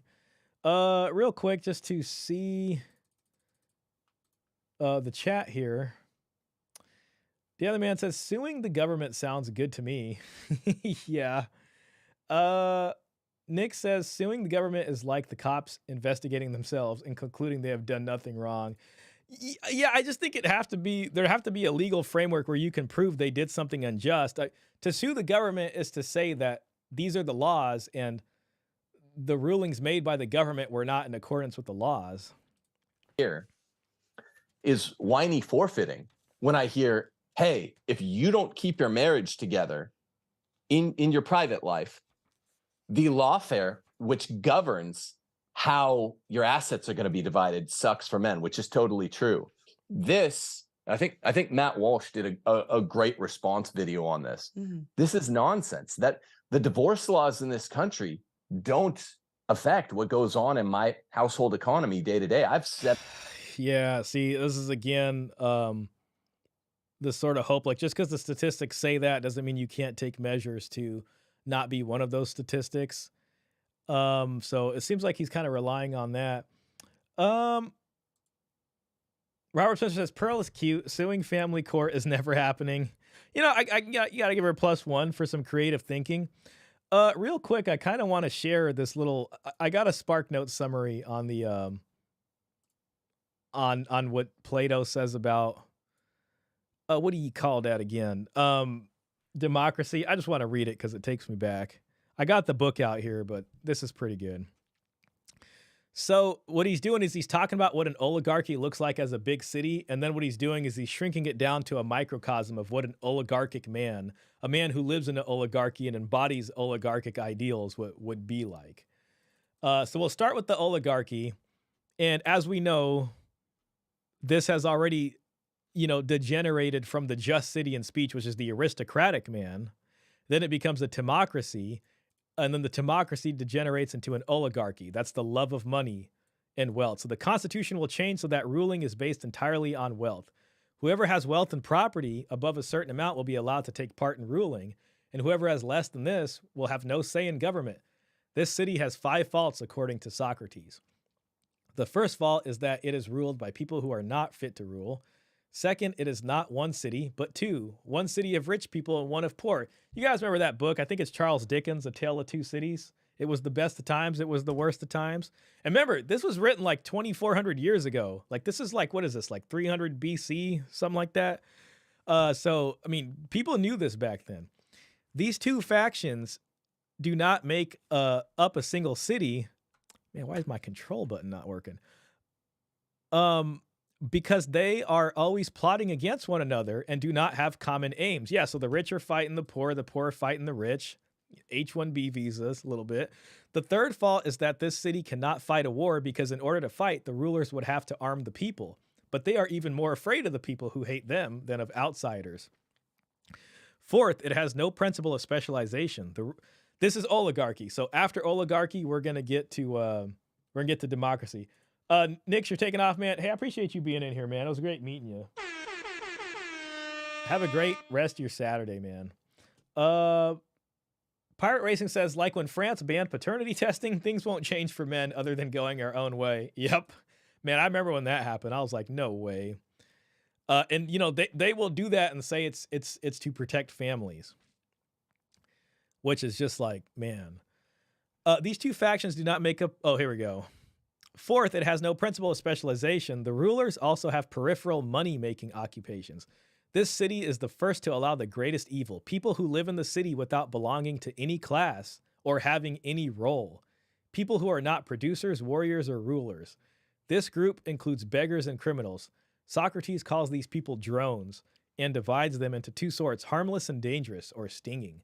Man, that's kind of interesting.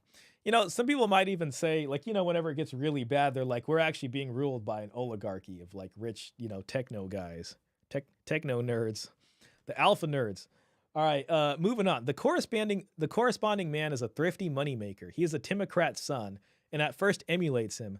But then some disgraceful and unfair mishap befalls his father. The son, traumatized and impoverished, turns greedily toward making money and slowly amasses property again.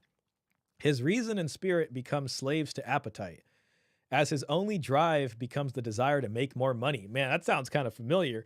Reason can only reason about how to make more money, while spirit only values wealth and has its sole ambition more wealth. This man has evil inclinations. This is Socrates talking, Plato Socrates. But these are held in check because he is careful about his wealth. He does not want to engage in activity that would threaten him with the loss of what he has managed to build up from scratch. All right, so this is the part I wanted to read, is how we get into democracy. Next, the oligarchy declines into democracy. That should be us. The insatiable desire to attain more money leads to a practice of lending money at high interest. That's interesting. They were getting on the whole anti-interest thing a long time ago. Many in the city are driven to utter poverty while a few thrive. That sounds kind of familiar. The impoverished sit idly in the city, hating those with wealth and plotting revolution. Sounds a little United Healthcare CEO style. The rich, in turn, pretend not to notice the dissatisfied masses. Finally, agitated by the stinging drones, the poor revolt, killing some rich and expelling the rest. They set up a new constitution in which everyone remaining has an equal share in ruling the city. So this is democracy. This is like almost French Revolution style. They give out positions of power pretty much by lot. So it's by lottery, with no notice of who is most fit for what role. In this city, I mean, it's not DEI, but it's basically not merit-based. In this city, the guiding priority is freedom. That's us. Everyone is free to say what they like and to arrange their life as they please. That's us. There is complete license. We therefore find the greatest variety of character traits in the city. What we do not find is any order or harmony. No one occupies the appropriate roles. Because, you know, some people want to be a journalist, even though they'd be a better craftsman. Another guy, you know, wants to be a singer. Maybe he'd make a better engineer, but that's the world we live in. One more paragraph. In order to describe the corresponding man, Socrates must explain the difference between necessary and unnecessary desires. Necessary desires are those we cannot train ourselves to overcome, the ones that indicate true human needs. In other words, the desire for enough sustenance to survive. Unnecessary desires are those which we can train ourselves to overcome. In other words, desire for luxurious items in a decadent lifestyle. The oligarchic man is ruled by his necessary desires, but his son, the democratic man, is soon overcome by unnecessary desires. I guess that's a necessary function of wealth. Whereas the father was a miser who only wanted to hoard his money, the son comes to appreciate all the lavish pleasures that money can buy. Sounds like Marcus Aurelius' son Commodus. Manipulated by bad associates, he abandons reverence and moderation and begins to regard anarchy as freedom. Okay, this is kind of where we're at a little bit. Extravagance as magnificence and shamelessness as courage. This is kind of describing our society. Shamelessness as courage. Like you're so courageous for, doing some Kim Kardashian stuff. When he is older, though, some of his virtues return and he is sometimes pulled toward moderation. Yet he thinks all pleasures, those of moderation. So this is hitting the wall, and then you want to go more towards moderation. Yet he thinks all pleasures, those of moderation and indulgence, are equal, and he yields to whichever one strikes his fancy at the moment. There is no order or necessity to his life. In the last stage of degeneration, democracy, the most free city, descends into tyranny. So yeah, according to Plato, democracies have a very high chance of becoming tyrannies. The most enslaved. So from becoming the most free city, it descends into tyranny, the most enslaved. The insatiable desire for freedom causes the city to neglect the necessities of proper ruling. The insatiable desire for freedom. Man, freedom is such an interesting thing to think about. Causes the city to neglect the necessities of proper ruling. The drones stir up trouble again. In the democracy, this class is even fiercer than in the oligarchy because they usually end up becoming the dominant political figures. There are two other, you kind of almost see this in politics too. It's like the most, I don't know how to explain it, like extreme or something. It's just like the most, that can get the mob riled up the most, basically. There are two other classes in democracy other than the drones. There are those who are most naturally organized and so become wealthy.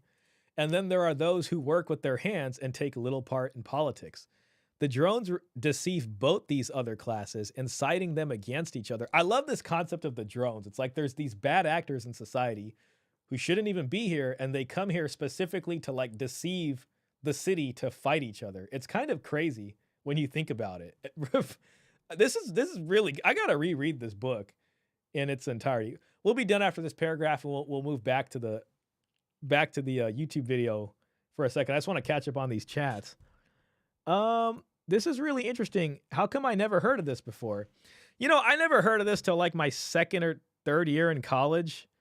And it was because I was taking a class on ancient political theory. This is really important in getting a Western style education, is reading about the ancient Greek philosophers, especially as a cradle of democracy and what you would say is uniquely Western civilization. And when you read this, you're like very surprised that like they knew a lot of stuff like that. It pretty much describes humanity today. The other man says it's almost as if he predicted the future. It is kind of eerie. Big shout out to you, Robert, man. I appreciate the generosity, man. That's a big donation there. 20 hard-earned dollars right there. The government of quid pro quo. I think that kind of describes it. Let me just finish this paragraph real quick. The drones deceive both these other classes, inciting them against each other. They try to convince the poor that the rich are oligarchs. Interesting. And they try to convince the rich that the poor are going to revolt. In their fear, the rich try to limit the freedoms of the poor, and in so doing, come to resemble oligarchs. In response, the poor revolt. The leader of this revolt, the drone, so he's not even part of the city, the drone who stirs up the people becomes the tyrant when the poor people triumph. He kills all the good people for fear that they will supplant him. So now the city isn't even the same city that it began. Like whatever made the city its unique culture, this is like kind of this is the guillotine coming down on him. He kills all the good people for fear that they will supplant him, then enslaves everyone else so that he can steal from them to support his lavish and extravagant lifestyle. He also needs to constantly make war to distract people from what he is doing. he must pander to the worst segments of society, the other drones, to make them his bodyguards. So, in a way, it's like you need to constantly have wars, because the tyrant is probably the one person who lives by his most unnecessary desires all of the time.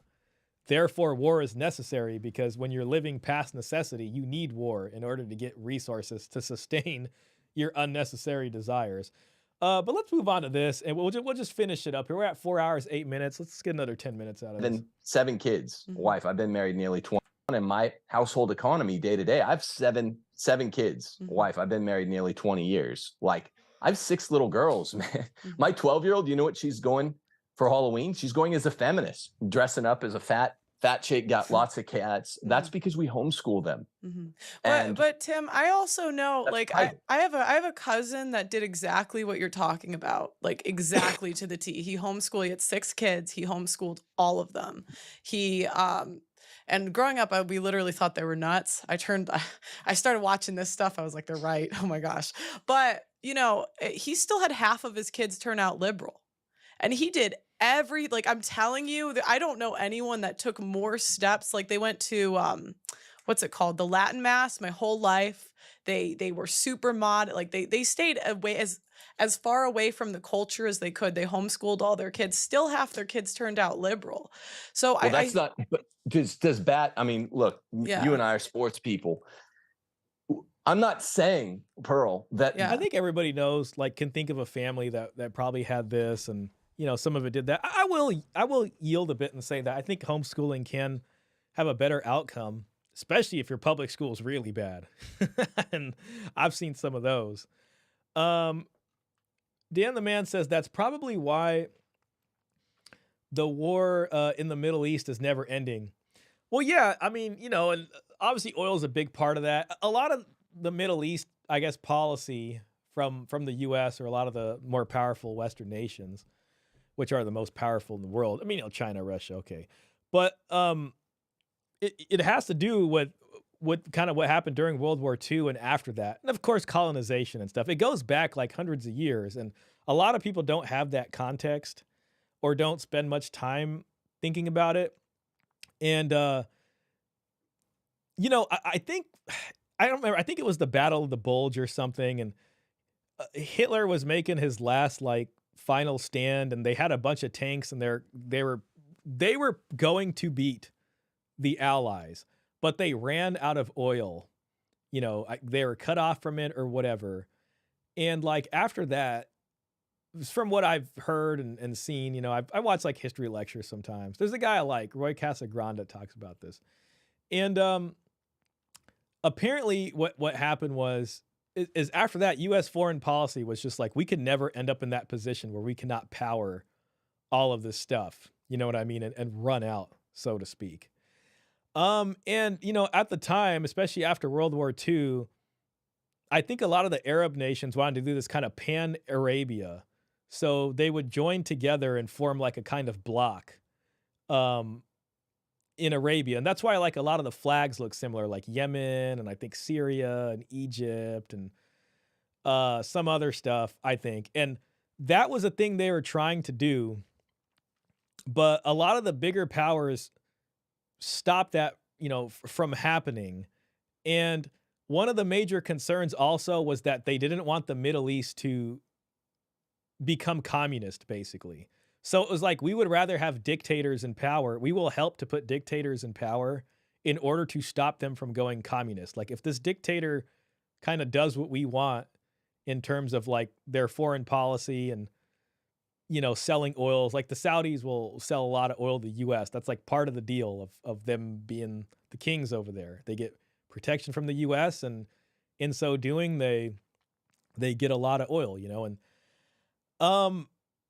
so it's kind of led to a lot of shitty governance over there. And, if there was no interference, it would probably be a lot different, and so we get this like horrible instability, which leads to all kinds of problems down the line. But okay, so let's see. Robert says, LOL, going as a feminist, bitchy and blue-haired. Yeah, it's pretty funny. Klaus says, Nala is a pastor's kid, just saying. That's a good point. I forgot about that, man. That's an excellent point. That makes sense, man. You know, it's funny because it's like you can have.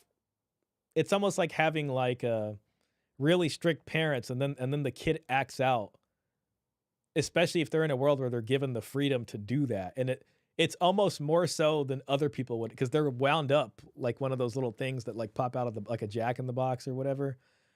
Um, that's a good point. Robert Spencer, my oldest daughter has disowned me. Apparently, voting for Trump makes me hateful.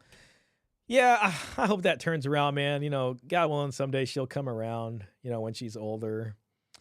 I can understand that probably. You know, probably is tough as a dad to have to deal with that, man. So, you know, that's part of the hive mind rhetoric out there. You know, like these guys are talking about like private school and this kind of stuff, but even with private school, even with being a good dad, it's like you can be as reasonable as you can, but if they want to close their ears and not listen, can you really convince them? And then it's like they're fighting this like huge wave of propaganda that comes to them from their cell phones. You know, you go on Reddit, you go on different sites and whatever, and Hollywood's telling them one thing, and I mean they're just bombarded with the programming. You know what I mean? So it's tough as a parent, especially if you know you're not like super well to do, and one person can stay home and be the homeschool tutor, and you guys are both of the same mind. So, but yeah, I mean, to Klaus's point, even the pastor's kid, you know, ends up doing all that stuff, and there is no guarantee that the rule of averages doesn't get broken. But are you trying to allege, I don't think you are, that a great coach, Popovich, a mediocre coach, Scott Brooks, and the world's worst coach, I take your pick, they're all going to get the same outcome? That's nonsense. This a great general, a medium general, a bad general, that's what a man is. And yes, I would argue it's not a guarantee, and women are still very influenced by the culture. There we go. I mean, we were literally just yeah, that's basically it. There's no guarantees in life, but and I don't want to impugn your cousin as an empty set, but I'm a Latin Mass guy, right? Yeah. I do podcasts to mainly Latin Mass people, and the feminism has infiltrated there too. So there are no guarantees in life. Life's a risky business, but yeah, that's one of those obvious things to say. Like, yes, of course, you can't mitigate all risks in life, but doing something that's stupidly risky, at a certain point, once it becomes so risky, the logical decision for a lot of people is to not leverage themselves that way. But you know, to be charitable to his point, like, yeah, I get it. You know, I used to, back when I worked at child support, I used to call it walking through the fire, and it was just like, man, this is so bad. And I'll just sit there and be like, well, you know, I guess everybody's got to walk through the fire someday, and you know, it might be bad, it might be okay. But absolutely, the law of averages are that if you do things properly, and a man runs his household patriarchally by asking, this is the TradCon promise. The basic shit test stands. I've never seen someone ask, are you going? Shit test. That is another hijacking of a manosphere term right there. Just pointing out, this is the TradCon hijacking of manosphere language. To obey? No, they just don't do it. Yeah. And in the Latin Mouse homes, I get invited to dinners and stuff. It's still the wife kicking the husband under the table, saying you need to lead, say grace. That's still her being boss. Feminism is sounds like the servant leadership still there. So going to the Latin Mass is not a cure-all. It's not a catch-all. What's a catch-all is the understanding of sex roles as non-fungible.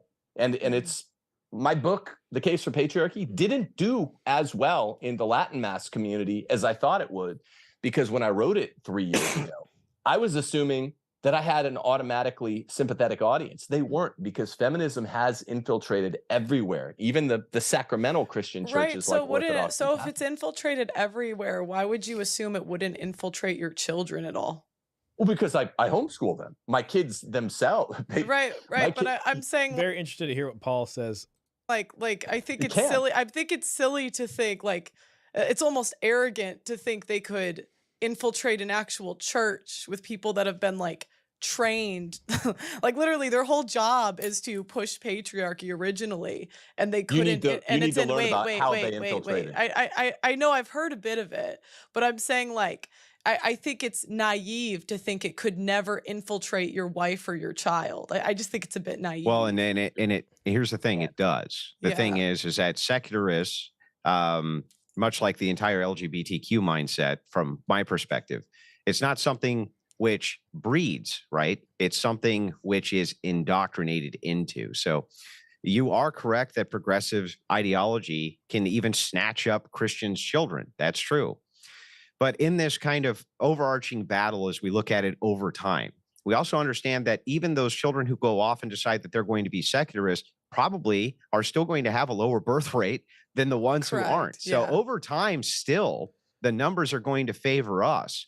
But I mean, but if they keep poaching the children and turning them into secularists, then I think it kind of cancels out. But as far as action goes, I think that Tim is right.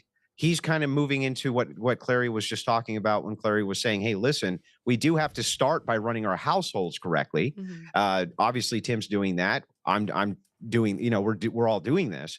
But without this other arm, without this kind of overarching plan to move into action, we have nothing. We have nothing. We have to start to move towards action. And it's true, it has to start in the home.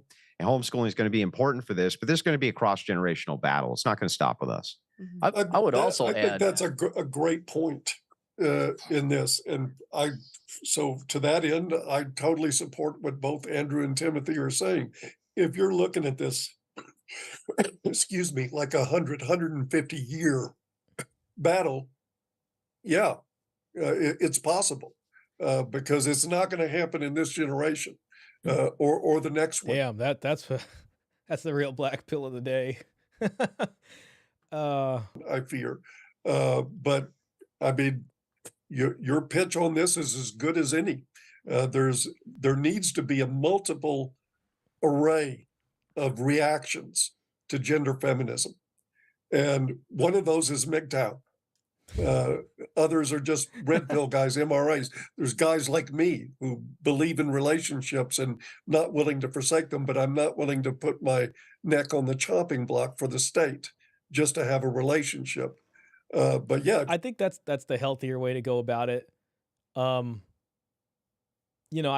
could appreciate that, not putting your neck on the line for the state, and not completely forsaking relationships. That's me trying to be positive. You know what I mean? I know we've admitted several times on this channel that MGTOW seems to be the most effective thing. You're going at this longitudinally.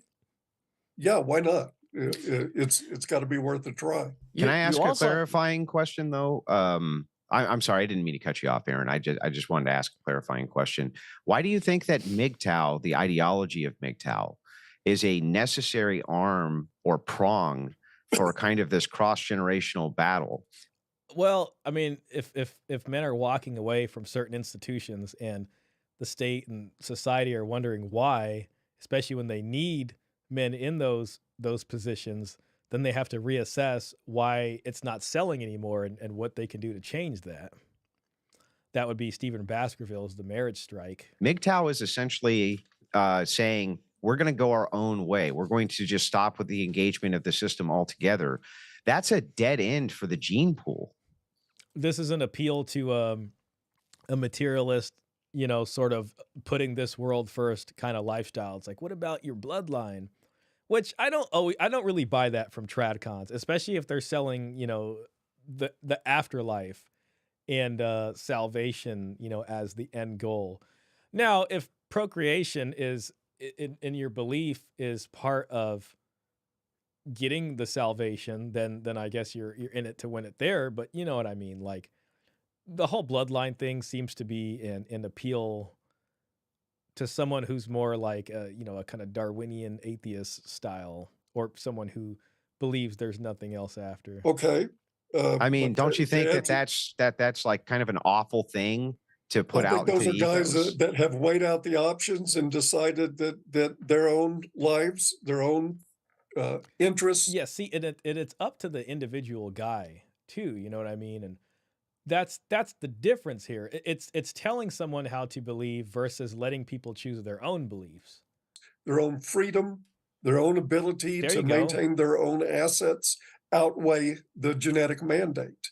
Yeah, but that's just pure hedonism, isn't it? Like, No, according to his belief set, but that's maybe just limited to how he thinks. I don't think so. Yeah, I think isn't- that one, I don't agree with the approach of pathologizing MGTOW. These Man, this is a good part of are conversation. guys here. making rational decisions based on what they're experiencing, what they see every day in life.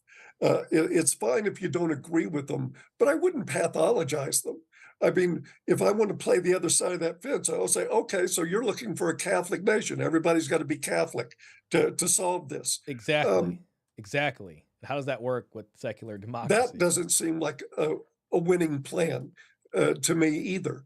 But for guys that just look at what's happening with marriage and decide, no, I'm not going to take the risk on having a couple of kids that grow up to hate my guts, living. See, that's like the real risk right there too, you know. And unfortunately, Robert was just sharing something like that also, you know what I mean? And but I know Robert, how you feel about it. No matter what, it's worth doing it. And I know that's your opinion, but it's like it's a very real outcome, of certain things like that. So they're painting a very rosy picture, is what I'm trying to say. A one-bedroom apartment, driving a 20-year-old car because I got divorce raped by the state. Guys looking at that and opting out isn't pathology, it's common sense. Isn't it fatalism? Yeah, once the risk is so great, it becomes like if there's always a little risk, but if the risk is so ridiculous, then it becomes logical to step out of that. Pirate Racing says MGTOW is the only real way to get attention for men's rights. Going that way doesn't mean no coming back if issues resolved. That's a good way. I agree with that. It's a good way of putting it. It's really a negotiation tactic. And, if you got to wait out the rest of your life, then that's part of having principles. Like they want to teach you having values and even giving up your life for your values. If anything, MGTOW guys are the most principled guys out there.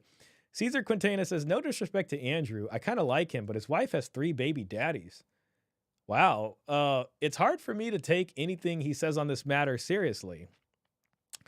Yeah, I mean, that's honestly a good point. I mean, I guess that kind of goes into the born again thing. You know what I mean? Just man up and I guess marry somebody, but yeah, that is, I think that's interesting to point out. Aaron says, are MGTOW men expected to be completely celibate? I don't think so. I think, and I might be wrong. I think a MGTOW purist will swear off all relationships, but maybe technically, I really don't think so. I think you could still have relationships. It's just not. It's going your own way and probably handling it how you want to, but not within the paradigm of the gynocentric paradigm, essentially. Whether that's being pressured into leveraging yourself into a situation that doesn't make sense for you. So I don't think you have to swear off all women for that. Caesar says it's MGTOW commandment number 2. Just kidding. You had me scared there for a second, Caesar. I was like, wait a minute. It really does mean that.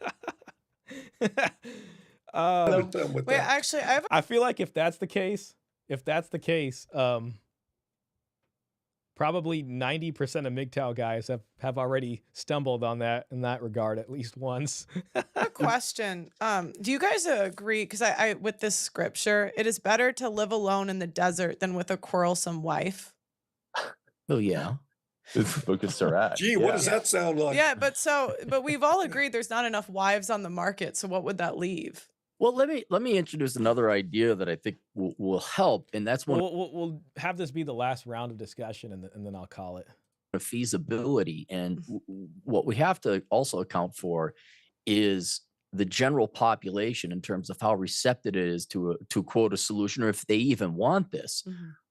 Many times, if you want to look at the Bible, if the Israelites would lose their way through God, and then an entire generation would have to be, and then they'd find their way back. And I think we're at one of those situations here where whether it's MGTOW who consciously have decided we want nothing to do with this, feminists who are like, no, we want nothing to do with you guys, This is not within our control. We don't control the quality and caliber, let alone the thought processes of people. Not to say that we shouldn't lobby. And again, this is where that long term, yeah, it's going to be.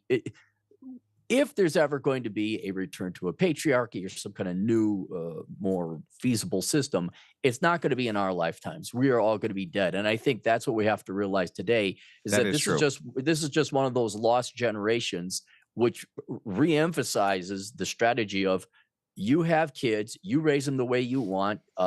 Everyone makes their own individual choice. And sow the seeds for the future generation, because the current generation right now, they're just not a significant percentage of the population is just not having it. There are some ideologue feminists who they're going to be spinsters. They're going to die. Their eggs are going to be frozen, and whatever route that goes, it will end. There will be the MGTOWs who maybe perhaps a little more monk or monastery, like, nope, I'm doing my own thing, but they're fully aware. You're right. They and their children, progeny, will not be part of future society.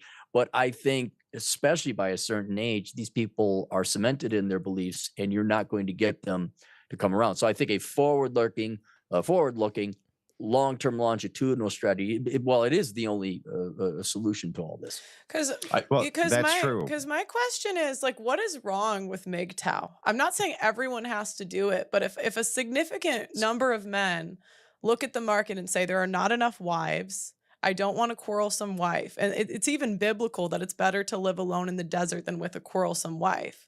So, like, what's wrong with that? Because sounds rational. Caesar says if they stumble, they can come to me for confession. I'll give them absolution. Could you imagine the confessions you get? Like, okay, what happened? Well, I was out and I just decided to make a dating app because I just wanted to see what was on there. And then from our perspective, you're pushing a sinful ideology. From their perspective of their belief, of their value set. So the ideology that we would say is like, fine, if that's true, let's say that there's 50% less women who are decent enough to wife than there are men. Well, that doesn't mean MGTOW also advocates for other things, like it's okay to be a playboy, right? They're not advocating a moral grounding. They're kind of advocating for more. Oh, you'd be surprised. Some of the MGTOW. They're advocating, but they're advocating for a material grounding. It doesn't have a religious foundation. So the material grounding is just to say this: you're going to get fucked over in today's current society if you get married. It's like, okay, fair enough, but what do we do? What does the man's life look like if he's checking out of the reproduction cycle that he was born to do? Well, what's the answer for that from MGTOW? They don't have an answer for that. They just say, well, I don't know, right? I guess go like fly a kite, right? They don't have it. Well, yeah, that's the problem. I mean, it's just like you have to try to find some meaning in your life because you've tried. A lot of MGTOW guys go MGTOW after being married and divorced. I think yeah, a lot of MGTOW men, it's from Pirate Racing, a lot of MGTOW men, I just saw you said this, a lot of MGTOW men are that way because of losing the kids. Progeny has been made. Yeah, that's an excellent point. So it's like, and it did start out with guys who had already been through the cycle, and they're like, okay, I tried to find meaning in this and it failed, and I'm not going to try that again. But Andrew, I think most MGTOW would agree with like the lobbying grants. I think they would. We could get that together. Right. But like to me, it's like I don't see anything wrong with a guy not wanting to reproduce and like just wanting to live alone because of the state of the market today. Well, I'm not saying Paul even recommended. Paul viewed marriage as a last resort. He said basically, Paul told people, if you're so sexually frustrated that you just must have sex, then by all means get a wife. Otherwise, it is better for you to not marry. This is not He's talking about consecrated celibacy. This is not the holistic view that the Right. Orthodox nor the Catholics take of Paul's teaching. It is a purely Protestant view. The marriage is something which It's still scripture. Yeah, but we view scripture in a completely different way than Protestants view scripture. We view it as This is kind of they're arguing over belief sets. again, I think this doesn't just doesn't square with the secular democracy. And again, I think they're trying to be charitable or trying to work together, but it just kind of sounds like a hijacking. And what they're trying to push at the end is trying to reestablish a biblical patriarchy, which inevitably means women have to give up rights. And it's just a high chance of getting labeled as a male supremacy group, put on the watch list. In order to achieve this, freedoms have to be taken away from some people. That is that's, I think there's no escaping that. Aaron says he's not checking out of the reproductive cycle if he's having sex though, right? What if he gets a woman pregnant?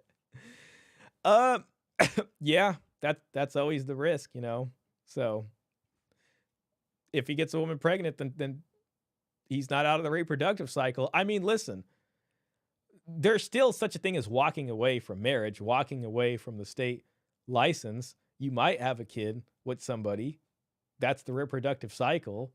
So, but even once you hit the reproductive cycle, then the goalpost is going to move. Then it's like, well, it's not just about reproducing.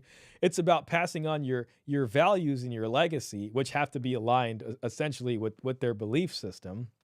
It's not enough if you came and you're like, I reproduced, it's not going to be enough for them. It's like, okay, well, you have to do it specifically like this. And then this is how they need to turn out. And, there's a whole set of things that they're going to want you to do. Fine, whatever. But I don't know. It's just reducing it to the reproductive cycle just seems kind of weird when tradcons do that.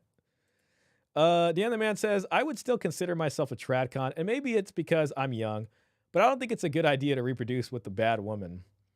It's better to be alone. You know what? I think that's true.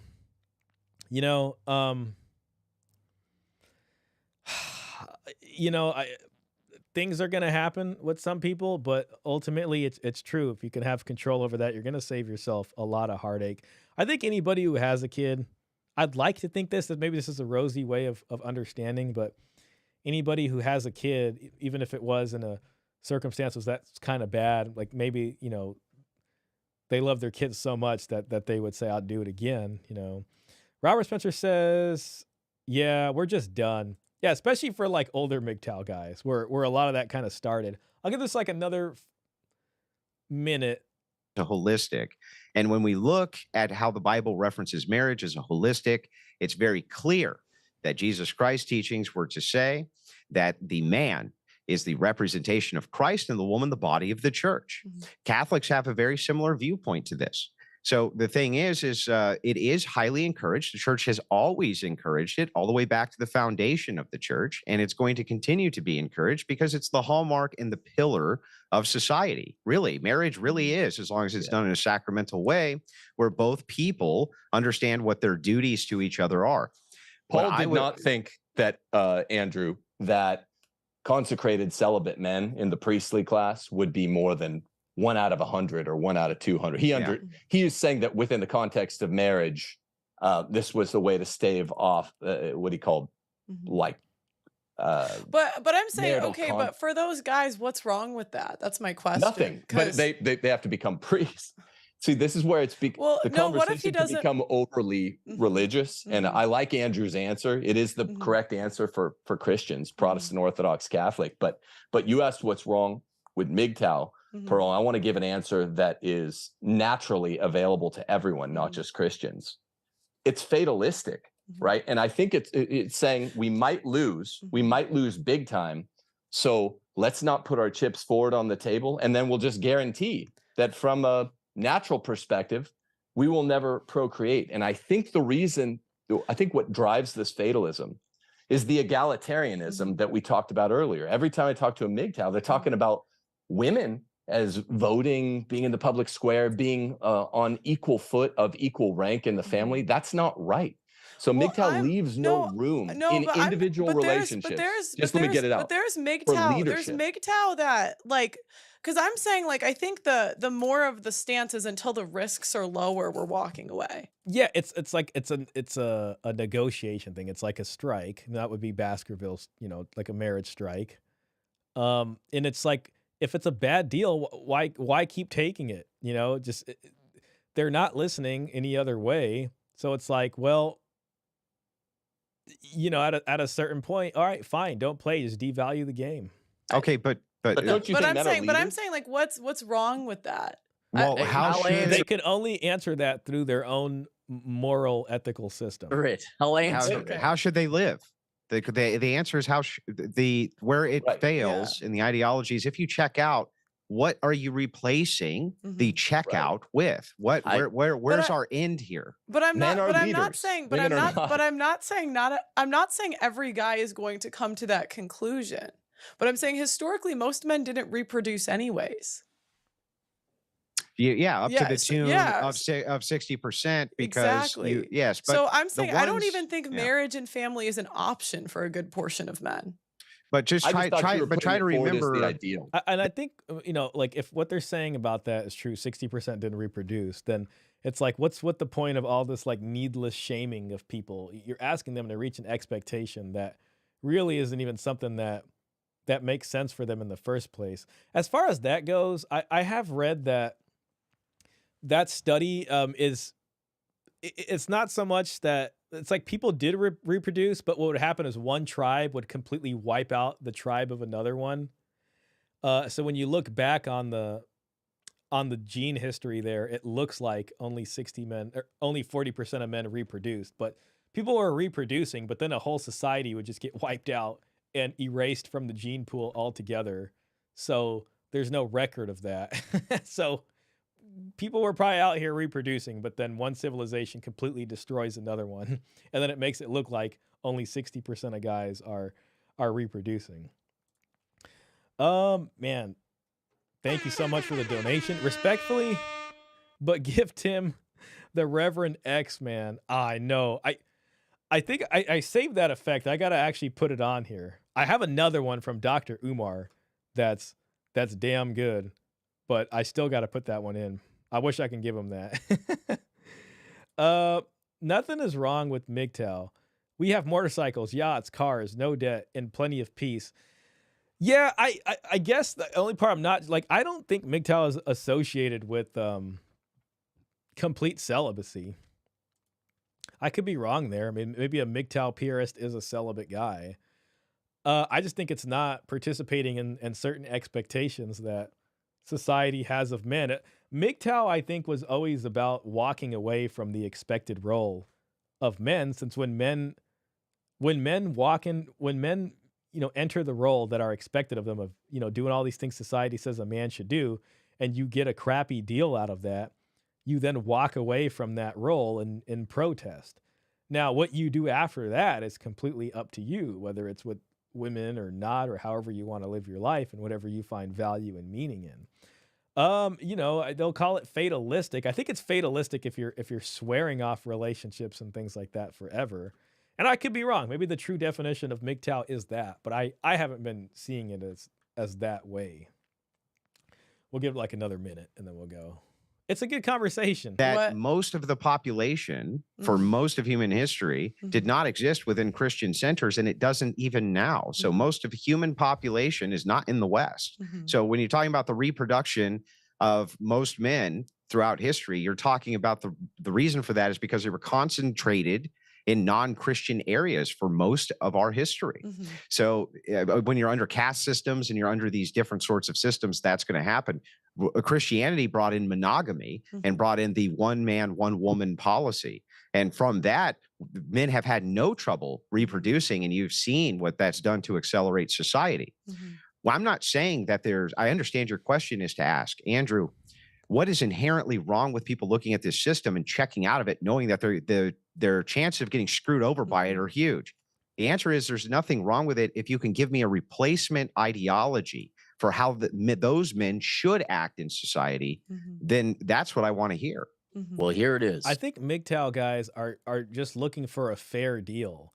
I don't think it's about a replacement ideology. It's just about not taking a bad deal. They're like, well, then you lose the game because you don't reproduce. And it's just funny for me to hear that from TradCon guys, because it's like, is that the point of the game for you guys? Is just reproduction, or is it, you know, everlasting salvation. What does that have to do with reproduction? You know what I mean? So, they give some religious reasons, but I just think it's interesting. Klaus says, I think MGTOW is fatalistic to society, but it's prudent at the same time. If a society is rigging the game against men, why should men contribute? Yeah, and the more you contribute, the worse the situation gets. At the very least, some protest would, would walking away from it, I think would at least have some effect on getting something changed or some better deal, or at least have some negotiating position. The X is in an apartment. I'm in a nice home. Whatevs, MGTOW. I guess that would qualify. Klaus says, there's no obligation to contribute if you're getting screwed. Exactly. It becomes irrational. And the reason I had to write this is okay, this does say life of without the everything opposite sex. So that's sounding kind of celibate. you guys are talking about. If you don't have family, religion, or some kind They would probably say if you're still seeing women, you're not MGTOW, you're just a regular red pillar. of life philosophy to live by, it becomes highly secular. And what you get is a parallel pursuit of life to what the feminists are pursuing. So I'm not going to get married. I don't need Jesus is stupid and all that. That's the feminists. Well, what do? They pursue earthly things. And it's shocking when you remove, okay, what do women pursue? Well, they're pursuing master's degrees and essentially self-praise. They go by material items and stuff like that. And that is a huge. I mean, you just pursue whatever you want, like relationship to relationship, this guy, that guy, money, career, and however else they decide to get meaning in their lives. Huge problem facing people. And Pearl, to get back to your previous question, like, well, what's so wrong about MGTOW? Well, it depends. There are men who make a logical self-survival choices, as Paul has pointed out, like, this is too risky. And they're not wrong. They're 100% right. The boots on the ground reality is there's not enough marriageable women. It's going to make my life worse. It is not our time. It is not our generation. It just is. It is mathematically not in the cards for me. There's another group of MGTOW where I say they abuse it, where they use it as an excuse to not even try in the first place. Like, if the right gal came along, and Paul even has a gal, I have a gal, it's all right. I will change and be flexible. Where it becomes an abuse is where some guys take it as a religion or as an ideology, even a cult, because it excuses them from trying. They don't want to hit the gym. They don't want to go to school. They don't want to learn the trades. They don't want to be pretty. They don't want to be sexy. And they just want to sit and whine in bed. So I remove all those people from it because they have an ulterior goal with the concept of. I think that kind of, he seemed to be walking down the road of like, well, if you pursue self-improvement on MGTOW, then it becomes okay. But I don't really know what I think about that. If you can pursue some type of fulfillment or meaning and avoid getting screwed over, then so be it. I just think it's up to the individual, and because it doesn't align with their value systems or whatever their long-term interests are for their group, then that's kind of more on them than anybody. I want to say. Or let's see. Pirate Racings says this MGTOW does unpaid rescue work along with paid work that builds society. So still doing my bit for general public. Yeah. And it's like, I don't think anybody can take that away from you or tell you that you're wasting your time or that, oh, you should be doing this and you're actually miserable, but you don't know it. It's like, you got to be strong enough to live life on your terms. And a shitty deal is a shitty deal, but these people right here are going to do their best to make you feel bad about what you're doing, Klaus says, I want to say I'm impressed with how civil the discussion is. Yeah, it's a good discussion. I think Pearl does a great job of moderating too. And, these guys are all, got some respect for each other, which is good. Mr. Pitt says, I've always thought MGTOW was multifaceted. Some men walk away and choose celibacy. Others choose to pay for play. Some will entertain relationships that fall into their lap. That's how I see it too. So, I guess if you're a MGTOW purist, maybe, but I think MGTOW encapsulates a lot of that stuff. Ultimately, MGTOW centers around the idea of men decentering women. That sounds about right. I think that's a better way to explain it. Klaus agrees. I want to say, oh yeah, you're impressed how civil the discussion is. Um, Arvin says it's interesting you mentioned decentering because women seem to be doing the exact same thing. Yeah, I saw them. I think like the 4B movement used the same terminology, decentering men from their lives. It really is telling how both sides think it's such a bad deal. Like it's interesting. I don't know. It's just like, why is it so bad? It's almost as if the state being involved has made it a bad deal for everybody. Dan the Man says, this quote makes sense to me.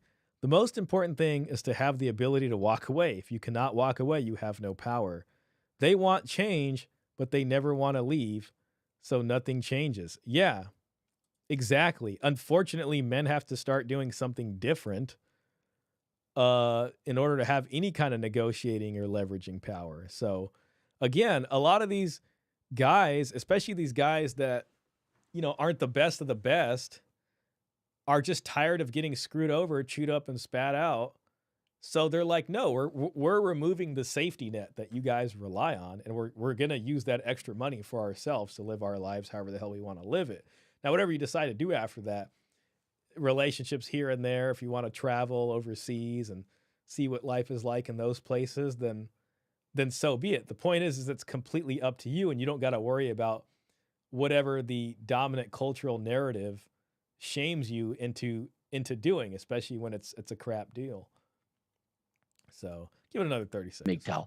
These are the guys that don't ask girls out to dates. They're too cowardly, too afraid. They're fat, et cetera, et cetera.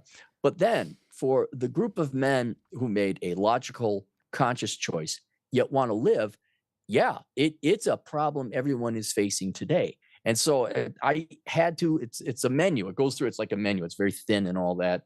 But I go through all these different things, and I'm not throwing away the house or anything like that. But you're looking at things like philosophy. There's things like find religion again. That unto itself, if you face your own mortality and there's nothing else going on, you're not forming a family, you might start looking for a relationship with God, whichever God it might be. But then the pickings get really slim. All right, I'm going to volunteer time for my. I think this is where these guys are about to fall asleep because they just hear a bunch of like nothing. And to them, it's just like, yeah, whatever. You know what I mean? Like their belief set is the way, and that's what they believe in. So all of this is just kind of like white noise. My community. What do you want to do on this planet before you die? And so there is this intellectual, productive, intellectually honest class of MGTOW men. You know, and MGTOW, like it's essentially embracing freedom. Like if this much freedom has ruined the deal between men and women, and you know, most women have essentially embraced freedom to do whatever the hell they want all the time, then men's only answer is basically in kind to do the same thing. And it just whether they wanted to or not, unfortunately, that's where they ended up getting pushed to. I'm not MGTOW. I'm just not interested at the moment. We'll give you the honorary temp MGTOW, temporarily MGTOW, you know, until further notice. Because there has to be. There just isn't the women to go around to get married. Also, a lot of men aren't going to believe in a religion. A lot of people are going to be secular. So without any of that, we're now probably the highest percentage of a generation that has to go and find purpose and reason outside of religion and outside of family. But then there are other people who take it and abuse it and then use it as its own value unto itself, very much like feminists do. And I think, see, he's sitting here and he's trying to explain this question of like, well, if you don't replace it with another ideology, it's almost like a debate trap. It's like, well, I want you to explain what ideology you replace this vacuum with. Otherwise, you know, like you lose or it's not good enough. But why do you have to replace it with any ideology? The point is this other one's broken and we're walking away, and whatever we discover or whatever is whatever it's going to be. And in any ideology you described him, it's not going to be good enough for these two people. There's no point in seeking the validation and approval of these people, especially if you're a MGTOW guy. That's literally, I think it just goes against the whole point of MGTOW. Why worry about their judgments? You know, like Dr. Umar says. Being a freak is not against the law of the United States of America. Being a sexual deviant is not against the laws of the United States of America. Having 1,000 bottles of dollar store baby oil in your home. Whoa, okay, hold on. Mr. Pitt says to Robert Spencer, I believe most people call that being happily single, LOL. That's a good place to be. No need for complex manosphere labels. I also think a lot of the stuff these guys talk about are just kind of born out of fear. You know, like, I think it is possible if you have fears of this stuff. And I think a lot of guys just go through the heartbreak of either going through a crappy family situation or just accepting how crappy the situation is. And once you get over the heartbreak, then you can just start living. Then you can get past the fear. But, you know, I think a lot of these guys are just living in the fear of like, well, what about, then what are you going to do? What happens next? There's no certain path forward. You know what I mean? And it's just like, well, if you're going to be fearful, then I guess just go live by somebody else's creed so you don't have to think, you know. LOL temp MGTOW, I may go full time. Yeah, you know, if you like it, you got the MGTOW internship right now.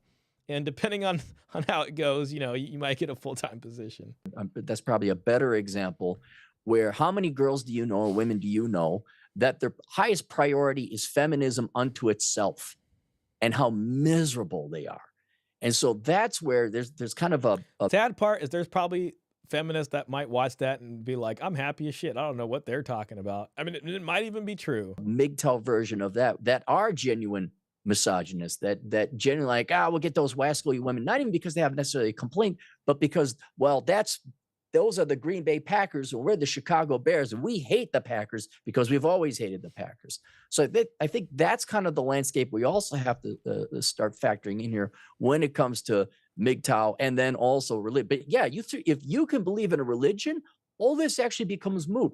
It's in the Lord's plan. It's not in the cards. Like you follow your religion, you follow your doctrine, and then you go on to meet your maker afterwards. This is merely a pre-game, pre-inning show. But for the secularists who don't have a belief in the afterlife, that's a big problem they got to wrestle with. And so I think you're seeing that being played out today, kind of for all of us to see. Aaron, could you go over the numbers that? You know, I think this kind of like a gear shifting point. We'll remember 55 minutes, and we're at 4 hours and 55 minutes right now. So it's just like it's probably, you know, best time to call this. So we still got like another good hour and 8 minutes on this. I may or may not do part 2 next week. Just depends.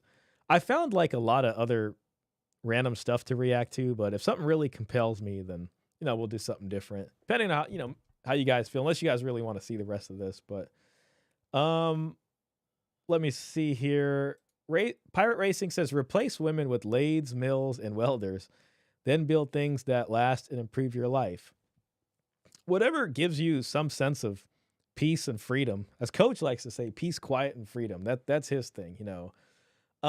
You know, I think some people are still gonna want to figure something out, like, you know, parlay with women. I'm always open. I'm open to negotiation.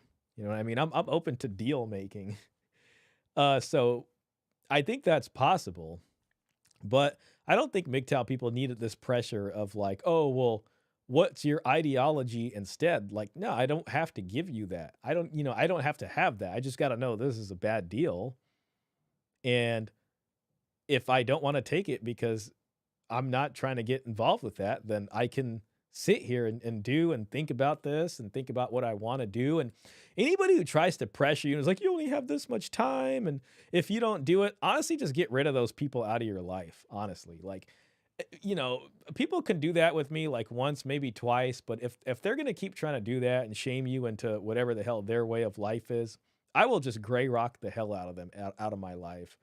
And you will find yourself to be much happier after that happens. And it really is on them at that point. So, you know, if this is, you know, the path you take, then, you know, it's okay to not live according to their expectations. So I don't know. I think that's an interesting way to leave it for now. But Yeah, I think we'll call it for today. Thank God tomorrow's Sunday. Hopefully get some rest and get some other stuff done. But we made it, man. Too bad for the beginning of the stream. I got to go in there and delete that other stream. But I'm glad this ended up working out. I don't know what the hell happened to my computer. It's weird because this thing happened yesterday too. And it's like all three of my screens just die and then it like reboots. So hopefully I can get this figured out before next week and we never have to deal with that again. Really freaking weird. I hate freaking small technical problems, but that really is life all the time. It's always some random technical stuff that you got to get figured out. So, anyways, I appreciate everybody for being here today. I think we had a pretty good time. This is a good stream. I enjoyed it. Like just me personally. Pearl did a great job just inviting these people on. You don't see that a lot in the manosphere. You really don't. You know, it's just, I don't know. It's nice to get a bunch of the guys together that have the differing viewpoints and talk about it. I think they were a lot more optimistic back then. I don't know if there's any talk about getting a lobbying group together.